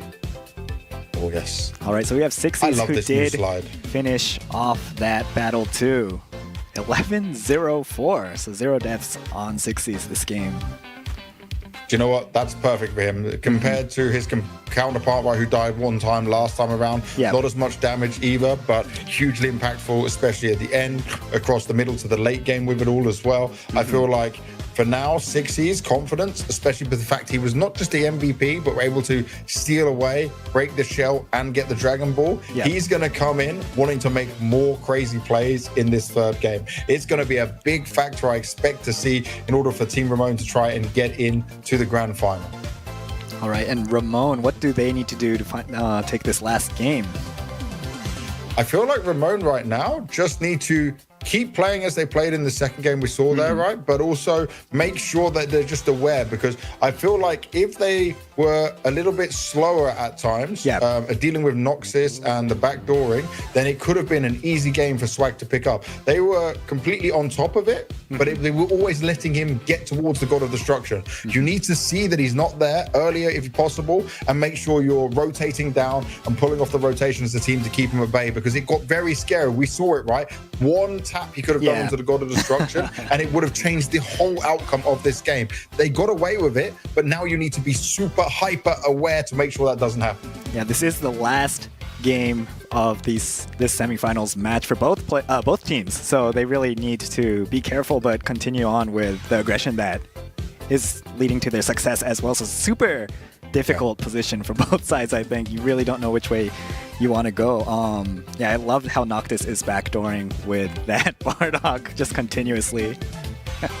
And I will say this time, though, compared to the first game where we saw a lot of action between the two Ultimate Gohans, this time around it was Satoru getting caught off and not being able to have as much impact as well. And that can also play a huge factor which can hurt you. So you still need to be careful that you're not giving away some free and easy kills. You're not finding yourself put in vulnerable positions as well. It's all these small details to look at with it all. And I just know right now that both teams are going to be feeling so crazy that they're one game away from making it to the grand finals. They're going to be sat there communicating to each other of, okay, guys, this is the no mistake game. This is the every little detail has to be checked. I need someone who's the leader of that team right now on both sides to be making one of those cinema-worthy movie quote speeches to hype everyone up and get them ready for this to make it to the grand final. This is your last chance. You got to give it all you've got. Yeah, definitely. Yeah, I really want to hear, actually, we should have some like interviews maybe moving forward as well. I would love that, pre-game dude. as well. That would make, this narrative just super exciting as well. Yeah. It's to hear from the players between like after their games and stuff, especially for example, look at whoever wins out of Swag and Ramon now, they're going to move to the grand final and face Abe. Abe's team's been watching these games. I guarantee you they're going to be sat there keeping an eye on what they're running, how they're playing it, what they're doing, how to counter it. And also because all of these players are playing at the highest ranks within EU, they've seen each other a few times. They've played some normal matches just for ranked games against each other, so they know a lot of small details about each other which will play a factor in this grand final. And also for Team Abe, they can be sitting there maybe getting a drink, having some food, getting hydrated, getting rested, watching this back and saying, okay, they've had to play 3 games. They're going to be tired. They're not going to be feeling as confident, you know. We need to get them. But it can work in the other way, that we don't want to see that the team already, Abe, in the grand final is coming in maybe a bit sleepy. You know, they still need to be warmed up and ready to go. Yeah. What time is it over there? Actually, it's actually 3:30 a.m. in Japan. Oh, wow. Okay, I feel very sorry for you. I'm good. 3:30 in the morning is very tough. For me, it is right now 6:30 p.m. But I'm in Portugal. For the guys in Europe, they'll be an hour ahead of me. I see. They'll be at 7:30. So it's not too bad for them. But it is kind of dinner time. So maybe they want a snack or two. Yeah, definitely. I want to stay hydrated as well, as you mentioned. I think super important even for esports and just normal sports as well. You know what's crazy? I see so many people now start to use like some electrolytes and stuff, and people might think, okay, what are you talking about? Like, they're just playing a video game. When you're communicating like this, when you're feeling the adrenaline of a game, when you're in a tournament and you are competing, your body starts to have changes, you know? The adrenaline's flowing, you are spending more energy. Hydration is key. You don't want to be coming into the grand final and being like sluggish and, you know, a bit quieter or anything like that. Hydration is key, energy is key. Grab a banana, you know, get some good food in you. Like, make sure you're at your very best before going into this. Yeah, definitely. Honestly, I'm sweating a bit as well, just shouting over these games. We're giving so much. Yeah, there's so much energy, even for the cast as well. I'm sure the players as well, shouting, screaming on those voice comms.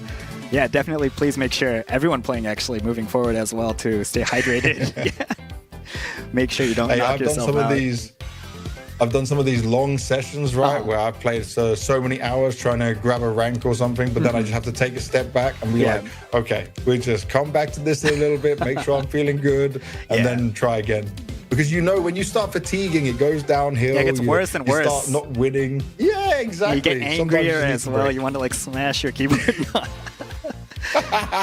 Hopefully not. Hopefully not. None of that. I've never destroyed anything yet. Hey, I've seen some of these stream clips from people where they get very angry or very tilted from these moments. That's what competitive gaming can do to you. Yeah, definitely. But, you know, I'll take a moment while we're still waiting for the players to get ready to say that this makes me so happy. Last version of Squadra Blast EU 2025, I was watching on the stream, watching all the action go down, and I was seeing like, okay, the players are good, but it's like one way, very kind of expected to be the end result. Now I'm seeing that we've leveled up. I'm seeing the players have started to learn that it's more important to play as a team and play correctly together. This is such a positive sign for what the future of this great game is going to be.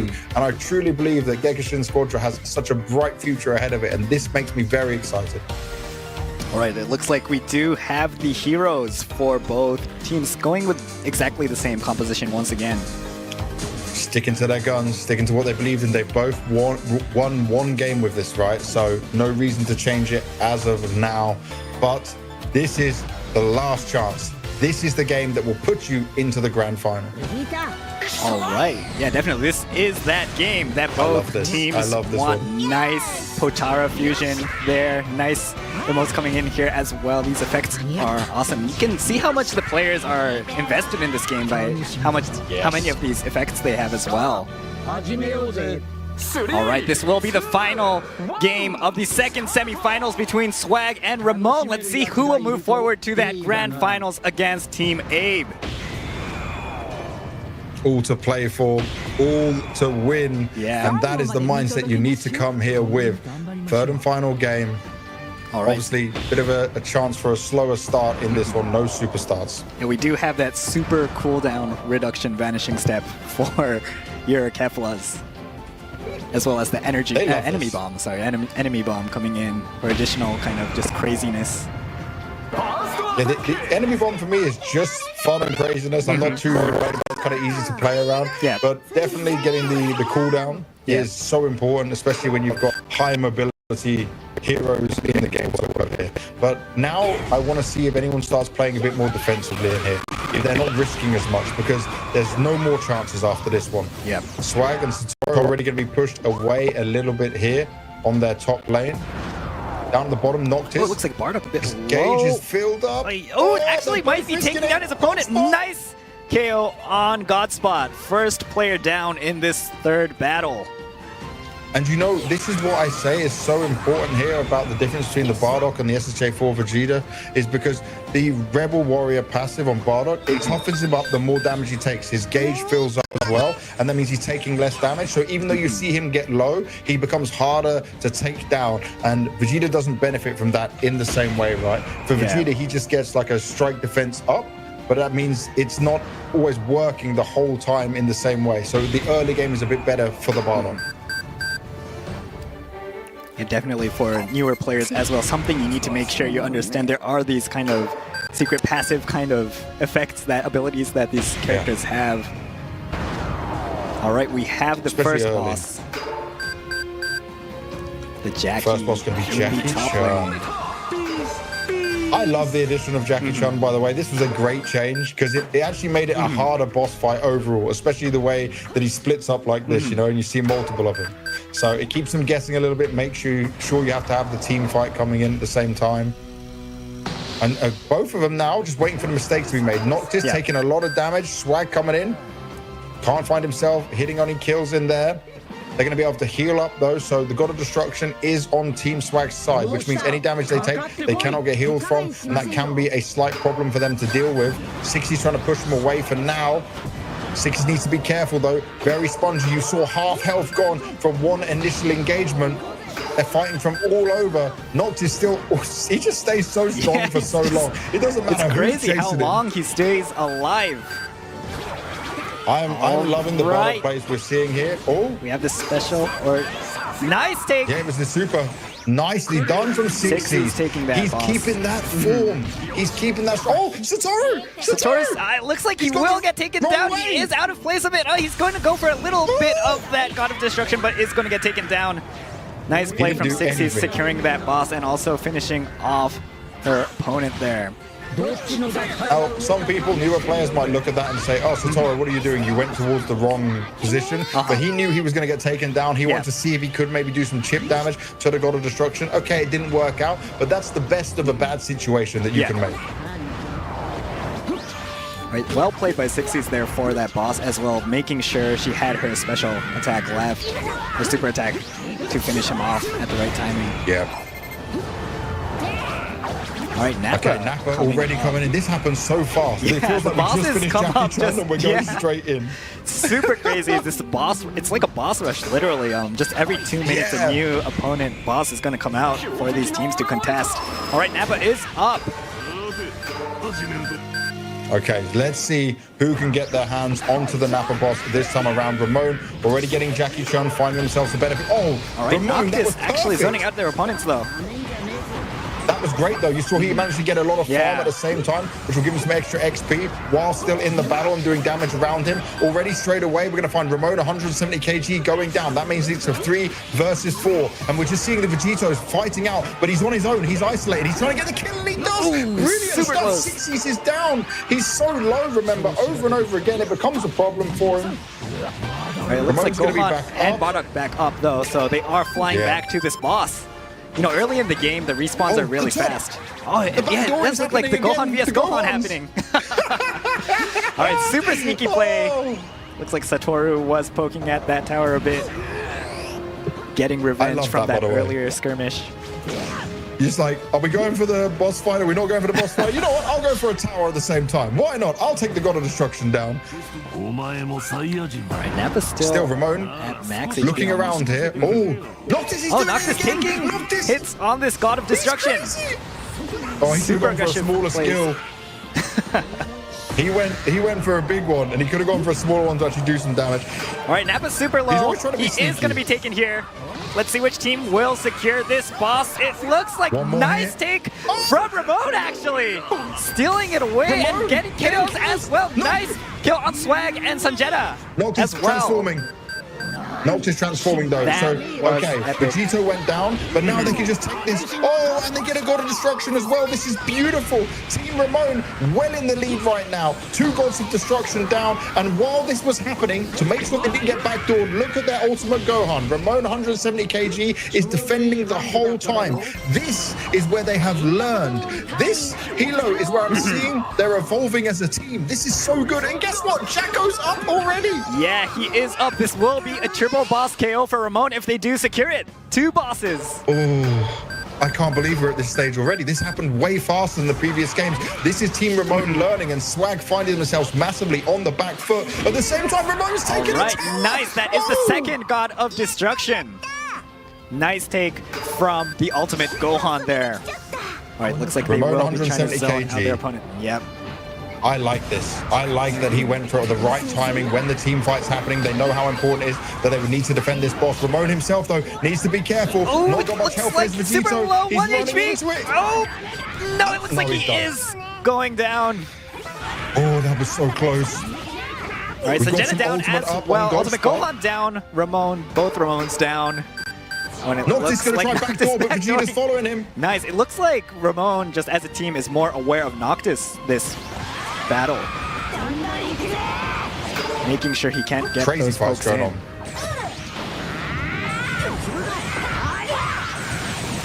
All right, that Jacko is still being a bit ignored at this moment. All right, nice KO on that Noctis.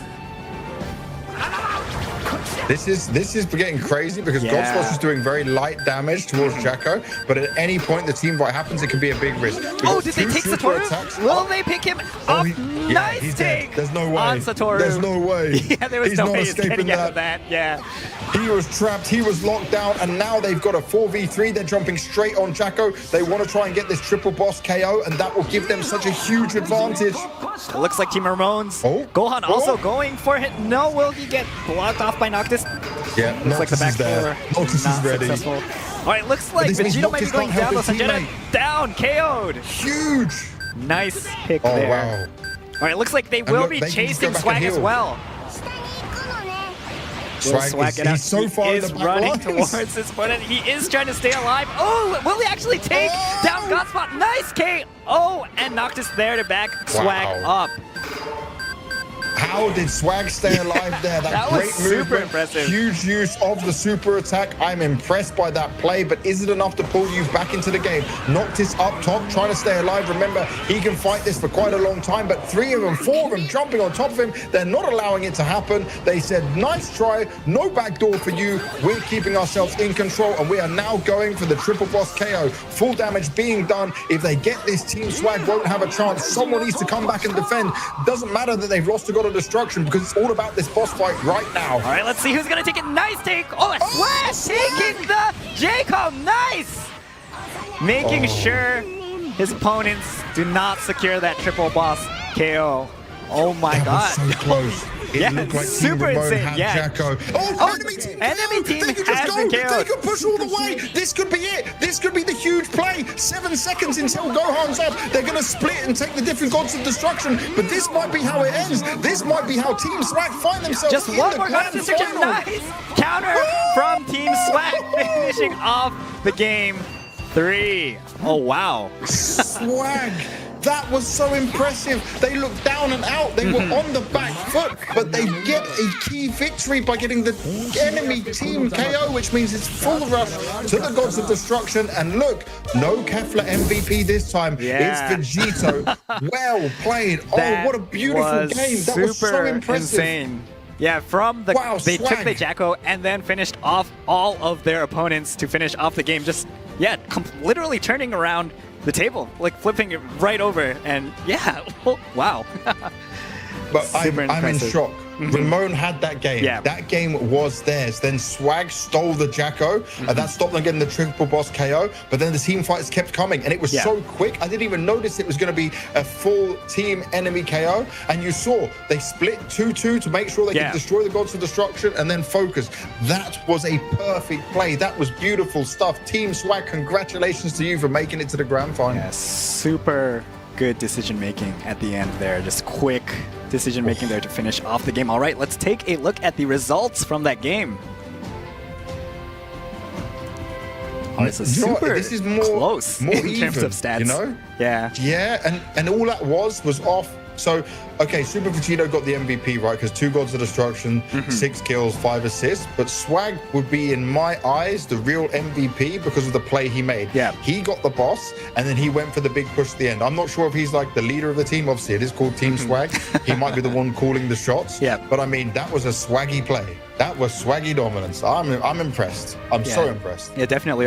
Securing that boss and then not just getting excited about that, but making the decision to continue to push on to the opponents, finishing them off for the team KO, and yeah, taking the game from there. It was really just a instant there that changed everything. Oh, dude, I'm just so happy we got to see a game of that skill and just those kind of maneuvers, because obviously Abe's team was so dominant in the first game. Yeah. We already spoke about the fact that he was going up against the Dark Horse and what it could be like there for Lady Kimmy's team. But this right now, this was 2 teams giving their all, fighting to the very last small margins. This is everything you want from a competitive game of Gekishin Squadra. Wow. And I know Team Ramon's going to feel so sad and so crushed by what happened there, but you played so well in so many situations. I feel like there were such small details, like you guys were constantly guessing back and forth with each other, having like Noctis going for the backdooring, and then someone trying to be on top of it. Ramon 170 kg was trying to push back. And I will say this, right? Again, it's not to point out anything bad, because Ramon 170 kg, his 3 ranks are A4, A4, A4, but he plays way above that level. This is definitely an S tier player coming in there, and I hope that like they can just show such good performances going forward in future tournaments that we get for the game, because they shouldn't have this as a negative. They played really well. This was, you know, I'm going to just do the classic meme whenever we get put on camera. We're not quite there yet. I don't know. We're still on the battle screen right now. Yeah. All right. So we're going to jump into the replay, actually. Oh, go ahead. Go ahead. You're going to have the replay? We'll have the replay and then we'll do it. Replay. All right, let's go to the replay. We're going to have this, right? On their top lane. Down at the bottom, Noctis. Oh, it looks like Bardock a bit His low. gauge is filled up. Oh, it actually might be taking down his opponent. Nice KO. I'm loving the Bardock plays we're seeing here. Oh, we have the special nice take. Yeah, it was the super. Nicely done from Sixie. He's taking that. He's keeping that form. He's keeping that. Oh, Satoru! It looks like he will get taken down. He is out of place a bit. Oh, he's going to go for a little bit of that God of Destruction, but is going to get taken down. That means it's a 3 versus 4, and we're just seeing the Vegetos fighting out, but he's on his own. He's isolated. He's trying to get the kill, and he does. Brilliant stuff. Sixie's is down. He's so low. Remember, over and over again, it becomes a problem for him. All right, it looks like Gohan and Bakperlo. He is going to be taken here. Let's see which team will secure this boss. It looks like nice take from Ramon, actually. Stealing it away and getting kills as well. Nice kill on Swag and Sanjeta as well. Transforming. Noctis transforming though, so okay, Vegito went down, but now they can just take this. Oh, and they get a God of Destruction as well. This is beautiful. Team Ramon well in the lead right now. 2 Gods of Destruction down, and while this was happening, to make sure they didn't get backdoored, look at their ultimate Gohan. Ramon 170 kg. Gohan also going for it. No, will he get blocked off by Noctis? Yeah, looks like the back there. Noctis is ready. Successful. All right, looks like Vegito might be going down. Sanjeta down, KO'd. Huge. Nice pick there. Wow. All right, looks like they will be chasing Swag as well. Swag get out. He's so far is running towards his opponent. He is trying to stay alive. Oh, will he actually take down Godspot? Nice KO, and Noctis there. It's being done. If they get this, Team Swag won't have a chance. Someone needs to come back and defend. Doesn't matter that they've lost a God of Destruction, because it's all about this boss fight right now. All right, let's see who's going to take it. Nice take. Oh, and Swag taking the J-Com. Nice. Making sure his opponents do not secure that triple boss KO. Oh my God. So close. It looked like super insane. Yeah. Just one more God of Destruction. Nice counter from Team Swag, finishing off the game 3. Oh, wow. Swag. That was so impressive. They looked down and out. They were on the back foot, but they get a key victory by getting the enemy team KO, which means it's full rush to the Gods of Destruction. All right, so that was the replay from Swag vs Ramon Battle 3. Once again, that super insane finish towards the end there. Yeah. It was, I'll do it now. It was absolute cinema from start to finish. It was absolute cinema. That was the game we deserved. That's the game you want if you're a Gekishin Squadra fan. And that's the beauty of the little decisions that this game can come down to. Oh man, I feel the energy after that game. I'm so excited now for the grand finals. We do still have the grand finals, but before that, let's take a look at the MVP from that match. Or battle, sorry.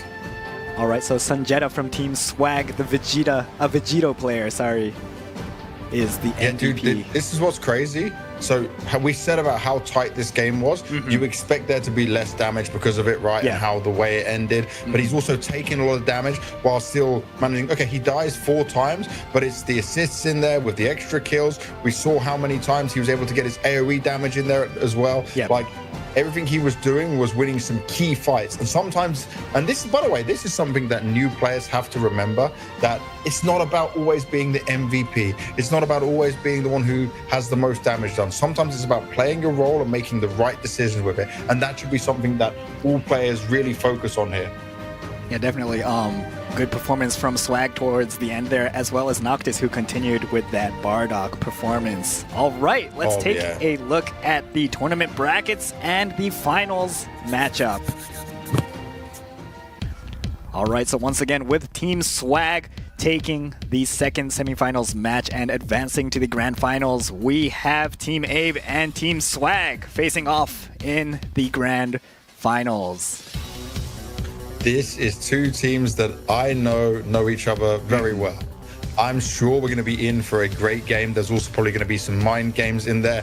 I'm really excited to see what will be the hero compositions and how they're going to make it work together in here. But I'll say this, Abe, they had a small slip up back in the open, right, before getting to this part of the main event. Then they managed to push through it. They took down Sabi, and then they took down Yugo's team, and it was very impressive from these guys. And then now they 2-0'd Lady Kimmy in such an impressive and dominant way. This is a team who knows how to compete in grand finals. This is a team, though, that has a lot of pressure on them.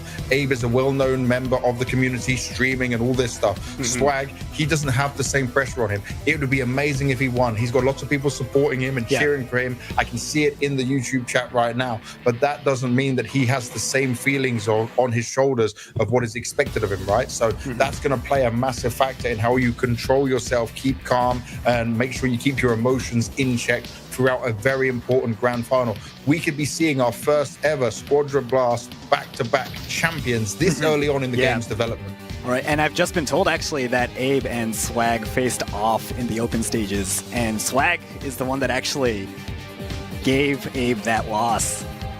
See, that's what I was talking about. That's crazy. Yeah, so we really don't know which way this game is going to go. Super excited for this final match. But before that, let's take a look at the third part of the P3G capsule for you guys. The serial code, sorry.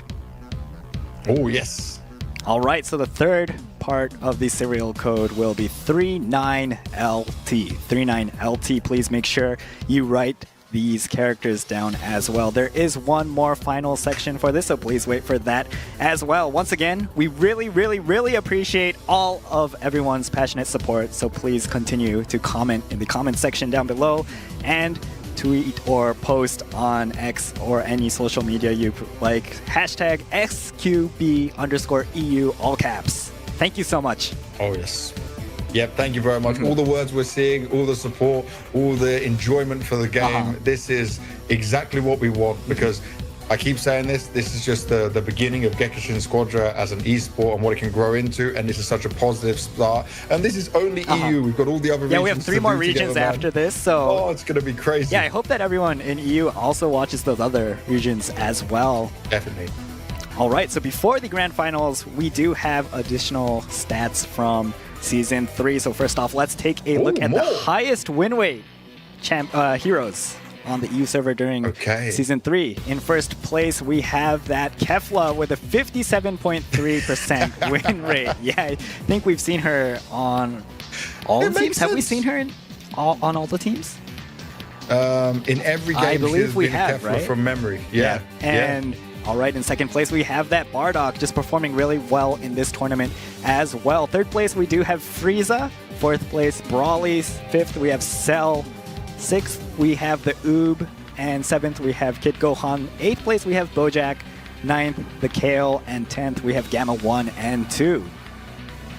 Now, I'll look at this, right? It's win rate ranking, and it's from C4 ranks or higher. This is all the stats were taken on the 22nd of February. But Kefla, just since release, dominant. We understand super that. Strong. Bardock puts himself in the position of the easiest tank to get a grips with, and great for also solo plays and doing some damage at the same time in comparison to the SSJ4 Vegeta. I'm obviously very biased towards Vegeta. He is my favorite character in the whole of Dragon Ball. Frieza, being third, this is either people not knowing how to deal with Frieza or just some really skilled Friezas. I'm so confused by this. This didn't make any sense to me. And the same as Cell. Cell is great character, but just there's much better tanks to choose from than Cell right now in current game meta. So I'm impressed. There's some people winning, but I mean, some of this I'm not seeing. Yeah, definitely. We actually have the Ultimate Gohan in 19th place with a 48.2% win rate. I think a lot of people maybe were picking Ultimate Gohan but didn't quite understand how to use him the whole way. Still, it's a big, like, do you know what? If you're looking at this, 48% win rate is very good. Like, that's hugely positive for your games. I always look at this as like kind of, if you want to aim in your own games while playing different roles and different heroes, if you can aim for like a 60% win ratio, that's like when you're on the right track of trying to be a better player and continue to improve. But I mean, for the Ultimate Gohans, there's probably a lot of people that pick him up and don't quite understand him at the beginning. Yeah, super popular character as well, so someone you really want to use as a Dragon Ball fan. All right, let's go to the next stats. We have team win rate rankings on the EU server for this season as well. All right, so first place we have Bardock, Brawly, Vegito, and that Frieza. And second place we have Cell. Actually, we have Cell in second and fourth place. The Topo taking the damage roll in fourth place, and we have Gotenks as well in the second and fourth place compositions. Third place we have the Kid Gohan, and in fifth place finally we have a Ultimate Gohan and the Oob as well. All right, what do you think about this? There's more Bardock than Cell, you know, so I'm getting it. But like, the thing is, people can, like, if they don't, so many people would expose their backs to Cell, then he grabs you and then he can transform early. So I'm guessing in some maybe of the lower ranks, we're looking like C, B, low A, there's a lot of people probably getting away with doing things that you shouldn't normally be able to do. The Bardock one obviously makes perfect sense. Broly, I think he's just such a popular character that so many people are picking him that, like, depending on the composition you get, makes perfect sense. I'll say that when we get into the next season, I'm expecting Ultimate Gohan to be right at the top and replacing Frieza. And I definitely expect Kefla to be replacing Broly, and then you've probably got the ultimate one for right now in current, like, top tier, S tier meta. Yeah. You know, I feel like I see this Frieza a lot, actually. I think in the previous season stats, we had a lot of Frieza as well. Frieza was great for bossing at the time, right? Annoying to play against, actually. Even when you know what he does. Yeah, he can rush towers, he can solo defend, he can push them back, and he can just solo bosses as well if people aren't going for it early on. And what do you think about the Gotenks here? I think he was nerfed at some point. I'm not sure how that kind of influences these stats. I feel like Gotenks is going to have a bit of a decline. I see a lot of people trying to say, like, oh, buff Gotenks again. But it's like Ultimate Gohan just came in so much stronger. Normal Gohan's very strong as well at the same time. So, you know, it kind of comes into it as well. The Bojack enjoyers are just hardcore Bojack fans. He did get a buff. He did start to improve. But look at this. It's grand final time. And we've already seen a change up straight into this. Both technicals going for the Ultimate Gohan. Remember, Annie was using, the Android 17. Over and over again. It is a superstar, to let you know. But I'm guessing he's watched the games take place and he said, okay, I'm going to show who the better Ultimate Gohan is right now. I got a point to prove. Arctic swapping between Kefla and Vegito at 10 seconds ago. He's baiting us out here. He's doing this for the stream. I'm telling you that definitely. There was no way he was not locking in Kefla. He was just trying to say, I know what these commentators will say. Ha ha ha. All right, and Abe going for his mini Goku pick as well.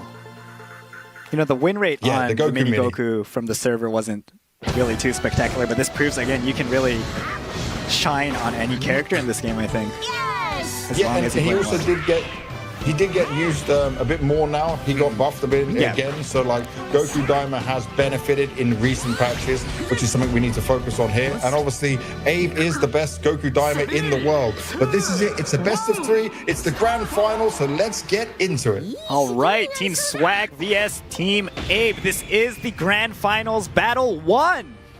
Let's see which team is going to take it. We also have the mystery HP Divine Draw, which just adds additional kind of confusion and mystery aspects, literally, to I guess everything. You know what I love about this? Yeah, you know what I love so much about this one? When you've got the mystery HP Divine Draw, this means that some of the team fights you take, you can't be as well informed early on, you know? You can kind of be baited out sometimes, so you have to be very careful. The super starts can be very strong. Abe didn't go for the Oob this time, even though he did that last time they got the super start. This time he's gone for the Daima. This is his best character. He knows it's the grand final. He wants to show off here. But Swag, they already had, like you mentioned, in the best of 1, a win over Abe. Now it's a best of 3. They've been watching the games, seeing how they play off each other. Already some early damage being done. Annie being caught out. Annie could be going down. Oh, he does go down, Abe unfortunately. is gonna have to farm, and Annie's fallen. The ultimate Gohan did lose out in this initial battle, and that can be a problem early on. Swag starting off strong. Right, it looks like Abe is going for this fight. Oh, super low. Gohan coming in as well. Will he get a kick in? Will they take a nice kick? They will be returning the KO. Nice combination from Abe and Annie there. Annie's return just then was absolute perfect timing. And now, Noctis, he's tried to get involved in this. All right, it looks like he is going to try to... No, Abe will get out. Annie is securing that as well. Nice team play there. They're just super insane counterattack there from Team Abe. Noctis's rotation there saved them from taking some damage onto their God of Destruction. Beautifully timed, really well played. Oh, Satoru needs to be careful. He's kind of alone at the moment. Does quickly fade away with the Vanishing Step, which makes sense. But this is going to give a lot of farm back towards Abe. Jackie Chan's going to be the first boss. Now, how do they rotate to this? This is, by the way, this rotation in terms of timing is going to favor Abe because it's just gone from their God of Destruction. Take. Nice. Abe taking that Jackie super fast. All right, looks like they will be losing 3 players, though. Annie, the only player alive, moving back towards that bot lane. Okay, so Gohan now will just defend. They did get the boss, but the trade-off here is obviously the kill XP went towards Swag, and now they're going to clean up the lanes. They're going to take all of it. Already Kefla transforming at the same time. This puts Swag in a better position despite them not being able to get the boss. All right, just super fast take. We actually honestly missed most of what happened there. But yeah, nice boss take. I didn't even notice. Yeah, I didn't. So both teams playing it fairly safe now. Just waiting for that next boss to appear. It will be that Nappa in the bot lane.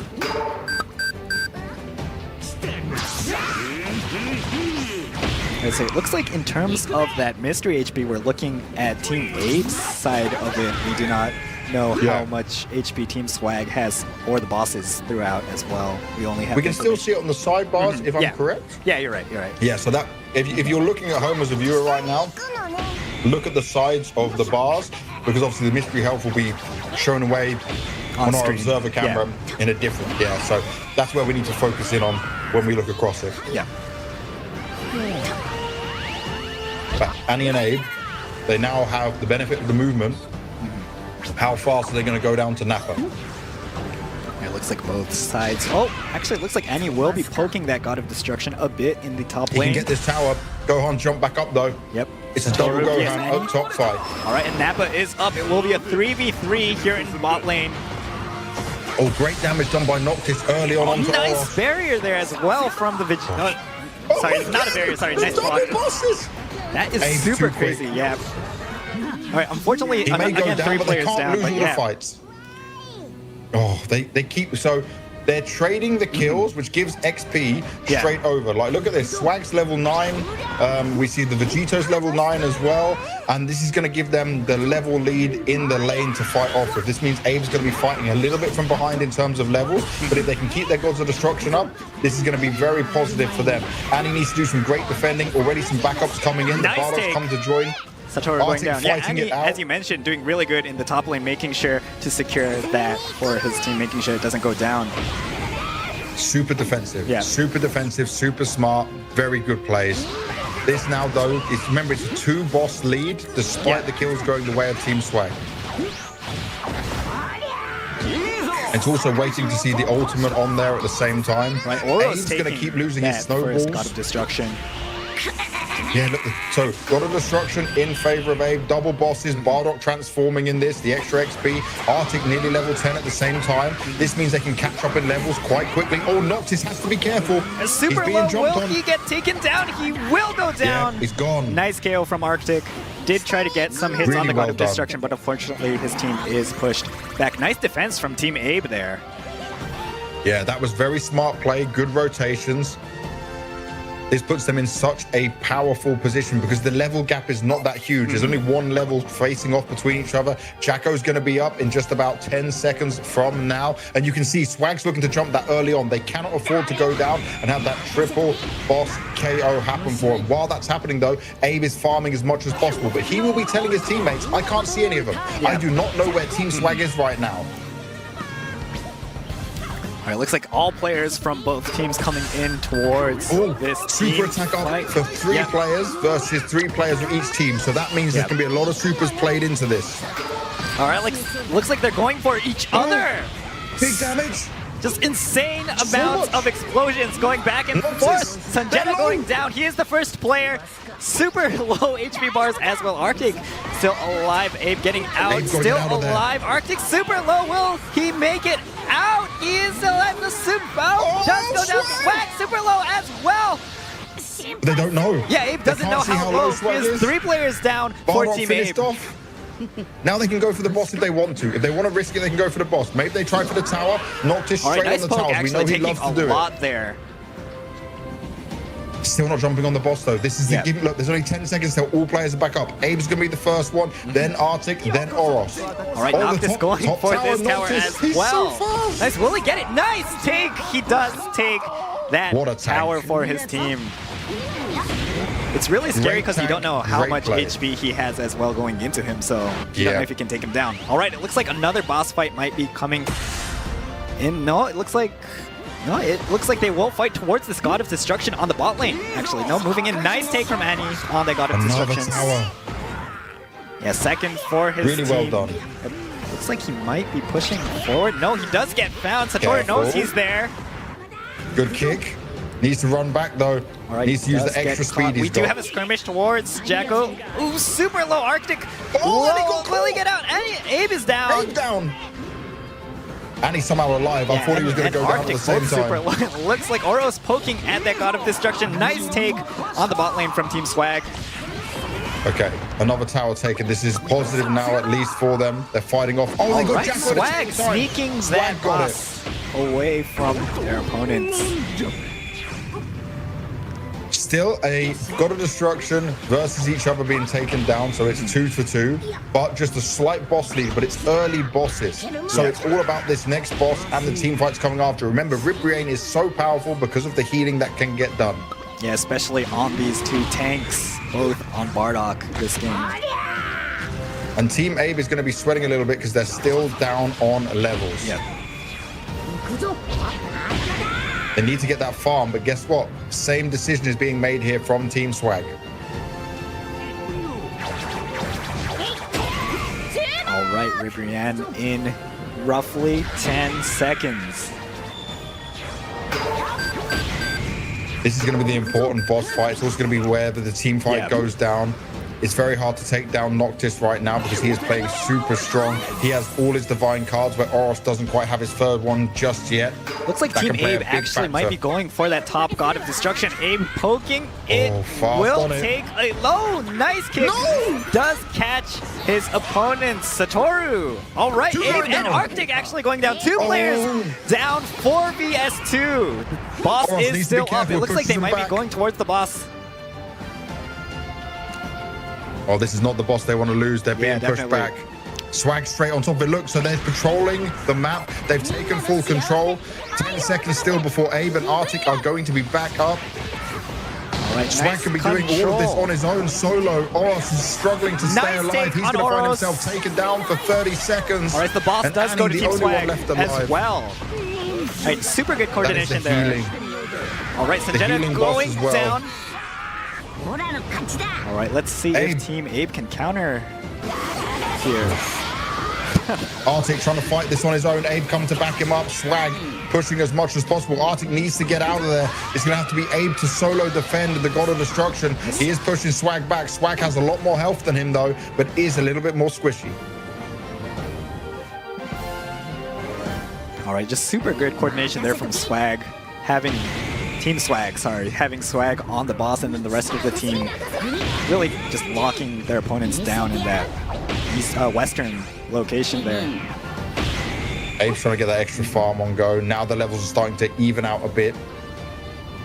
So the ultimate Gohans will be the difference in level here. Yeah. But look, Abe and Arctic 13 each, where the Super Vegito hasn't quite hit 13 for Team Swag right now. Back to fighting on this boss tower. Annie needs to be careful on the ultimate Gohan. He's got the speed to try and get away out there, but there's too much damage on him. And all four players focusing him. He will be taken out 30 seconds. He's down from this. Let's see if Team Swag can take advantage of this player being down for 20 more seconds. It looks like they are pushing towards this top lane. Nice early find. Arctic on to Noxus. Push back all the way as well. Special Super attack from Swag, going to do a lot of damage. Is it going to be enough to push him back? There's no healing done on the God of Destruction for now. They need to be careful as the health is being whittled away. Oros can't stand the fight for too much longer. Arctic's been taken out of this one. There is damage all over the place, and they can just go for this bottom tower. How fast can the rotation happen? Team Abe. Oh, nice. Really saved there by the Zeno reset. Yeah. All right, Annie taking Just Noctis super Abe's low. on top. Abe's going so fast. Abe's going for it. There is the Vegito that's just come back, though. This will be a battle between those two on the tower. Oros managing to take him down. Noctis out for 31 seconds, but at the same time, Abe is gone as well while the tower is low. Oh, nice take from Annie there. That's huge. Annie, Swag no HP going win. down. Finds the Kefla going down. Swag out of it. There's so many 1v1s happening all over the map there. I'm just trying to look at the mini-map more than looking at the main game. Yeah. Oh. All right, so much action in this first battle in the grand finals. Just all the players performing really well, I think. No more bosses, so both sides need to be careful. It's all about, I think, who makes that first mistake, who gets picked off first. Oros came up clutch there, though, in that fight he had. Yeah. He's now leveling up more. Look, the levels 12, 13, 13, 13 for Abe, 13, 13, 13, 12 on the other side for Team Swag. So it's a tank difference versus the Ultimate Gohan difference. All right, Swag does have that Ribrian buff, though, for Noctis as well. Yeah, the healing. It is going to help a lot. They're waiting to go for this top tower. Yeah. Annie, just one more hit. Going to go straight in for it. They know he's there. Will they be able to stop him? And the top All tower right, it now, looks they like need to be Annie does take it. careful. Oh, at the bottom tower. 14 maybe though going they've down. done it. Swag, great timing, straight push on, no chance at all. Abe wasn't ready for it. They didn't see where they were, and Swag in the grand final find themselves going up 1-0 here against Team Abe, our previous Squadra Blast EU champions, and it's Swag with another MVP performance. All right, that was a really intense performance from both sides, I think, in this first battle of the grand finals. How was it? Any thoughts? Dude, that was a crazy back and forth. Abe feeling like they had the early game under control, but then losing both the Jacko and the Ribrian was just not on the cards for them to be able to sustain it. And then you saw Swag kept grouping up together and making sure they had a positional advantage. That's what caught them that nice win at the end. If you look at the difference there, it was they were hunting for Team Swag. Swag were all together. No one looked from at the bottom. And then they were able to grab the win, grab the Dragon Ball, and claim the first game. Team Abe right now making a little bit too many mistakes there towards the end, which cost them. All right, let's take a look at the results. Oh, look, that's how close it was. That was it. Super close stats. This was the damage difference. That's 100% the damage difference because Vegito and Kefla just outperforming very nicely in there. They had this lead when it came to the second bosses that were coming into the game, and Oros was playing on the back foot a lot against Noctis, but then was controlling the late game more towards it. I'm wondering if Abe will decide to swap off Goku Daima to try and counter the Vegito in there. All right, let's go to the replay now for Battle 1 of the Grand Finals. Already some early damage being done. Annie being caught out. Annie could be going down. Oh, he this does is a big go risk. down, Abe's unfortunately. gonna have to farm, and Annie's fallen. The ultimate Gohan did lose out in this initial battle, and that can be a problem early on. Swag starting off strong. Right, it looks like Abe is going for this fight. Oh, super low. Gohan coming in as well. Will he get a kick in? Will they take a nice kick? They will be returning the KO. Take a nice kick. They will be returning the KO. Nice. Abe, because it's just gone from their super fast take. Nice. Abe taking that Jackie super fast. All right, looks like they will be losing 3 players, though. Annie, the only player alive, moving back towards that bot lane. Be here in the bot lane. Oh, great damage done by Noctis early on. Onto Nice Oros. barrier there as well from the sorry, not a barrier. Sorry, nice block. That is Abe's super too quick. crazy. Yeah. All right, unfortunately, He may go again, down despite the kills going the way of Team Swag. It's also waiting to see the ultimate on there at the same time. Right, Oros Abe's going to keep losing his snowballs. snowballs. God of Destruction.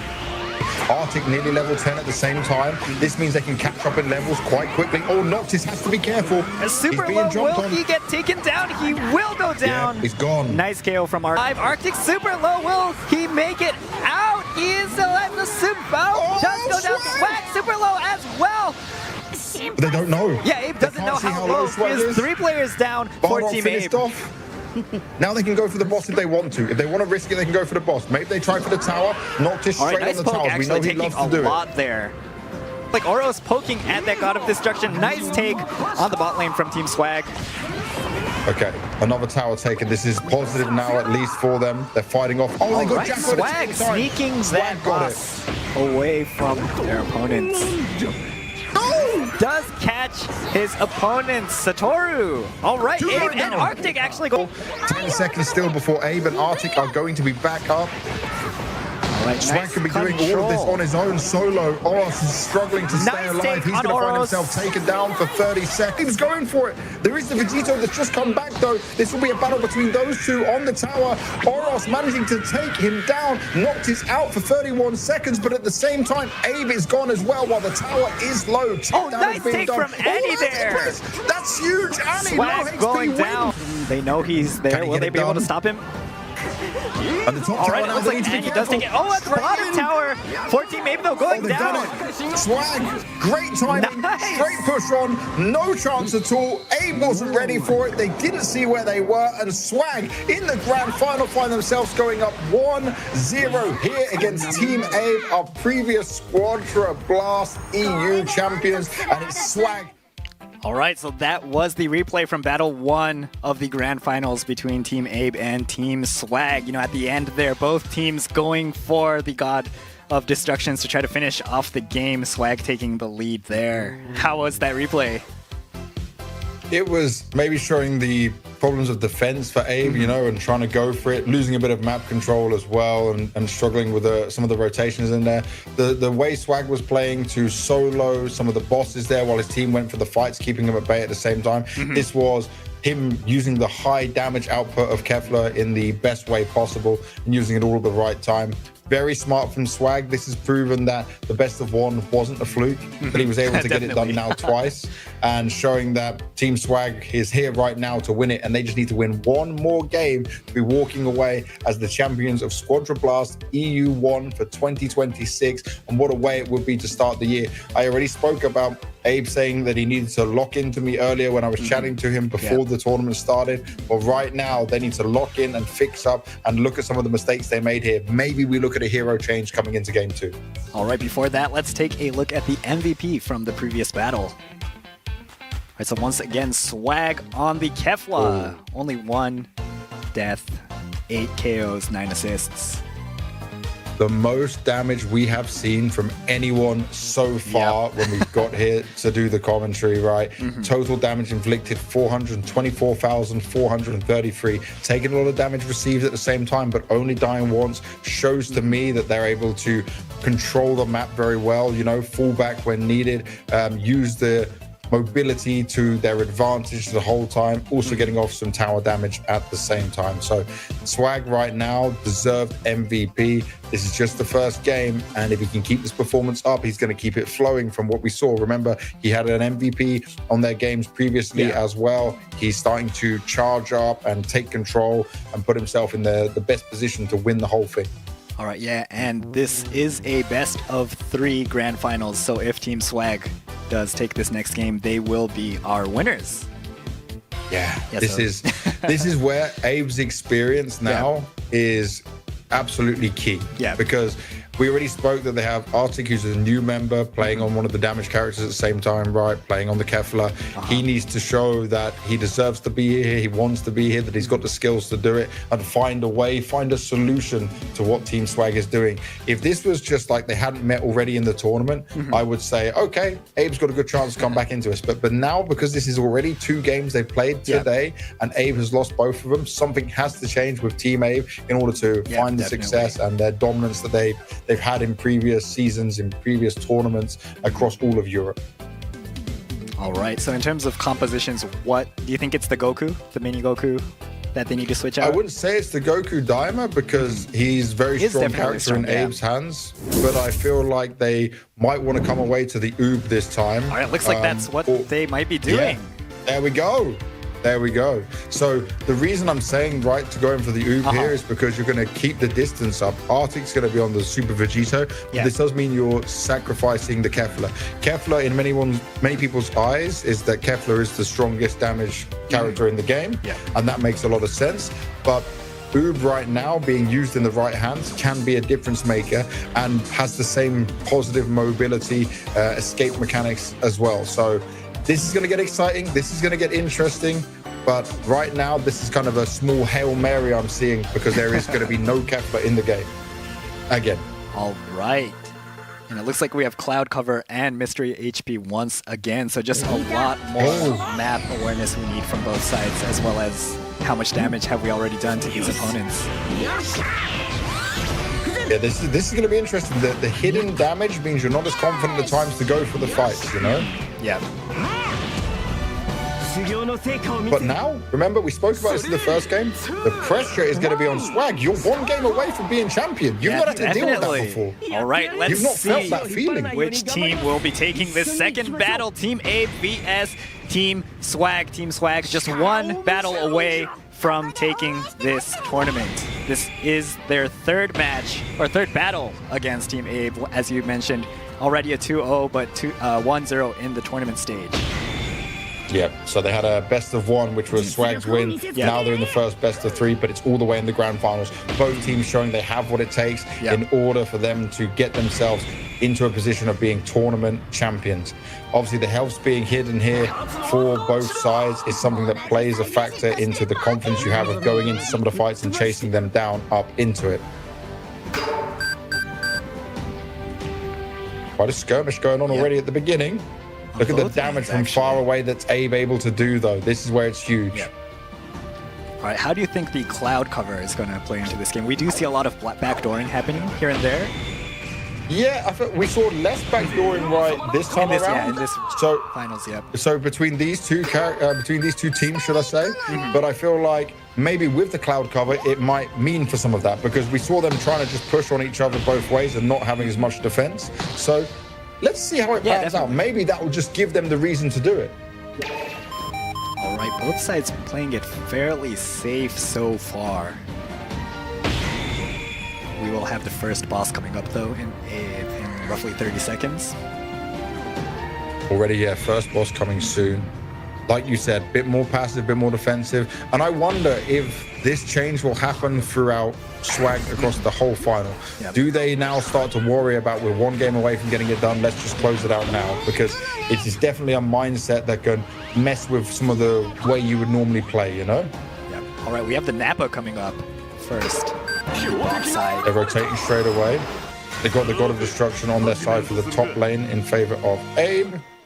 The bottom lane, they need to be careful where the fight's actually taking place. All right, they're going right for it. The teams are flying in towards this Napa. Napa's super low already. Nice take from Abe. Swag low as well. Abe stole it quick. Taking Nicely done, but he will go Abe down. going down as well. Finds himself being taken out in the team fight. This was the same situation they found themselves in last time around. Going down as well. In favor of Swag. Swag's team fights on the bosses. They might not be able to secure the bosses, and that is a problem, but it does mean that they get the extra levels and the better laning phase. It looks like Sanjana going down. Oh, nice response there, unfortunately going down. That's huge because taking down the Vegito is key now. That means this evens out this laning phase. You know, last time around that they both lost. Swag lost none, and Team Abe lost 3 heroes, which is obviously huge in how this is going down. Satoru needs to be careful kick there as well. Go on. Misplay Satoru going down. Super. Well, they're coming in with more confidence, better team fights. Yep. Abe's able to do so much damage at a greater distance now as well. Yeah, complete focus. Bringing 3 players there to take down Satoru, actually. Yep.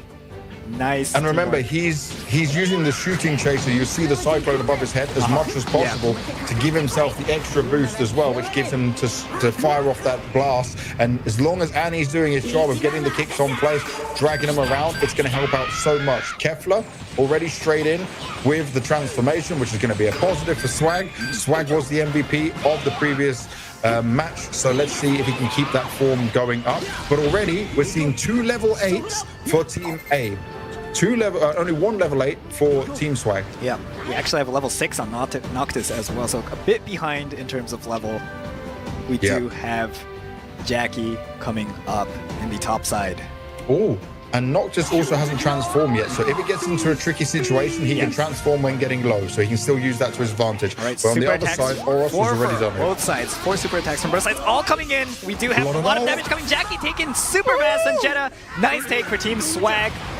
Tying it up Swag 1 for 1 low. in terms of boss. Super low, nice. Abe going down. Gohan, Annie going down as well. Swag down for Team Swag.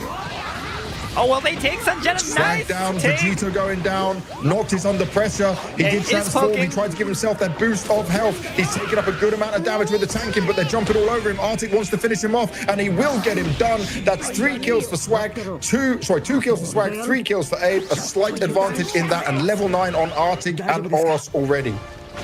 All right, just both teams really responding after these boss takes and trying to just Abe take it. Oh, super low, nice. He's so low. Does get out. Swag versus Abe is going to be the match we need to look at over and over again. All right, looks like we will be going for this God of Destruction. Nice take from Team Abe, taking the first God of Destruction of this battle. Right, nice kick. Abe super low. Oh, it does get taken down. Arctic as well. 2 players down for Team Abe. Another player going down. Oros down as well. Andy, the last player alive. It looks like Zeno for Team Swag moving towards Abe's tower as well. Right. This is going to be really hard right now for Abe to build them snowball stacks, which is going to be annoying for him to build on the extra damage. They're trying to keep their tower alive, but they are going to trade it off. God of Destruction destroyed in favor now of Team Swag, so it's 1 for 1 both on the top lane. The bottom lane is nearly gone though for Team Swag, so they need to be careful. Defense has to be huge, and look who is coming into the mix right now. We're getting our 3rd boss because it was split 1-1. It's not going to be Jacko this time, it's going to be Ribrier. I like Abe with the Cyclone stacks prepared for this fight. Healing coming in this early is great. Whoever can get this is going to be huge. Arctic looking to at least patrol the area for now. Level lead for Arctic and Abe in terms of being the damage characters here. Arctic out of finding place a bit. one. Gets kicked back. No, he is escaping. Sanjana. It looks like the Gohan's fighting in the top lane as well. Sanjana super low. Nice hit. Oh, Arctic going down. Swag as well. Sanjana going Arctic down for Swag as dead. well. And he's fighting Satoru up top. Yes, this Gohan vs Gohan battle. Oh, they're going to take the boss though. Abe is doing so much damage.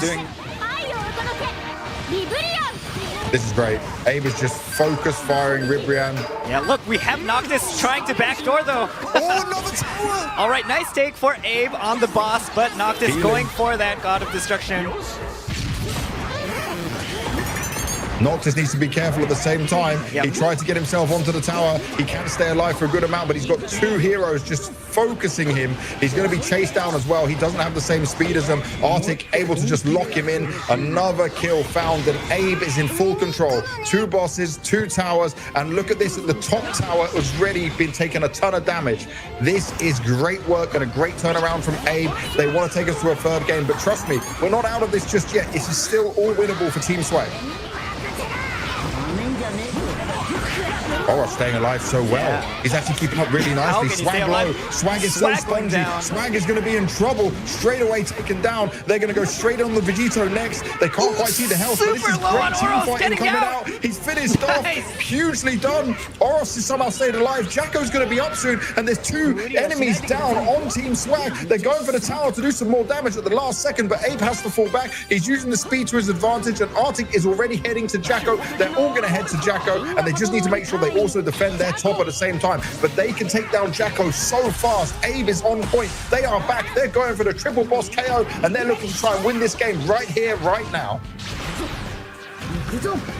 All right, they do secure that Look 3rd how fast that boss. was. That was a super 10-second fast. boss. Yeah. In the meantime, Oros just keeping the opponents away from that boss as well. It does go down, but worth it, definitely. Now, they just got to be careful on the team fights, though. They've taken the top tower. There's 1 more tower to take. Their towers are safe, so they just need to win it out here on the team fights because it's a 4 versus 4. Already the levels are in their favor. Oh, they're going to be able to take it, and Abe's going to be able to sneak. Look, Abe is down on the bottom lane on his own. If they just do 1 more time, all right, he is running towards the Dragon Shell. Abe's going for it. Look this at is going to be Abe charging forward. Instant destruction. Ownage completely. Team Swag end up losing this one as Abe come through with a huge performance, a hero change. Super Oob is the difference, and they showed it in style. And I'm going to be guessing it's Vegito who's getting the MVP in this one. It was really well played from Arctic, the new player to the team, who's looking to get his first championship here in Gekishin Squadra with these guys. What a way to come back. What a fast game. Yeah, that was a very different game from the first game we saw. Just super insane performance from everyone on Team Abe there. And yeah, towards the end as well, the way the Oob was ready to go for that Dragon Shell, Dragon Ball at the end, keeping all of their opponents up towards the top lane and sneaking all the way to the finish line. Super and this is what I'm looking at, which is very key, is that difference of confidence. He was so convinced his team would win that battle up top that he didn't even join him for the fight. He said, I'm going to stay here. I'm going to keep my skills. I'm going to focus the shell. They'll still be busy with you guys, and there's no way we can lose this. Full confidence, absolute domination, and now we're going to a 3rd and final map for a grand final. That is exactly what the Gekishin gods wanted us to have here. We deserve this, man. All right, let's take a look at the results of that battle too. It's so even. Do you know what? This is what's beautiful. Is because when you're looking down these stats, this goes to show you this is not one player dominating, one player taking over and doing whatever he wanted. This is smart team fights. This is a bit of back and forth. This is power struggles, which we love in the Dragon Ball universe.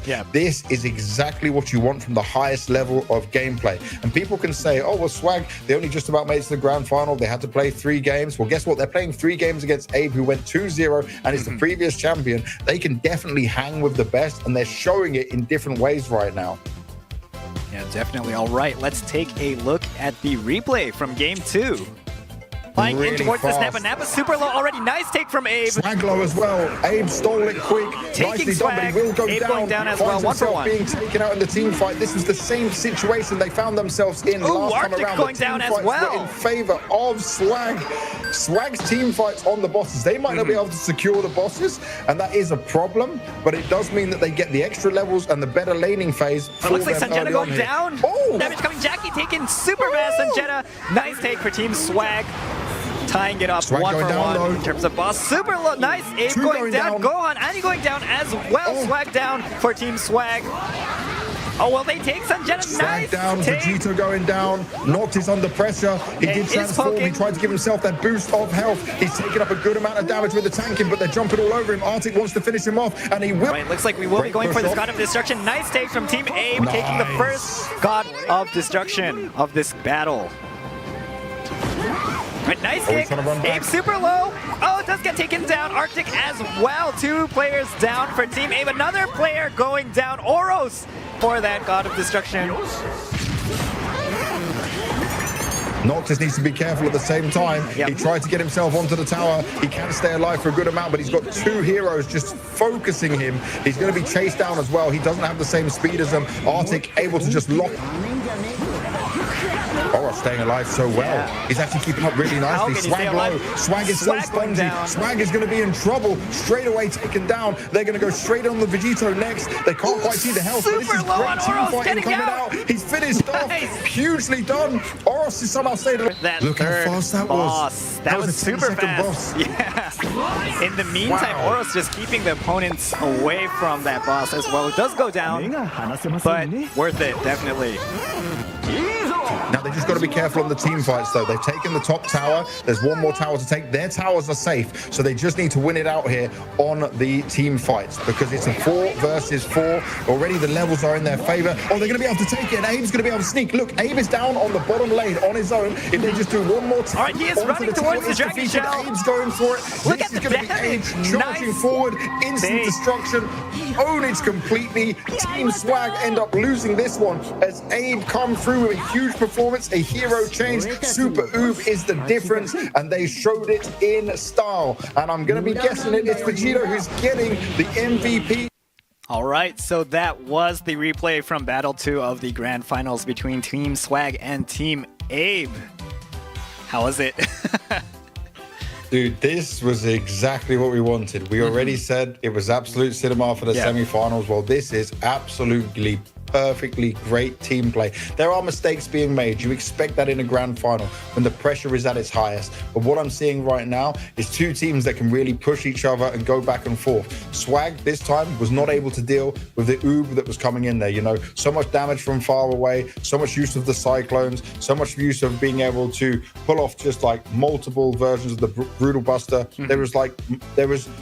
He was unable to stay alive on Swag this much time because obviously he's a bit more squishy and having to get in there and take some of these fights. He was half health instantly before even getting close, before even being able to have a chance in there. And I think right now this might convince Swag to make a change because they saw, okay, they made a change, they got the win. Do we know how to do it? Do we know how to counter this? Because they should have expected this. This is a character Abe can use as well. And Oob is in meta currently. So this isn't something where they go, oh my God, I didn't expect it. This is now how they deal with it, you know? This is now how they counter it because everything has a counter in your team play. But do you believe in it with your current composition? That's the thing that needs to be asked here towards Swag. And I'll tell you this, by the way, was just talking to Abe here while we were waiting for the game, and he said this is too stressful because he's never nervous. I'll tell you this, I've watched him play so many times. I even did a very long interview with him before, and he's not a nervous person, but having to also lead the team,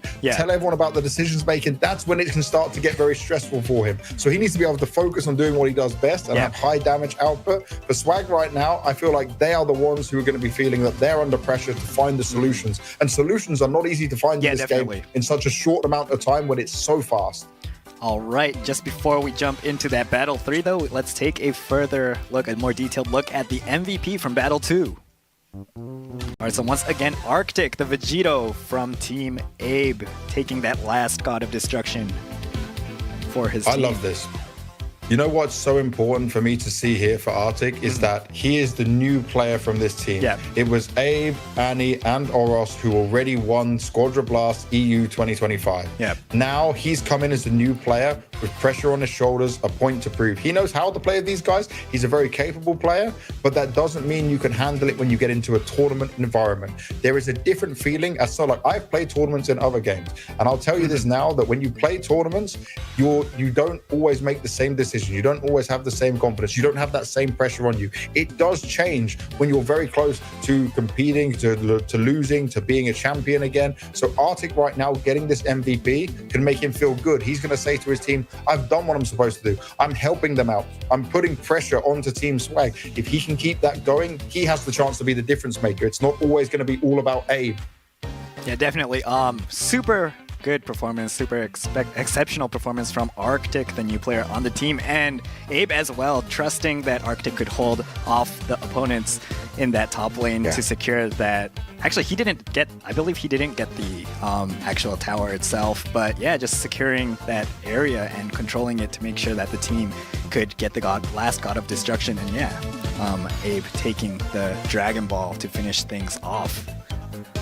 Definitely. And, you know, one thing that I'll say when it comes to the EU teams at the same time, you'll see some teams like there's full French teams in there, there's some full teams from different other countries in there, Spanish-speaking teams, but like a team like Swag or a team like Abe, who is not all native English and then all communicating in English because that's their common language they can work with, that also plays a difference when you're trying to communicate. And you might hear them on streams and stuff, their English is good, but it's the difference between your native tongue and like speaking a secondary language, you know, right, better than anyone. Like there is a slight difference that could be a millisecond or a second difference in the game, which is very impactful. So that's another thing that these guys have to think about the whole time. And definitely something unique to, I'd say, the European region and maybe the South American region as well. I think NA and maybe the Asian regions generally focus on like their main language. Yeah, kind of native. So yeah, super interesting to see how that plays out as well. I think there's some nuances as well in terms of you can use the same words, but it could mean something a bit different. It might be a bit more urgent in some like way. It's a bit difficult to explain, but you know, the same words, the same kind of expression, the same nuance could mean something completely different, even in the same language. Yep, it's so very important. And right now, I feel like if you're Team Abe, you want to stick with exactly the same composition. It worked out so well for you. It seems like we're getting exactly that straight off the bat. So far, everyone's locked in and there's no changes here for Team Swag. So Team Swag have played with this composition the whole way through. This is what they believe in. But it's now, what have they discussed in this short break of like 10 minutes about how they counter U? Because they did kind of get rolled on. The first game was close, but this second game was just pure dominance from Team A. And now Swag needs to think about how he's going to have to deal with that, how they need to try and lock him down. We saw Toru sometimes being able to get a perfect kick in and keep him locked down, but maybe if you can get some staggers in there from the Bardock at the same time would be very helpful as well, you know? Like use the Wild Roar and draw the attacks to him, gets the Shockwave around him as well. But obviously he's not going to fight Abe as much in that top lane until there's bigger team fights later in the game. All right, let's jump into the final battle of Squadra Blast EU 2026 Sharp 1. This will be Game 3 between Team Swag and Team Abe. Will Team Abe take their second championship, or will Swag take their first and be the first champions of 2026? Let's go! Let's go. Let's get into it. Let's see what's going to happen. Everyone who's watching right now, tell me who you are cheering for in chat. This is the last game. The winner of this will be crowned as the champions. I can't wait to see it all go down. This is definitely a 50-50 right now.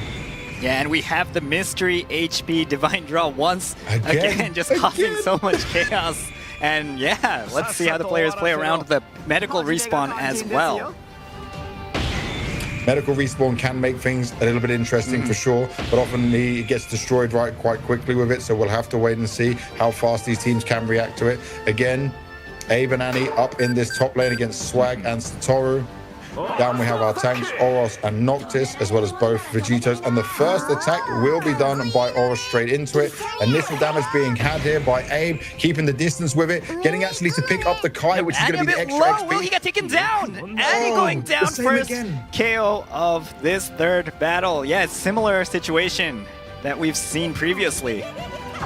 Yeah, exactly the same start as we saw on game 2, which did end up going Abe's way. I'm not going to say that's going to mean anything, but getting the Kai, getting the extra XP is going to help you. You can already see Arctic and Oros both level 4, 1 level ahead of Noctis. These small details are something we have to keep an eye on, especially when we get later into this game, because if you can just get that extra farm going, it's going to help so much in putting yourselves in the best position.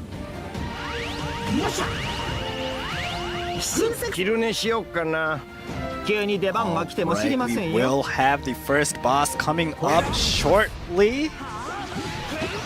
Abe's got himself already the Brutal Buster way above him, going to be doing a lot of extra damage. He's just keeping that charge at all times. If you don't see that above his head, you're going to see quite often that he won't want to go in for the attacks just because it's so powerful early on and can quickly chip away at all the health against the enemy. Right, and the boss as well, if he wants to use it against the boss. The Nappa is here in the bot lane.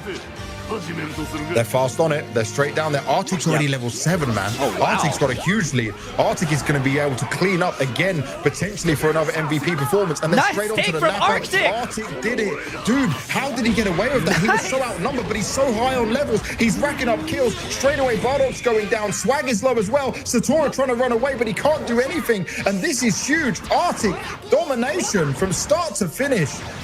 And he's going to go straight in for the Kai for more XP. He is level 8 already at 2 minutes 34. This guy is a beast. This guy has proven he wants to be a champion. But definitely his game, securing just the KOs and the boss as well, taking it completely for his team's advantage. And he needs to be careful again, though. Gets taken out. All right, Satoru's super low. Does need to play safe a bit. Does fall back.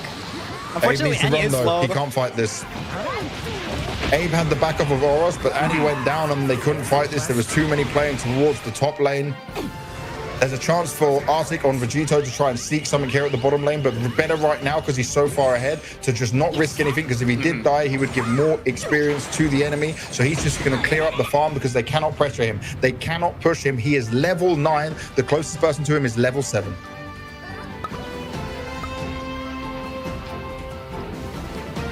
All right, yeah, it looks like both sides playing fairly safe. We're just waiting for that next boss that will be Jackie.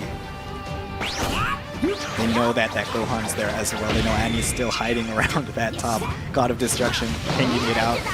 All right, looks like we have a little skirmish here in the bot side. Abe racking up the stacks once again. He's just keeping it above him the whole time. It makes him so scary. You don't want to fight into him. And guess what? He's got this stacked up so well, and it's 5 seconds till Jackie Chun comes. If they want to go, remember they traded bosses last time. Let's see if they can get a double boss KO early on here. Right, looks like they're going to go right for it. Both sides charging into the Jackie Chun. Satoru is so low on levels, it's going to be hard for him. He's taking a lot of Abe damage. actually going down though, first. Abe is dead. Abe took too much. This is all to play for. Yeah, Jackie's still like Jackie. What HP? Nice take from Swag. Oh. Taking Oros down Really as well played. Swag is the boss killer right when you need it. Yeah, sometimes it looks like he's going to fail. He's so low. He's taking so much damage being squishy, but he just finds the perfect position to sit in, snipe it away, and cause a big win for his team. You need a player like this on your side. It looks like Oros actually coming up there from the pod. Abe got to be careful, taking a lot of damage. Arctic there to help him out. Swag under pressure a little bit. They're going to go for the Kai and get even more XP. Levels are starting to even out a bit more. Swag is trying to pick up some steam himself to be able to fight back into this. Both tanks on the same levels to fight it at the same time. Swag now up to 10. Yeah, first one to hit that 2-digit mark, or second one, sorry, to hit that 2-digit mark first on his team.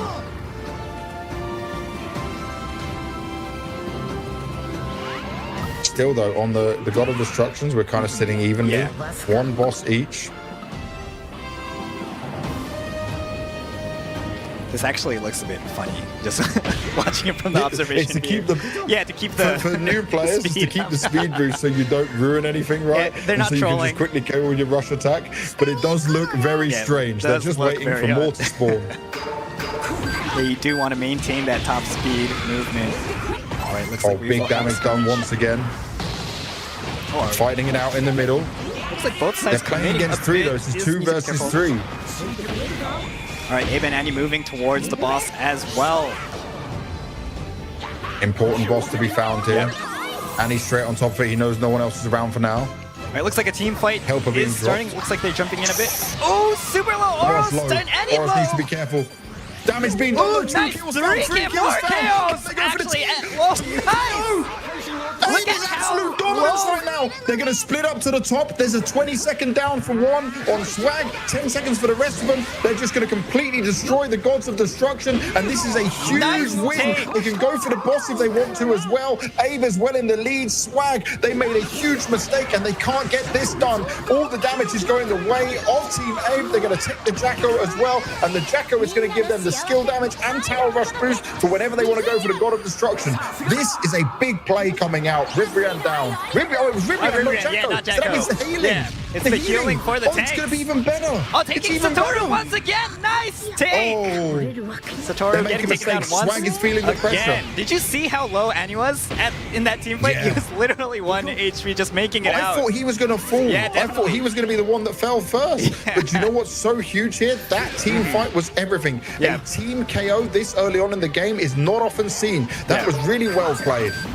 All right, looks like they will be going for this God of Destruction as well. Still 17-ish seconds on this Zeno. They're pushing out. They're taking out opponents as well. Noctis going down. Noctis down. Satoru down as Satoru's well down once again. They're still pushing Swag's on down. this God of Destruction. No, Swag's still up. He's so low. They can just take the God of Destruction. No problems at all. One more God of Destruction. Abe is in the driving seat. Arctic and Annie need to be careful to at least stay alive. Don't overextend. Don't cost yourself. You'll probably see some recalls. Yep, they recalled. One player recalled straight away. Annie and Vegito getting full health back at base. They do not need to overextend this. This is what smart team play looks like. They made a decision. They didn't chase. They didn't want to throw. This is the third game of a grand final. You cannot risk it. And now Jacko is on the field. This could be the triple boss KO for Abe. They know they're in a commanding position. Yeah, definitely. Swag does need to take it. Otherwise, they might not be able to come back in this fight. It looks like we do have a little skirmish between the Bardock and the Gohan. It looks like they are rushing as well. No. Abe's gone back to fight. He's going back in for the team fight. All right, taking down Vegito. Vegeta going down. Swag down as well. Swag's out of it. There's no chance for Team Swag right now. This could be another team KO. Just Satoru left. Satoru's trying to run away, but look, there's over 20 seconds down for everyone. He can't win this. And they Abe is in a commanding position. They surrender. They don't even let it go down, and Team Abe find themselves as the champions of Squadra Blast EU 2026, #1, and they've gone to become back-to-back champions. What an amazing performance we see here.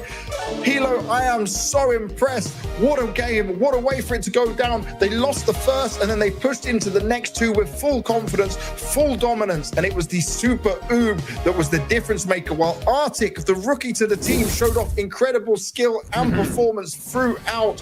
Oh, I didn't even know who was MVP of that one, but I believe Arctic was the fast. MVP, so taking 2 MVPs in the grand finals. Well played by the new player Arctic to take that game 3. Oh, I love this game so much. It's so much fun. This was exactly what you want. The team KO, it was so unexpected, especially at that time of the game. You know, we haven't seen it so early on. Last time it was done right towards the end, but Abe, they saw the blood and they were like, we're just going for it. We know what we need to do now. And they also made the right decision of not getting overconfident. They decided to recall 2 players, fall back in it as well. This is smart, high-level play. This is SS rank play that you dream of. Yeah, definitely. All right, let's take a look at the results of that final battle. All right, so just a really solid win. Look at that Arctic KDA, 9 KOs. I'm so impressed with Arctic, man. This is a player who wasn't on the champion team from 2025.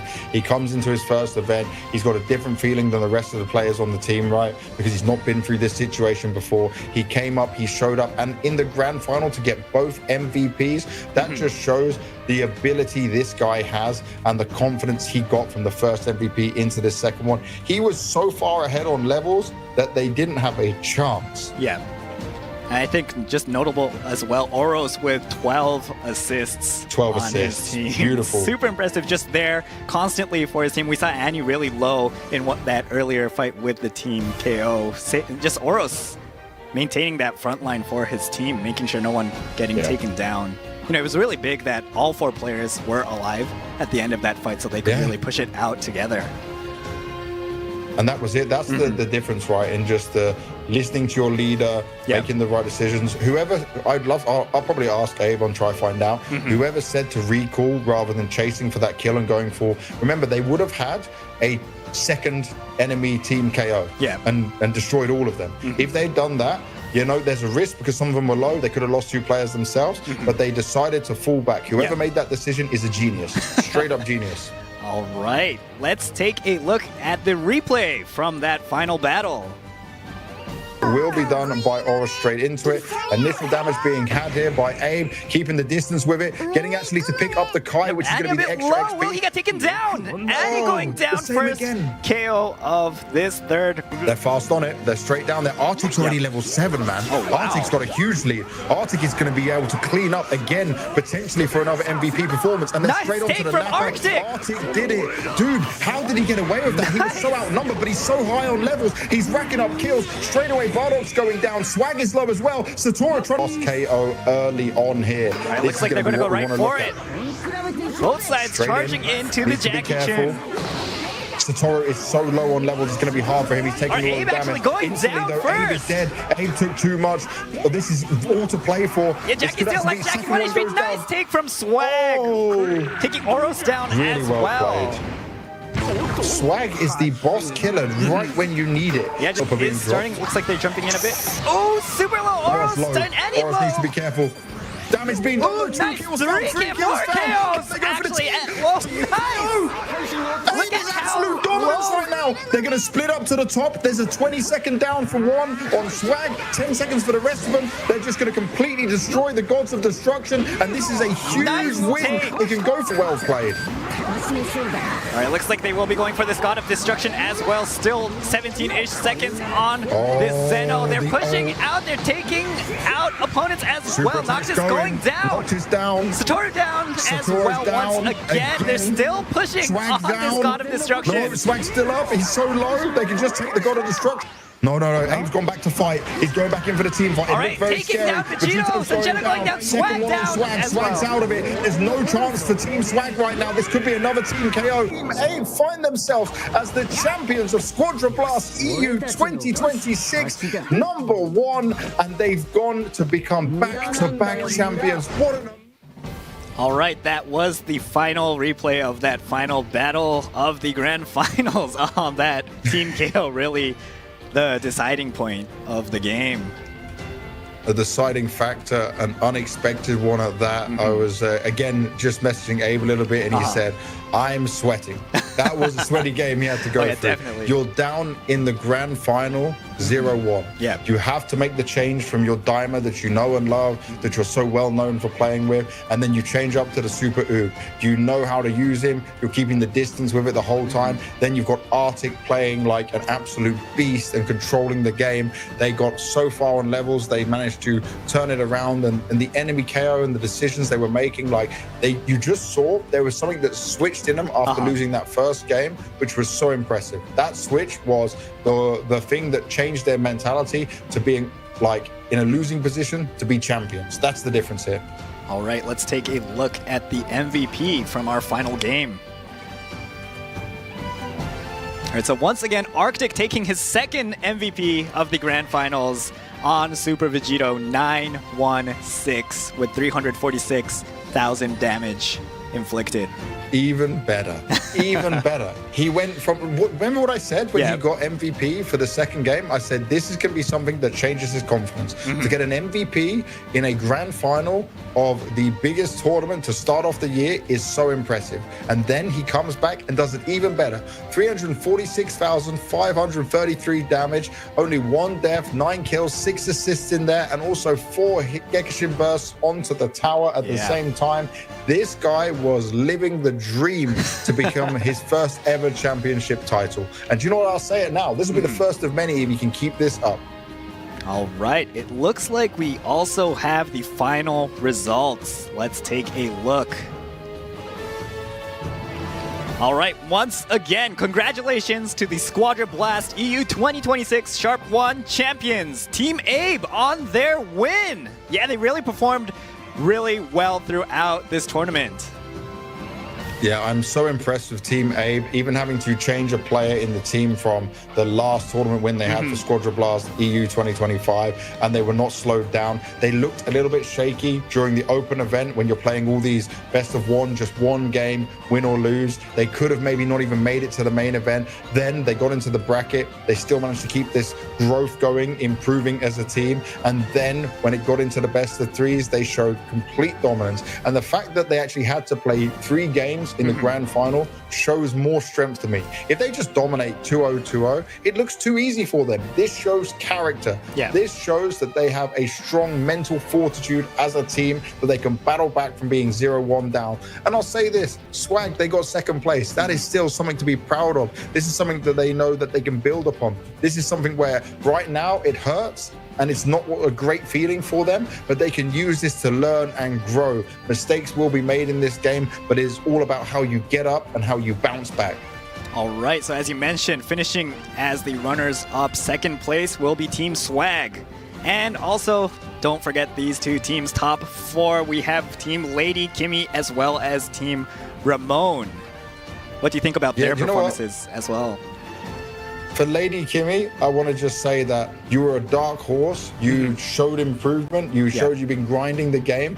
If you can come back even stronger next time, then maybe we'll see you in the grand final as well. You had a very tough opponent in Abe. You lost to the eventual champions. You know, that's a positive.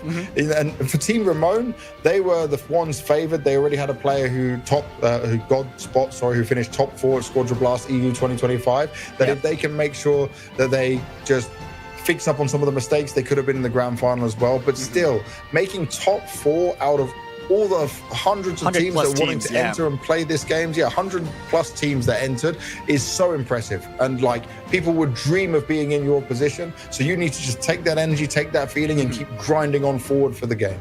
All right, thanks so much. All right, here are the prizes for Team Abe, who claimed a spectacular victory. First off, we have the limited edition skin for Super Vegito. Limited edition badge. So beautiful. And we also have the 20 P3G capsules. Once again, congratulations. And yeah, I hope Arctic plays on this skin in solo queue and online. It's just super good performance on Vegito throughout these games. Big win for him, man. You know, if you're the one who got MVP twice and you get the Vegito skin for winning, this is the best situation you can think of. Yeah, definitely. All right. Also, for the top 4 teams of the semifinals, they will get a limited edition badge as well, and 20 P3G capsules for them as well. So congratulations to them on that. All right. A badge to be proud of. Yeah, definitely. And we haven't forgotten about our viewers as well. So for everyone watching the live stream, we have the final part of the serial code that will give you P3G capsules as well. So let's check that out. All right, the last 4 characters will be G8Z4, G8Z4, G8. Is there another way to say Z? G8Z4 will be the final. Yeah, whatever preference on that Z or Z. Yeah, these are the 4 characters, the final 4 characters of the serial code. Please combine it with the other 12 characters to redeem your capsules. I believe you get 5 P3G capsules just by entering this code. You can enter the code on the official website linked in the description section below. And I'm sure everyone's still super excited, hyped about the game after that finals match. Please try out Dragon Ball Gekishin Squadra for yourselves as well. Once again, it's free to play, so if you haven't already, definitely give it a try. Yeah, this is it, right? What I always find is if I'm commentating a tournament, if I'm watching a tournament, what do I want to do when I finish? I don't want to rest. I want to make sure I play the game as well. I want to pretend I can be as good as our champions, learn that I'm not, and try and grow as a player each and every time. It's a free-to-play game, so if you haven't already done it, download, get involved. The future for this game is so bright, and I cannot wait to see more tournaments coming up for us in the near future. Yeah, you can play on various platforms as well, so there's a lot of opportunities for everyone really to play this game. There's tournaments all over the world as well. We have the South American region coming up actually in less than 24 hours maybe? It's fairly soon. Yeah. So yeah, we'll be seeing everyone for that as well. Hopefully everyone tunes in for that as well. Yeah, but before we close out the stream, we actually have one final announcement. All right, so during Squadra Blast NA 2026 Sharp 1, scheduled for Saturday, March 14th, 6 p.m. Pacific time, so that's next week, we will have the new hero arriving in Season 4, as well as a special half-year anniversary commemorative video being revealed for the first time. How do you feel about that? This is really good. I am excited to see who we're going to get. even though we know right now no one has told us it's going to come as a huge surprise. I am just hoping we get one of the heroes that I would dream of being there, but I'm not going to give anything of what I want just yet. I don't want to put any names in there because then people say, oh, you knew all along. I don't want to be in that situation. Yeah, so we actually really don't have any information. We're on the same page as everyone for this. So yeah, definitely stick around for that next week. Don't forget about the South American tournament tomorrow. And yeah, we have 3 more regions. So yeah, do you have any closing remarks, anything you want to say at the end of the stream? I just want to say thank you to everyone from the Gekishin Squadra community for watching, for supporting, for enjoying the games. Remember, this is just the beginning of a very bright and great future for the game. We're seeing already, compared to last time for Squadra Blast in EU to this one, that the skills are leveling up, the players are improving, there's more heroes, there's more dynamics, there's more things to learn. This is just so positive right now, and I'm excited to see what we're going to have happen in South America. It's going to be the first time ever we have a tournament from there, so you know, new things to discover, new players to see, and then obviously next week Asia and North America at the same time. This is going to be great because this is just understanding how different continents play the game, different styles they have, maybe different compositions. So I'm going to do a lot of learning on the next couple of ones as well. Yeah, super excited for the other regions. For the EU region as well, Swag and Abe, actually their battle count is 2-2 now. So looking forward to the next EU tournament and how they will perform against each other as well. All right, so I guess we should start to close things out. Thank you so much once again, everyone, for watching the stream, and I hope we'll see you guys next time as well. See you guys. See you guys. Thank you.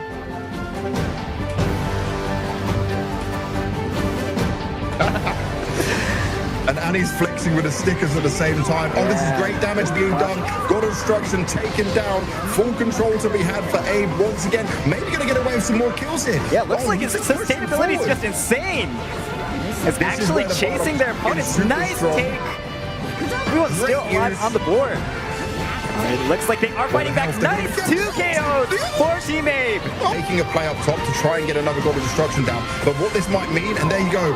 Oh, straight in with more damage being done. It looks like the 4v3 coming in there, pushing out, finishing the game as well. They can't do it. It's not possible. They're not going to get it so fast. SJ4 Vegeta tried to push forward, actually left his team exposed, and Team Abe will be the winners of Game 1.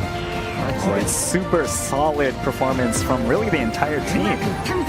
Yes, definitely. That's going to be a big problem for Abe's team. Remember, we see for Jackie Chun here, this reduces the vanishing steps, and wow, second boss for Lady Kimmy. Nice take for them. Also pushing onto this God of Destruction. Beerus going down, it looks like.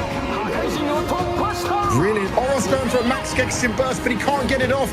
The Goku Diamond is there to protect, but that's the second boss hand. Now that's healing that's going to come for his team. This is going to help them out massively. Abe certainly trying to take back some control while also taking the God of Destruction up in the north. That means we are at even Stevens right now. More kills coming the way. Gohan's gone down at the same time. He's out for 20 seconds, and then Kefla's gone down. Now this is absolutely fantastic fighting going on. The team fights the team strength and the top lane. Oh, nice take, taking out 2 players. Oh, wow. They will be getting this God of Destruction as well. Nice take. It looks like they'll take a player as well. Gohan going down. 3 KOs. Kefla, the last player for Lady Kimmy. It looks like they will be going for the Dragon Shell and the Dragon Ball as well. Wow. Fighting from behind, Team Abe not only taking the second game, but also marching their way into the grand finals over Lady Kimmy with some back. Lots of damage done towards Swag.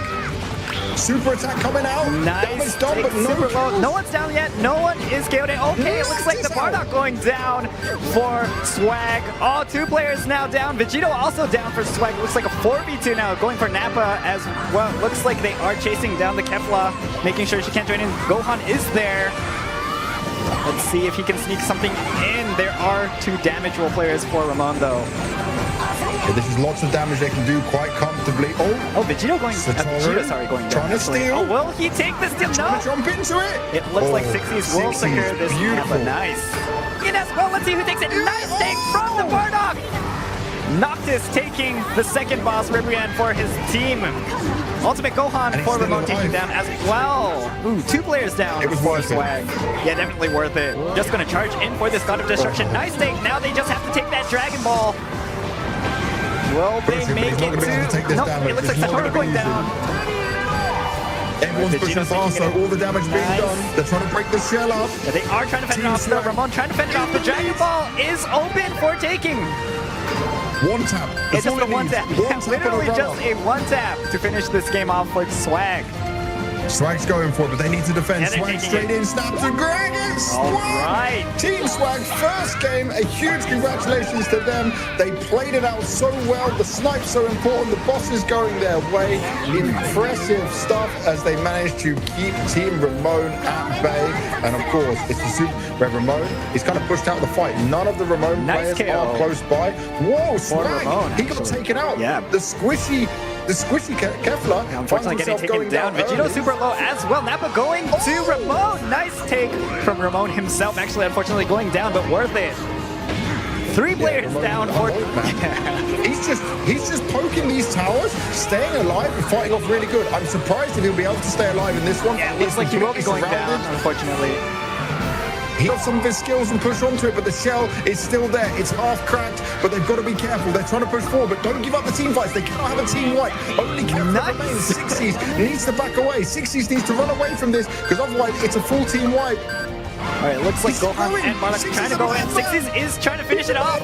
Will 60s get it? Nice. It looks like he will be grabbing that Dragon Ball. It's such a risk. It's such an impressive play, but Team Ramon will be taking us to the 3rd game. And what a performance. Pulling off an MVP here. I'm loving the plays we're seeing here. Oh, we have the special or nice take. Yeah, it was the super. Nicely done from 60s. Taking that. He's keeping that form. He's keeping that. Oh, Satoru! It looks like he will get taken down. He is out of place a bit. Oh, he's going to go for a little bit of that God of Destruction, but it's going to get taken down. It's being done. If they get this, Team Swag won't have a chance. Someone needs to come back and defend. Doesn't matter that they've lost the God of Destruction, because it's all about this boss fight right now. All right, let's see who's going to take it. Nice take. Oh, Swag taking the Jacob. Nice. Making sure his opponents do not secure that triple boss KO. Oh my god. So close. Yeah, super insane. Yeah. Just one more God of Destruction. Nice counter from Team Swag, finishing off the game 3. Oh wow. Swag. That was so impressive. They looked down and out. They were on the back foot, but they get a key victory by getting the enemy team KO, which means it's full rush to the gods of the sea here in the bot lane. Oh, great damage done by Noctis early on. Nice barrier there as well from the Vegeta. Sorry, not a barrier. Sorry, nice block. That is super crazy. Yeah. All right, unfortunately, he may go down. 10 seconds still before Abe and Arctic are going to be back up. Swag could be doing all of this on his own solo. Oros is struggling to stay alive. He's going to find himself taken down for 30 seconds. Going for it. There is the Vegito that's just come back, though. This will be a battle between those two on the tower. Oros managing to take him down. Noctis out for 31 seconds, but at the same time, Abe is gone as well while the tower is low. Oh, nice take from Annie there. That's huge. Annie, Swag going down. They know he's there. Will they be able to stop him? Alright, it looks like he does take it. Oh, and bottom tower for Team Abe though going down. Swag, great time, great push on, no chance at all. Abe wasn't ready for it. They didn't see where they were, and Swag in the grand final find themselves going up 1-0 here against Team Abe, our previous Squadra Blast EU champions. And Swag flying really in towards the snap, and Nappa super low already. Nice take from Abe. Swag low as well. Abe stole it quick. Taking Swag. Will go Abe down. going down as well. 1-for-1. Being taken out in the team fight. This was the same situation they found themselves in last time Arctic around. going down as well. In favor of Swag. Swag's team fights on the bosses. They might not be able to secure the bosses, and that is a problem, but it does mean that they get the extra levels and the better laning phase. It looks like Sanjana going down. Oh!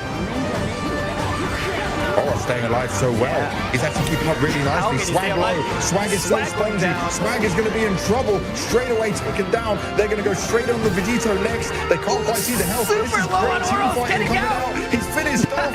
Hugely done. Oros is somehow stayed alive. That Look how third fast that boss. was. That was a super 10-second fast. boss. Yeah. In the meantime, Oros just keeping the opponents away from that boss as well. It does go down, but worth it, definitely. Now they just got to be careful on the team fights though. They've taken the top tower. There's one more tower to take. Their towers are safe, so they just need to win it out here on the team fights because it's a 4 versus 4. Already the levels are in their favor. Oh, they're going to be able to take it. And Abe's going to be able to sneak. Look, Abe is down on the bottom lane on his own. If they just do one more time, All right, he is running towards the Dragon Shell. Abe's going for it. Look at the damage. Charging forward, instant destruction. Own it completely. Team Swag end up losing this one as Abe come through with a huge performance, a hero change. Super Oof is the difference, and they showed it in style. And I'm going to be guessing it's Vegito who's getting the MVP. It's starting, looks like they're jumping in a bit. Oh, super low. Oros done any Oros needs to be careful. Damage being done. Nice. 3 kills, KOs. Actually, Look at absolute dominance right now. They're going to split up to the top. There's a 20-second down for one on Swag, 10 seconds for the rest of them. They're just going to completely destroy the gods of destruction, and this is a huge win. We can go for well played. All right, looks like they will be going for this God of Destruction as well. Still 17-ish seconds on this Zeno. They're pushing out. They're taking out opponents as well. Noctis going down. Noctis down. Satora down as well down. once again. They're still pushing on this God of Destruction. No, Swag's still up. He's so low. They can just take the God of Destruction. No. Abe's gone back to fight. He's going back in for the team fight. All right, taking down Vegito. Vegeta going down. Swag down as well. Swag's out of it. There's no chance for Team Swag right now. This could be another team KO. Abe find themselves as the champions of Squadra Blast EU 2026, #1, and they've gone to become back-to-back champions. What an amazing performance we see here. Hilo, I am so impressed.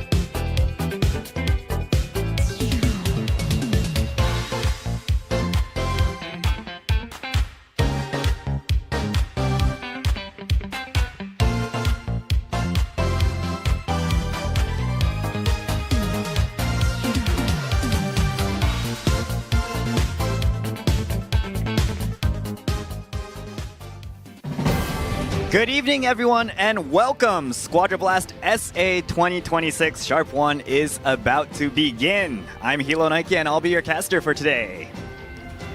And I'm James Banks. I'll be one of your other casters for today for another great Squadra Blast tournament. All right, thanks for joining us today as well. During this stream, we'll be bringing you the coverage of the SA region's official Dragon Ball Gekishin Squadra online tournament, Squadra Blast 2026 Sharp 1. The SA region is a brand new addition starting with this tournament, so super excited to see what kind of battles we'll get to see, as well as which team will become the very first SA champions. There's plenty to look forward to, so let's all come together and make this tournament a blast. And for everyone watching, please show your support and share your thoughts as well in the comments section down below, as well as on social media. When posting on social media, please use the hashtag SQB_SA, all caps, as shown on the screen right above Banks. Oh yes, get involved. Let us know what you're thinking. It's been a great set of feedback we had from yesterday's event. I'm hoping it will continue across the next events we're covering here together. All right, first off, let's start by telling you about the game Dragon Ball Gekishin Squadra. Dragon Ball Gekishin Squadra is the first ever Dragon Ball game centered on 4 versus 4 team-based battles. Together with your team, you fight to get the Dragon Ball at the very end of the enemy team's territory. The first team to get the Dragon Ball wins. The game is available on smartphone, PC, and home consoles, so you can enjoy it on your favorite platform.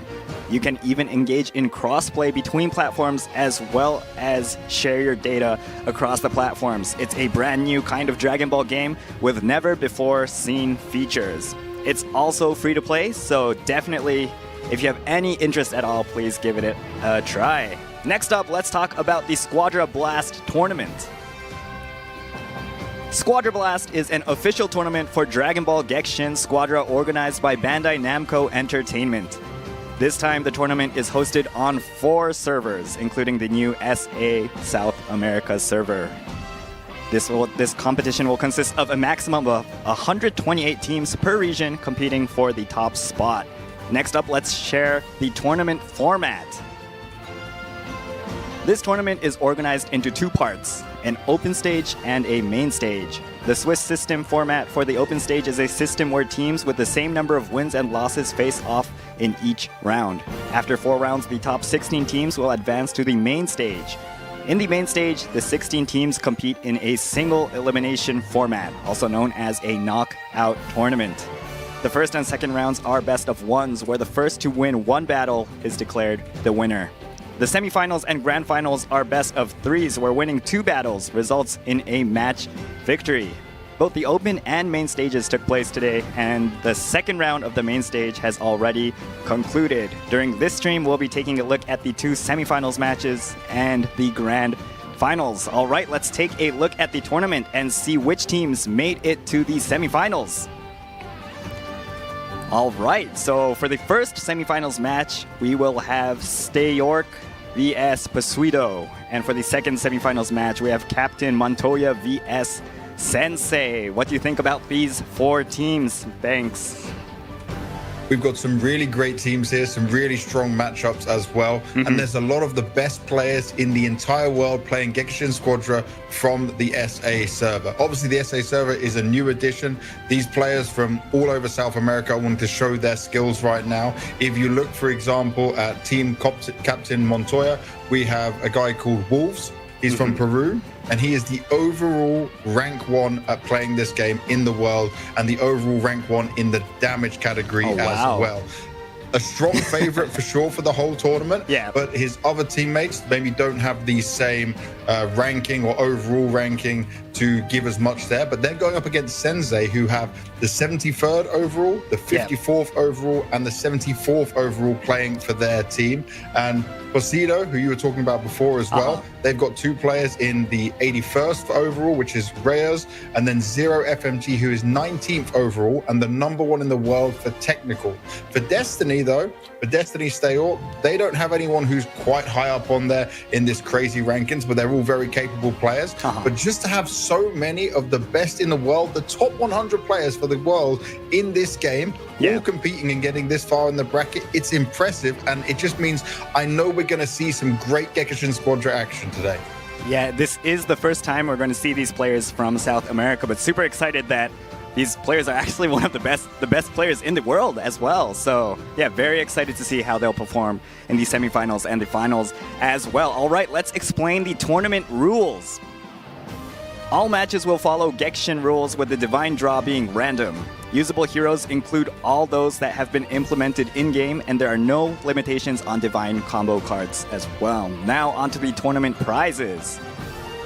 As a participation prize, all teams that made it through the open stage will receive an exclusive Squadra Blast limited edition hit effect and 250 Dragon Gems. Plus, they will receive P3G capsules based on their performance in the open stage. Now, here are the prizes that await the top ranking teams. This time, the winning team will earn a limited edition skin, limited edition badge, and 20 P3G capsules. The limited edition skin this time around will be one for Super Vegito. Also, the 4 teams in the top 4 will earn a limited edition badge as well as 20 P3G capsules.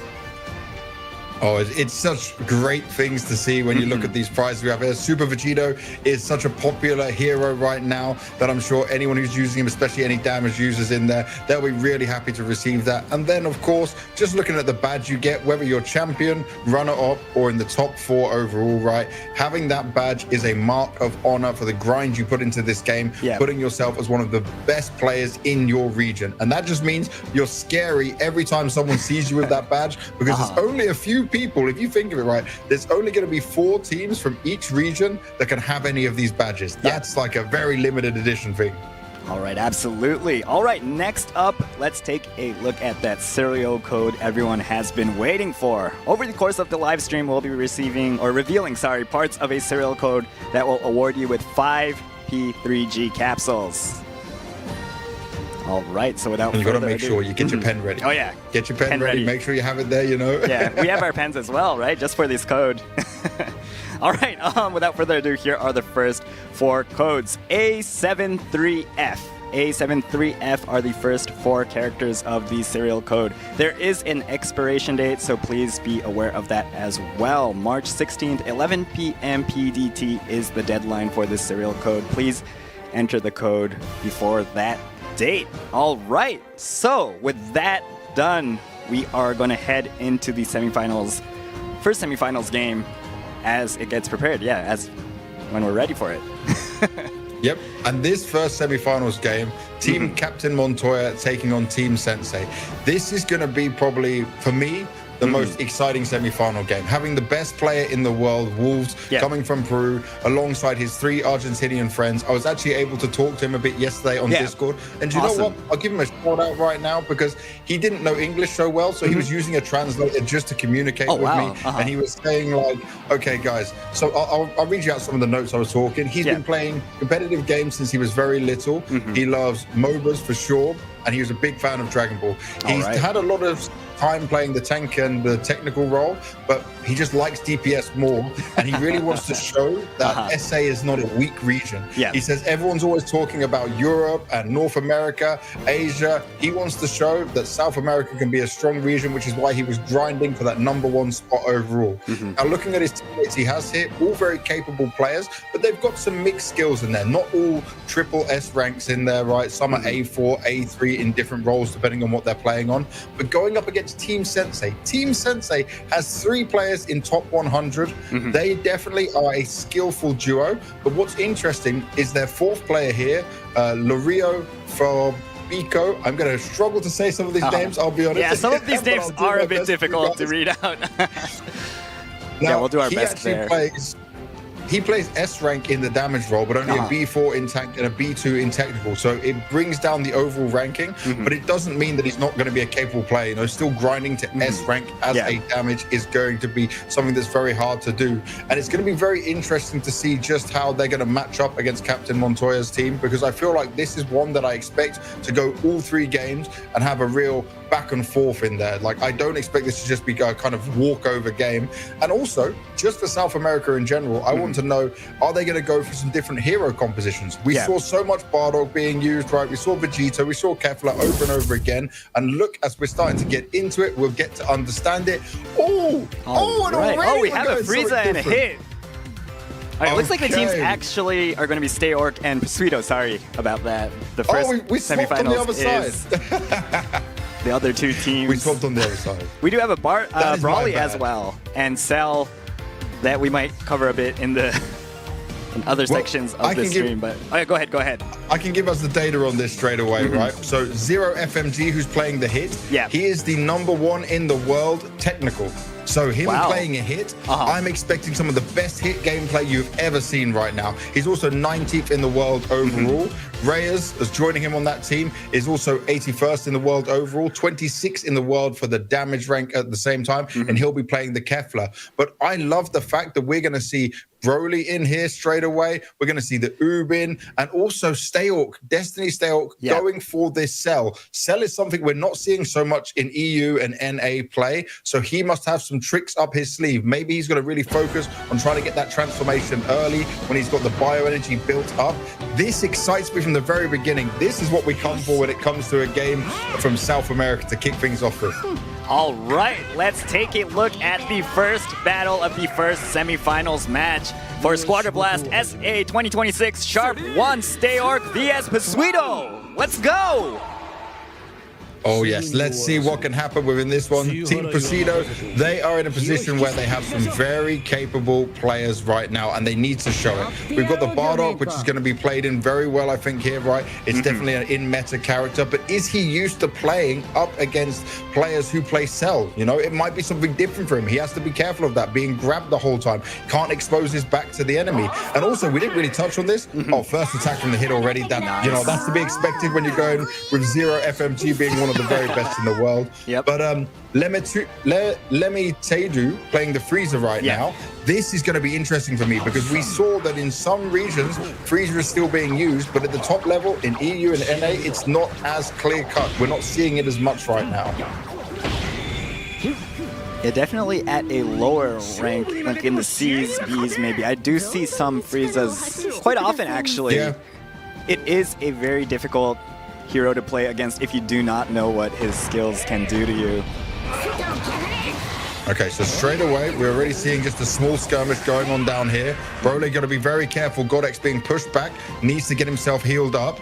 Frieza, in the meantime, might try and go for a grab, but the distance was too far. Remember, he wants to grab as much as possible with his skill 2 in order to be able to get his bioenergy up and get himself in a great position. Already, though, look at this. Zero FMG making a push on his hit, leaving the top lane, coming down to the bottom lane to back his teammates up. First KO on the Cell.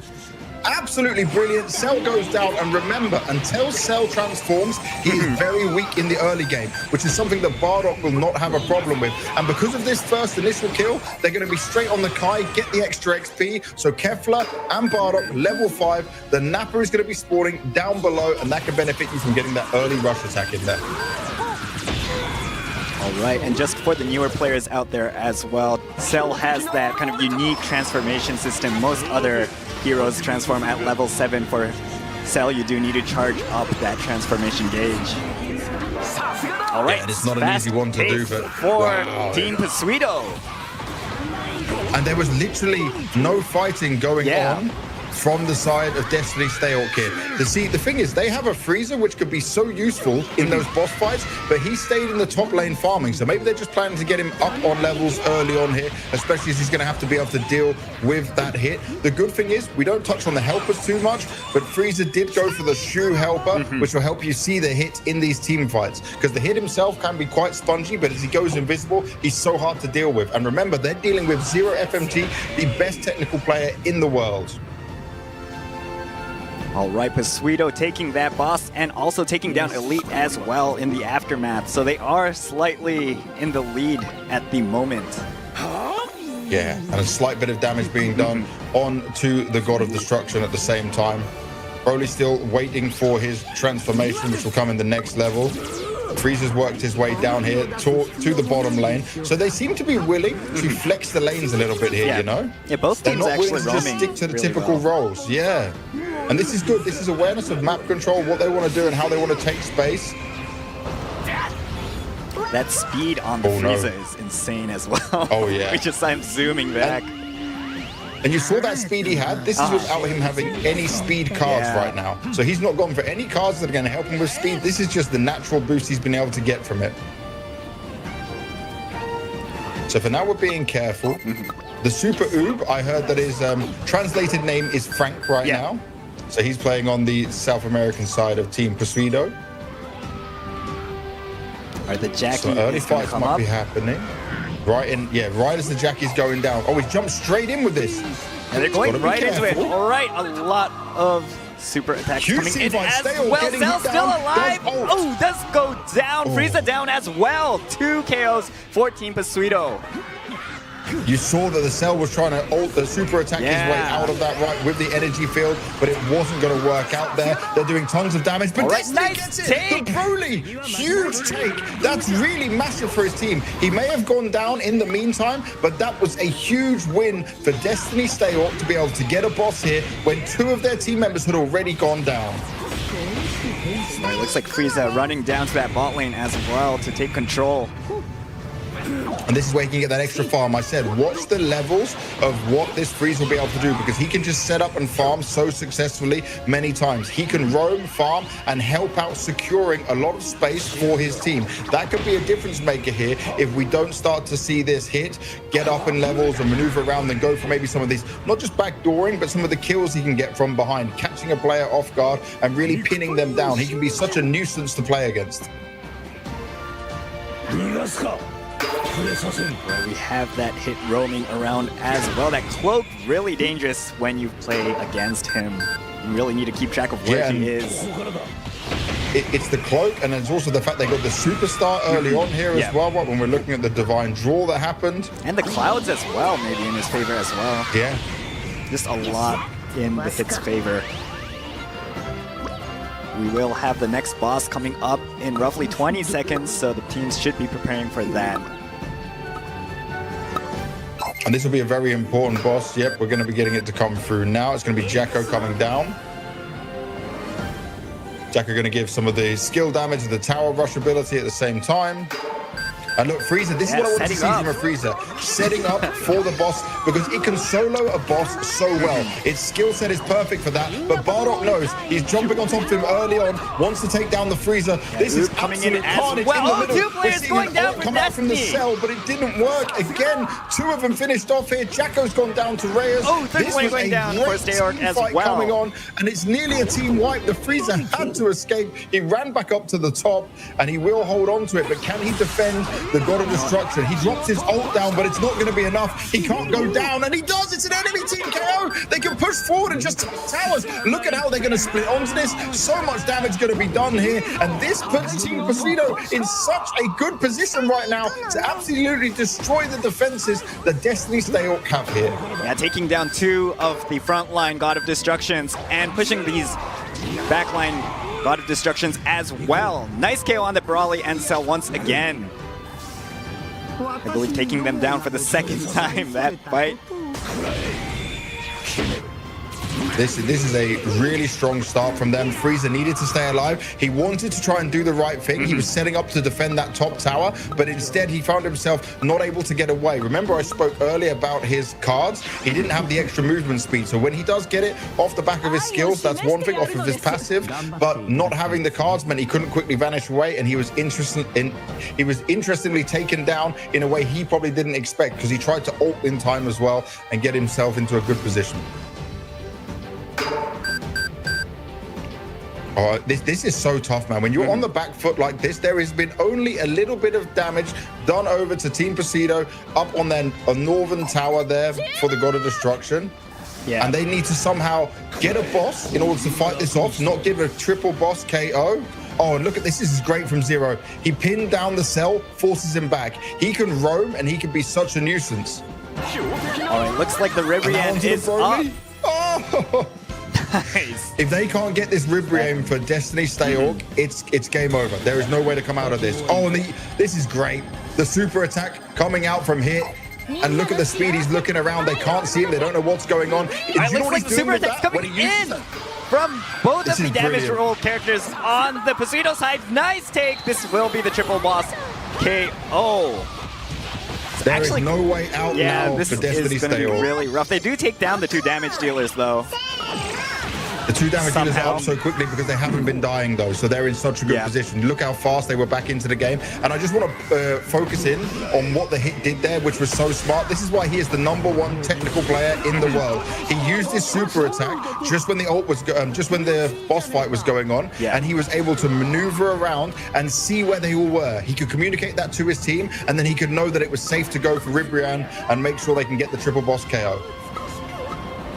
Awesome. Just one more God of Destruction to go for Team Pasuito. It's all on this team fight. And look at the levels, by the way. Kefla, Oob, 13, 0 on the hit on 12. Pasuito on 11 himself for the tank. There is no chance. And another thing we didn't really touch on was Stayhawk. He couldn't transform himself for so long because he wasn't getting that bioenergy. He's only just did it, I think, at level 10, so he was so far behind. Yeah, it looks like they are in a really tight spot. Will they be able to defend this tower? It looks really difficult from just any perspective, honestly. Oh! Frieza getting taken down first. Frieza taken down. That's your defense gone out of the way. Now it's just onto the individual fights. This is going to be so hard to hold. You can see Elite is trying to push as hard as he can. Super attack comes in, but Hit's still alive. He's trying to keep himself two more players down and poke in at the same time. This is just destruction after destruction. Only Godex remains. He's so low on health. He can't defend this. The God of Destruction will fall very quickly. And now it's all focused on that Dragon Ball. Team Pasuito looking to take this down. An enemy team KO once again, and that will be it. First game taken by Team Pasuito, and they look so strong, so confident, knowing exactly what they were doing. A super solid performance. All right, Hit taking that MVP. There's no surprise. There's no surprise. Zero FMG, the #1 technical player in the world, getting the MVP at the same time. And it was the way he was so aware of everything that was going on the map again and again. It was just so hard for Team Destiny Stayhawk to be able to deal with that. I don't know how they're going to try and counter it going into the next game. They probably need to look at a hero change, which we didn't see too often, right? We only saw Team Abe do it in Europe last time around, but this was such a convincing win. It was like they were just outplayed, a hero to hero, lane to lane. Something has to change going into the next one. All right, let's take a look at the results of that game. Oh, look at this. Yeah, just the numbers. Hits, assists, man. You see, with Hit here, right, this is one of the MVPs that I can completely agree with. Because, yes, he got 3 towers. By the way, we were not even seeing him take down the Gods of Destruction at times, right? But he was on there because he was so fast, so quick to maneuver around. The fact he got 4 kills is impressive, but it's the assist, meaning that he was involved in everything he needed to be involved in to do the key damage and put them in a good position. Obviously, Reyes is going to be there on the Kefla, taking on most of those fights to actually pick up the final kills, dealing them more damage. But this is exactly what you want to see. I feel like the sell from Stayhawk was a little bit underwhelming, and definitely the Frieza, the build. I'm not going to question the build so much because I'm not such an informed Frieza player myself, but he definitely just felt like he was behind so many times, you know, especially not having the speed he needed at the whole game. Yeah, definitely. All right, let's take a look at the replay from that previous battle between Stayhawk and Pasuito. Let's go. Already though, look at this, Zero FMG making a push on his hit, leaving the top lane, coming down to the bottom lane to back his teammates first up, KO on the cell. Kill. You need to charge up that transformation gauge. All right, and it's not an easy one to do, but for Team Pasuito. And there was literally no fighting going on from the side of Destiny Stayhawk here. See, the thing is, they have a raid in with this. And they're going right into it. All right, a lot of super attacks coming in as well. Cell still alive. Oh, does go down. Frieza down as well. 2 KOs for Team Pasuito. You saw that the Cell was trying to ult the super attack his way out of that right with the energy field, but it wasn't going to work out there. They're doing tons of damage, but Destiny gets it. The Broly, huge take. That's really massive for his team. He may have gone down in the meantime because it can solo a boss so well. Its skill set is perfect for that, but Bardock knows. He's jumping on top of him early on, wants to take down the Frieza. This is coming in as carnage well. In the middle. 2 players going down for come out from the Cell, but it didn't work. Again, 2 of them finished off here. Jacko's gone gone down to Reyes. Oh, third This point was going a down great for Steork team as fight well. coming on down, and he does. It's an enemy team KO. They can push forward and just towers. Look at how they're going to split onto this. So much damage going to be done here, and this puts Team Presido in such a good position right now to absolutely destroy the defenses that Destiny Steork have here.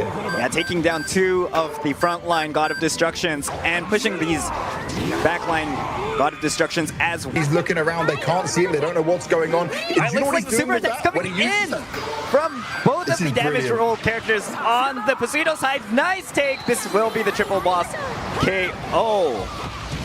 There is no way out now this for Destiny is gonna State. Elite is trying to push as hard as he can. Super attack comes in, but he's still alive. He's trying to keep himself just 2 more hidden away players a little down. bit and poke in at the same time. This is just destruction after destruction. Only Godex remains. He's so low on health, he can't defend this. The God of Destruction will fall very quickly, and now it's all focused on that Dragon Ball. Team Presido looking to take this down. An enemy team KO once again, and that will be it. First game taken by Team Presido, and they look so strong, so confident, knowing exactly what they were doing.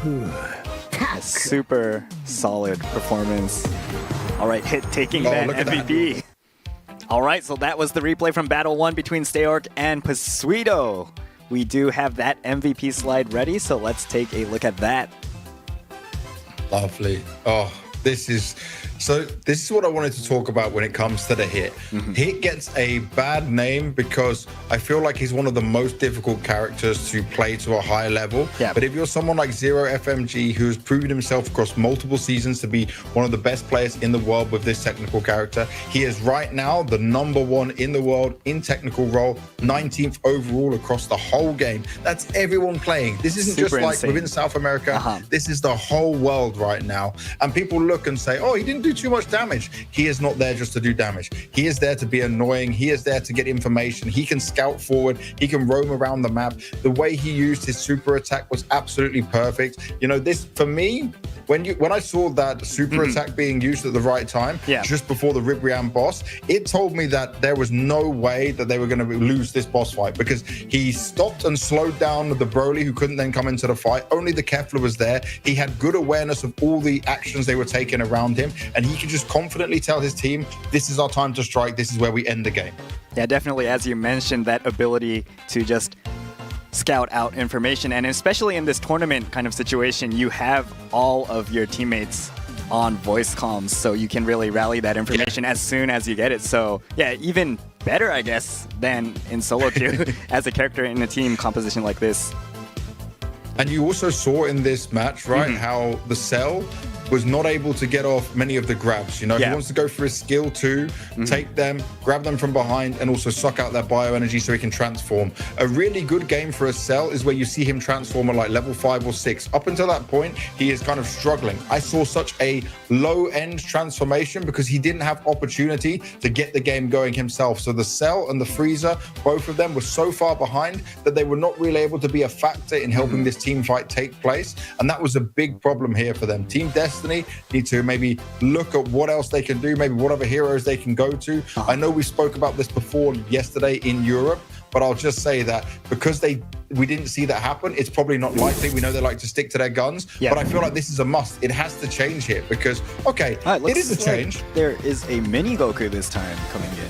It's not the change I was hoping for. I didn't have a problem with Broly so much. Goku Daima will give you some more range in there, right? Can also do some of the damage over time with his Pansy Bombs in there.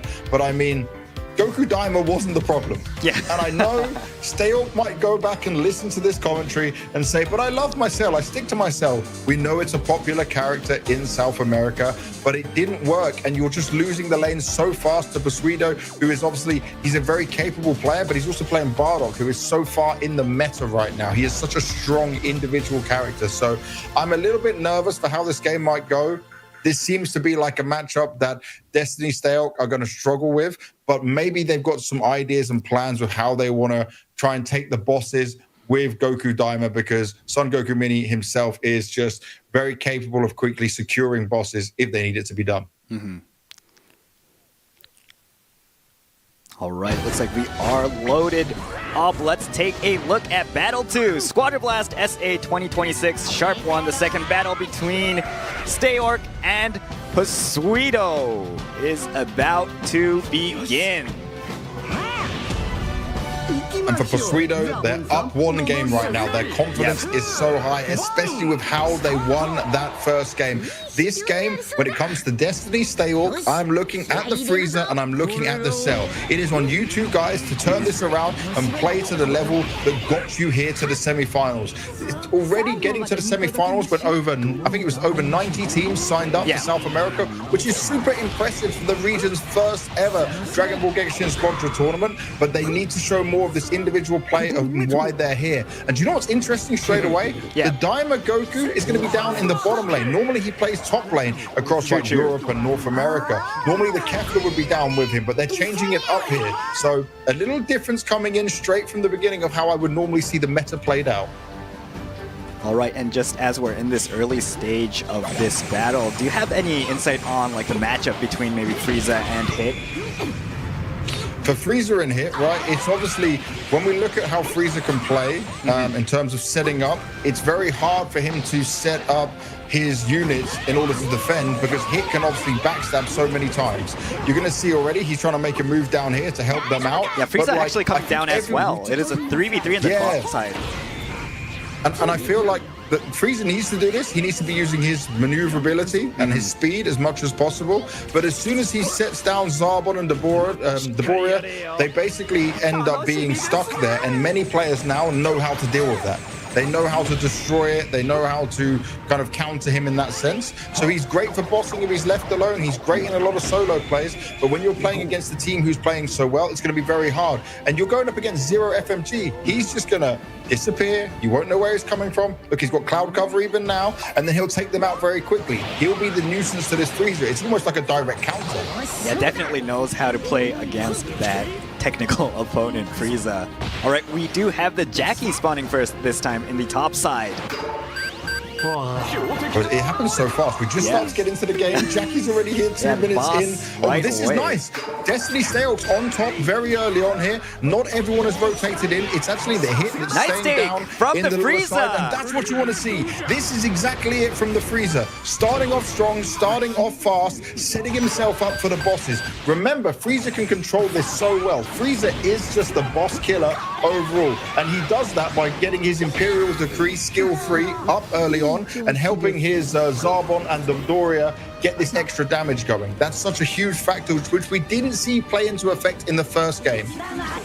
Yeah, super clean setup from Team Steorc, and that Jackie, the real Jackie, is spawning on the left side in their favor as well. And also interesting right now is Elite, who's playing the Kefla for Destiny Steorc. He's actually found himself at level 7 already. If we also keep an eye on Steorc for Cell, see how much bioenergy he's been able to gain and where that could put him at the same time. Looks like overall they are doing better than in the previous game, taking that boss as well as the levels, as you mentioned. Definitely a better early start here. Now, what we didn't get to see too much of is Frank, who we're looking at right now, playing the Oob. He was not really like a huge factor in winning some of the fights. He does a lot of damage from far away, but you can see it's not being used in the same way we saw in Europe, where he's like the go-getting attacker and doing all the damage in there. And I love that here. Just now we see this from the Hit. You see, Frieza sets his minions up and Zero gets out of there. He's not looking to take that fight. He just makes sure he's not in range, doesn't want to get pinned down, and he can choose to disengage and go around. All right, looks like the Nappa is coming. Oh, look, coming he's setting up so fast. Frieza's already down here, ready for Nappa. 8 seconds till Nappa spawns. The Pseudo are on the left side, though. They might want to try to get him before he sets up. Okay, this time around, the Pseudo is there. All of them. They're ready for it. For this Nappa. Who's going to take it? Nice take from the Oob. Team Pseudo taking it. Oh, Cell going down. 3 players on Team Pseudo going down. He's the only player alive. He's got out of there. Oh, nice. And Cell getting picked up from that pod as well. And look, this is the difference. Cell has now managed to transform. Level 7, he got enough bioenergy off the back of these wins. But this is a huge problem for Pseudo because we saw again 3 of them go down during a boss fight. That means they're given a lot more experience over. Frieza, Daima, Goku is at level 9 already. We've got 8 for Elite on the Kefla and 7 ready to transform. Perfect form Cell. He's already there. Is it Stayhawk himself? So they are levels ahead. They have got the lane, and now it's a back foot farming go for Pursuido. All right, let's see if Stayhawk can take this advantage and take this game as well. There are still 2 more bosses. See which team will take those. There's still plenty of chance. And also, this is really good in terms of it split the bosses again 1-1. Yeah. So it's not like you're going to be completely snowballed out of this early on. It's all about just gaining the levels back. Bardock himself has got finally to level 7, so he can transform when needed. You'll probably see him save that until his health gets low, and then he jumps into it. All right, we do have that next boss in roughly 30 seconds. For those newer players, though, for the transformations, what are the best timings, do you think, for, I guess, the damage rolls, technical rolls, and the tank rolls? I feel like while we have time, you basically, as soon as you've got your transformation, you need to do it basically when you do get the lower health. Because if you can be in a fight and you want to play a little bit more aggressive, you know you've got that transformation to give you full health again. So then you can take your time and get the job done. Look at this from Pursuido. This is really smart. They dealt straight away with Frieza so that he couldn't set up and get all his damage onto the boss. So they pushed him back, got him out of there. Now it's up to Godex and Stayhawk to try and hold on. But they're nice, both going taking down 3 players from Stayhawk. Absolutely huge. Only Frieza remains, and Pursuido, they're going to comfortably get this one. 0 problems at all for them. And remember, Ribrian is going to give the healing that they need, and this is a key boss. This is almost like if you don't have the triple boss KO effect yet to your name, and you're trading bosses like they have 1-1, this is the boss that you feel like is a must secure in order to do damage. And look at this, a God of Destruction's gone down, and guess who's back in the lead? It's Team Pursuido. That is a huge play coming out. That was super impressive, taking down 3 of their opponents before that fight, forcing Frieza to fall back as well.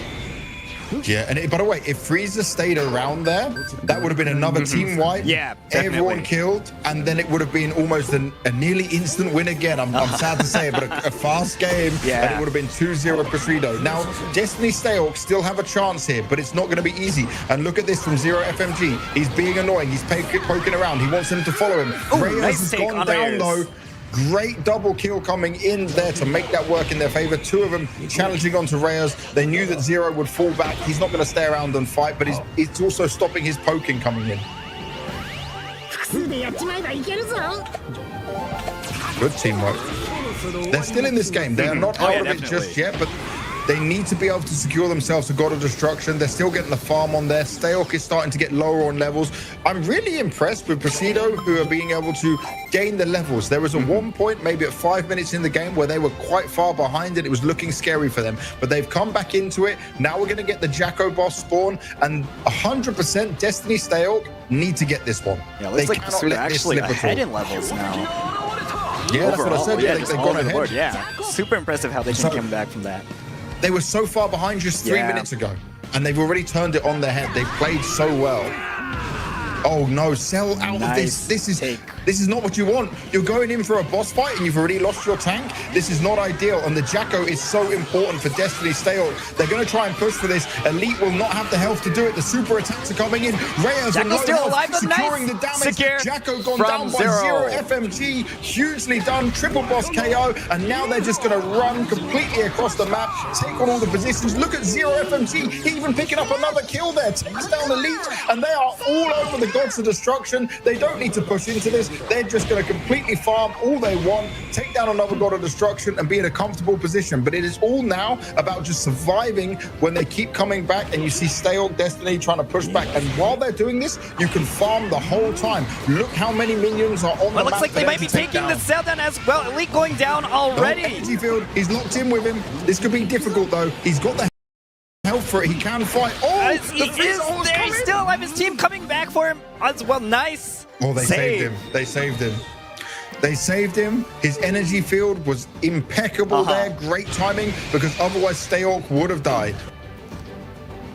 But the farm still, I spoke about how many minions are on the field. Yeah. We've got 13, 13, 12, and 11 right now for Team Presido, and they have no problem because all of Destiny Stayok have to sit back and defend. Yes, they've got 2 towers, but they have no map control right now, and that means that all the kills, all the XP that you need to get levels is going to go the way of Team Presido, and then they just need a successful team fight to go forward.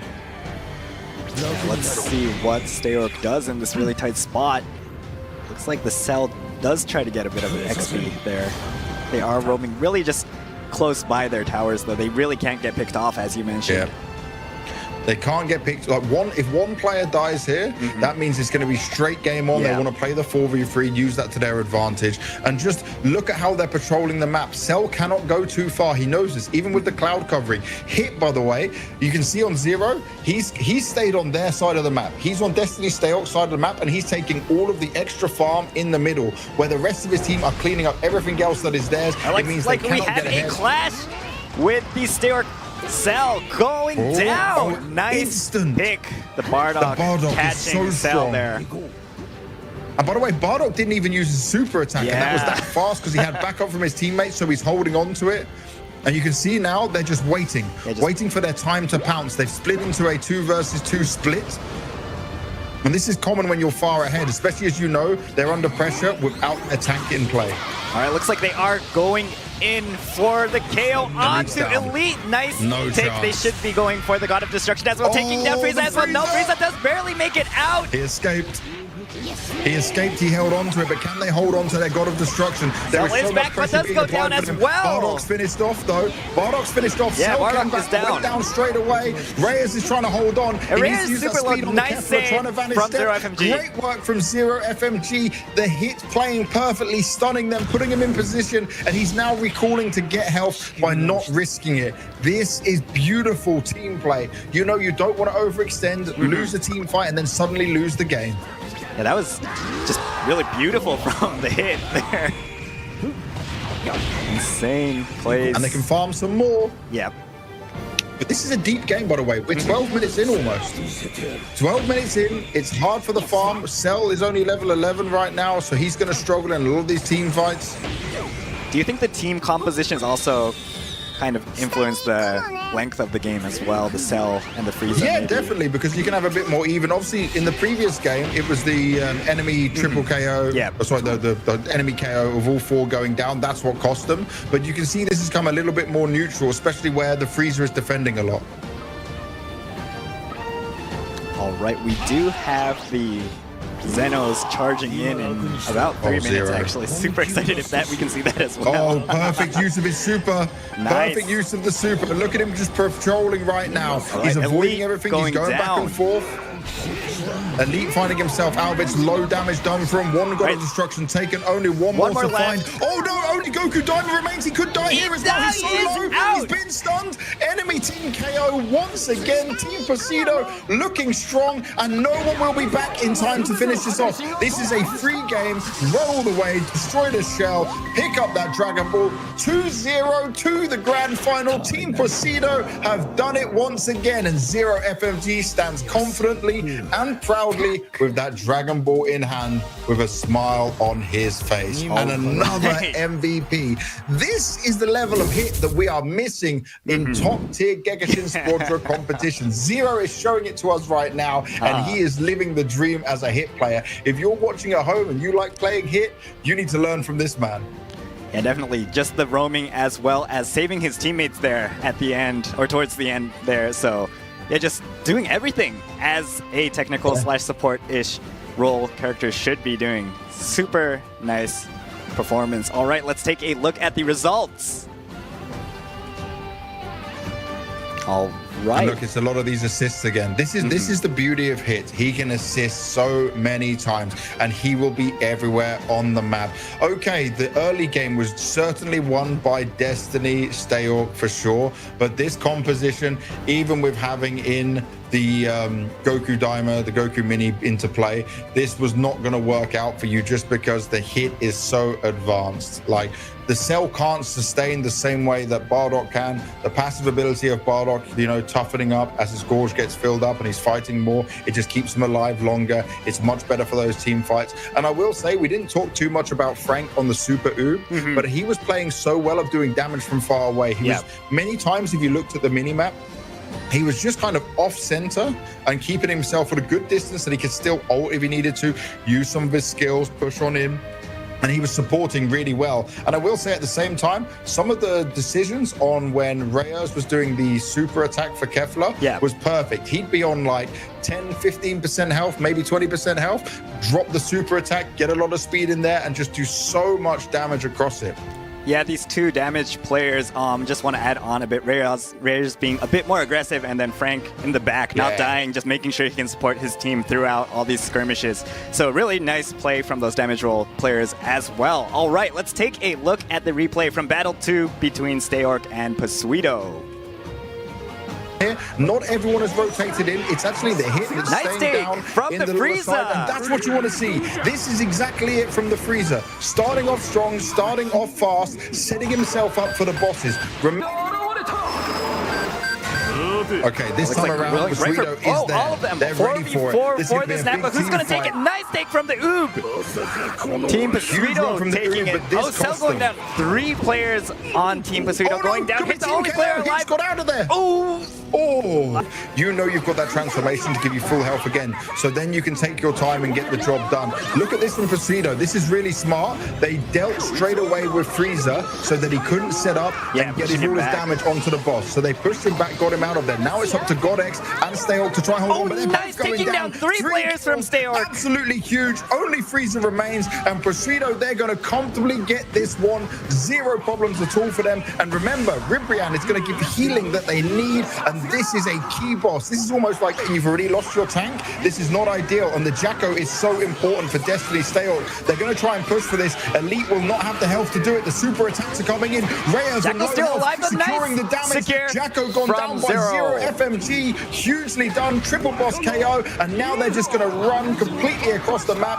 take on all the positions. Look at 0 FMG, even picking up another kill there. Takes down Elite. Attack in play. All right, looks like they are going in for the KO onto Elite. Nice take. They should be going for the God of Destruction as well, taking down Frieza as well. No, Frieza does barely make it out. He escaped. He escaped. He held on to it, but can they hold on to their God of Destruction? There is so much back, but does go down as well. Bardock's finished off though. Bardock's finished off. Yeah, Bardock is down. Went down straight away. Reyes is trying to hold on. Reyes is super low. Nice save from 0 FMG. Great work from Oh, perfect use of his super. Nice. Perfect use of the super. Look at him just patrolling right now. He's avoiding everything. He's going back and forth. Elite finding himself out of its low damage done from one God of Destruction taken. Only one more to find. Oh no, only Goku Daima remains. He could die here as well. He's so low. He's been stunned. Enemy team KO once again. Team Pasuito looking strong, and no one will be back in time to finish this off. This is a free game. Run all the way, destroy the shell, pick up that Dragon Ball. 2-0 to the grand final. Team Pasuito have done it once again, and 0 FMG stands confidently and proudly with that Dragon Ball in hand with a smile on his face. And another MVP. All right, so that was the replay of Battle 2 between Steorc and Pasuito. A bit of a rough start for Pasuito, but they did come back to take the second battle and move on towards the grand finals. Yeah, and you know what? That's what impresses me is that Team Pasuito, they just found themselves on the back foot, but they didn't let it get to them. They still made the right choices. They were under level around the 5-minute mark. They weren't able to secure the second boss that they wanted to do there, right? It was a trade of bosses 1-to-1, but then they still came back to it with smart team fights and good farming, amazing use of the hit as well. That's what will happen when you have the #1 technical in the world at this game on your team. And I will just say that I'm not going to jump the gun and say they're now favorites to win the tournament. We haven't seen Team Captain Montoya do this, right? But this could be also, for people watching at home, that this was a bit of an uneven matchup in terms of the heroes being used. And I know there are people looking at this and thinking why they're using Cell, why they're using Frieza. In different regions, some heroes are more popular. We are learning that, right? Yeah. And there are some heroes we see that are more in meta and not in meta. Like I play in the Europe region. I don't see so much Cell. I don't see so much Frieza coming in there, especially when you're looking at like S rank level. But I will say that if people are confident and believe in these heroes, they can use it. But I think if you're playing in a tournament and you're playing on a top tier level, you should always be able to have maybe 2 heroes per role you are playing that you can be like god tier at, that you can make sure that you could switch to if needed, because it really did feel like they were outmatched in the veto of choosing characters and choosing who they wanted to play. All right, let's take another look at the MVP, that god tier hit. Look, it's more damage this time, right? It's not about the kills with hit, it's about what he's doing. So, okay, 216,115 total damage inflicted. Took only 56,000 of damage, didn't die at all in there, 7 assists. But what is impressive again is just where you see him on the map. He is being annoying, he is poking in and out, he is playing the game the way you are supposed to play a hit, and he has great cohesion and great chemistry with his teamwork, with his team. And that's what's making it work. Teamwork equals dream work, and that was what we wanted to see there. All right, let's see if they can perform in a similar fashion in the grand finals. All right, we have the brackets updated. Let's check out the next match. All right, so once again, the first semifinals went to Team Pasuito. Next up, we're going to be taking a look at the second semifinals match between Captain Montoya and Sensei. All right, this is going to be very exciting. We talked a little bit about Captain Montoya versus Team Sensei in here, and this is where we have 4 players across a total of 8 players that are all playing at the top level in the world. I'll give the breakdown once again. So Team Montoya is 3 players from Argentina and then Wolves from Peru. Wolves is the #1 player in the world at this game overall on the rankings. He is the #1 damage in the world. And let me just tell you how crazy this is. When Abe, who for the first and second season was the #1 overall in the world, he had S rank in all 3 categories: tank, damage, and technical, where Wolves only has A4 damage, A4 tank, S damage, and A3 technical, which means he is pushed so far on points, on wins, with the damage roll, that he's still been able to secure #1 in the world overall. That on its own is a huge achievement. Then, when we look at Team Sensei, they have the 27th in the world best technical, the 18th in the world damage, and the 27th in the world tank. That doesn't mean that they've just got a significant advantage in here. Captain Team Montoya, they're still going to be the favorites coming into it. But what they need to be very careful of if you're Team Sensei is just your Loiro Fabico, this player. He is going to be the one playing a damage role, and he does play damage in S rank, but he is only B4 and B2 in technical and tank. So maybe he has a little bit less experience in playing some of the other roles, but it's going to be about the team cohesion and how they're working together with all of this. All right, super excited to see which team will proceed to the grand finals. But before that, here's another part of our P3G capsule serial code. Let's go. Let's go. 653Z, 653Z, whichever Z or Z you prefer. These are the next 4 characters of the serial code. 653Z, 653Z. We'll be giving out the rest of the code during this stream, so please make sure you write these down so you do not forget. We also love your passionate support and your comments down below and on social media as well, so please continue to show your support for the players of the South American region. Please continue to use the hashtag SQB_SA, all caps, as shown on the screen. Oh yes, we're reading and we're seeing a lot of the comments people are making on social media about the game, about the event, about us and the commentary and the hype we're trying to bring. So hopefully you guys are enjoying it the whole way through. We are having so much fun covering these games, and this is only the opening weekend. We still have another weekend. Yeah, we have 2 more series coming up, so super excited for those as well. All right, before the second semifinals match, we have statistics from the SA server during Season 3. So let's start off by looking at the most used characters. All right, in first place we have Vegito with a 10.2% pick rate. We haven't seen him yet in this tournament, but he is still a popular hero to use. Second place, we have Brawly with an 8.7% pick rate. Third place, Super Saiyan 3 Goku with a 6.8% pick rate. Fourth, we have Ultimate Gohan. Fifth, we have Gotenks. Sixth place, we have Super Saiyan 4 Vegeta. Seventh place, Topo.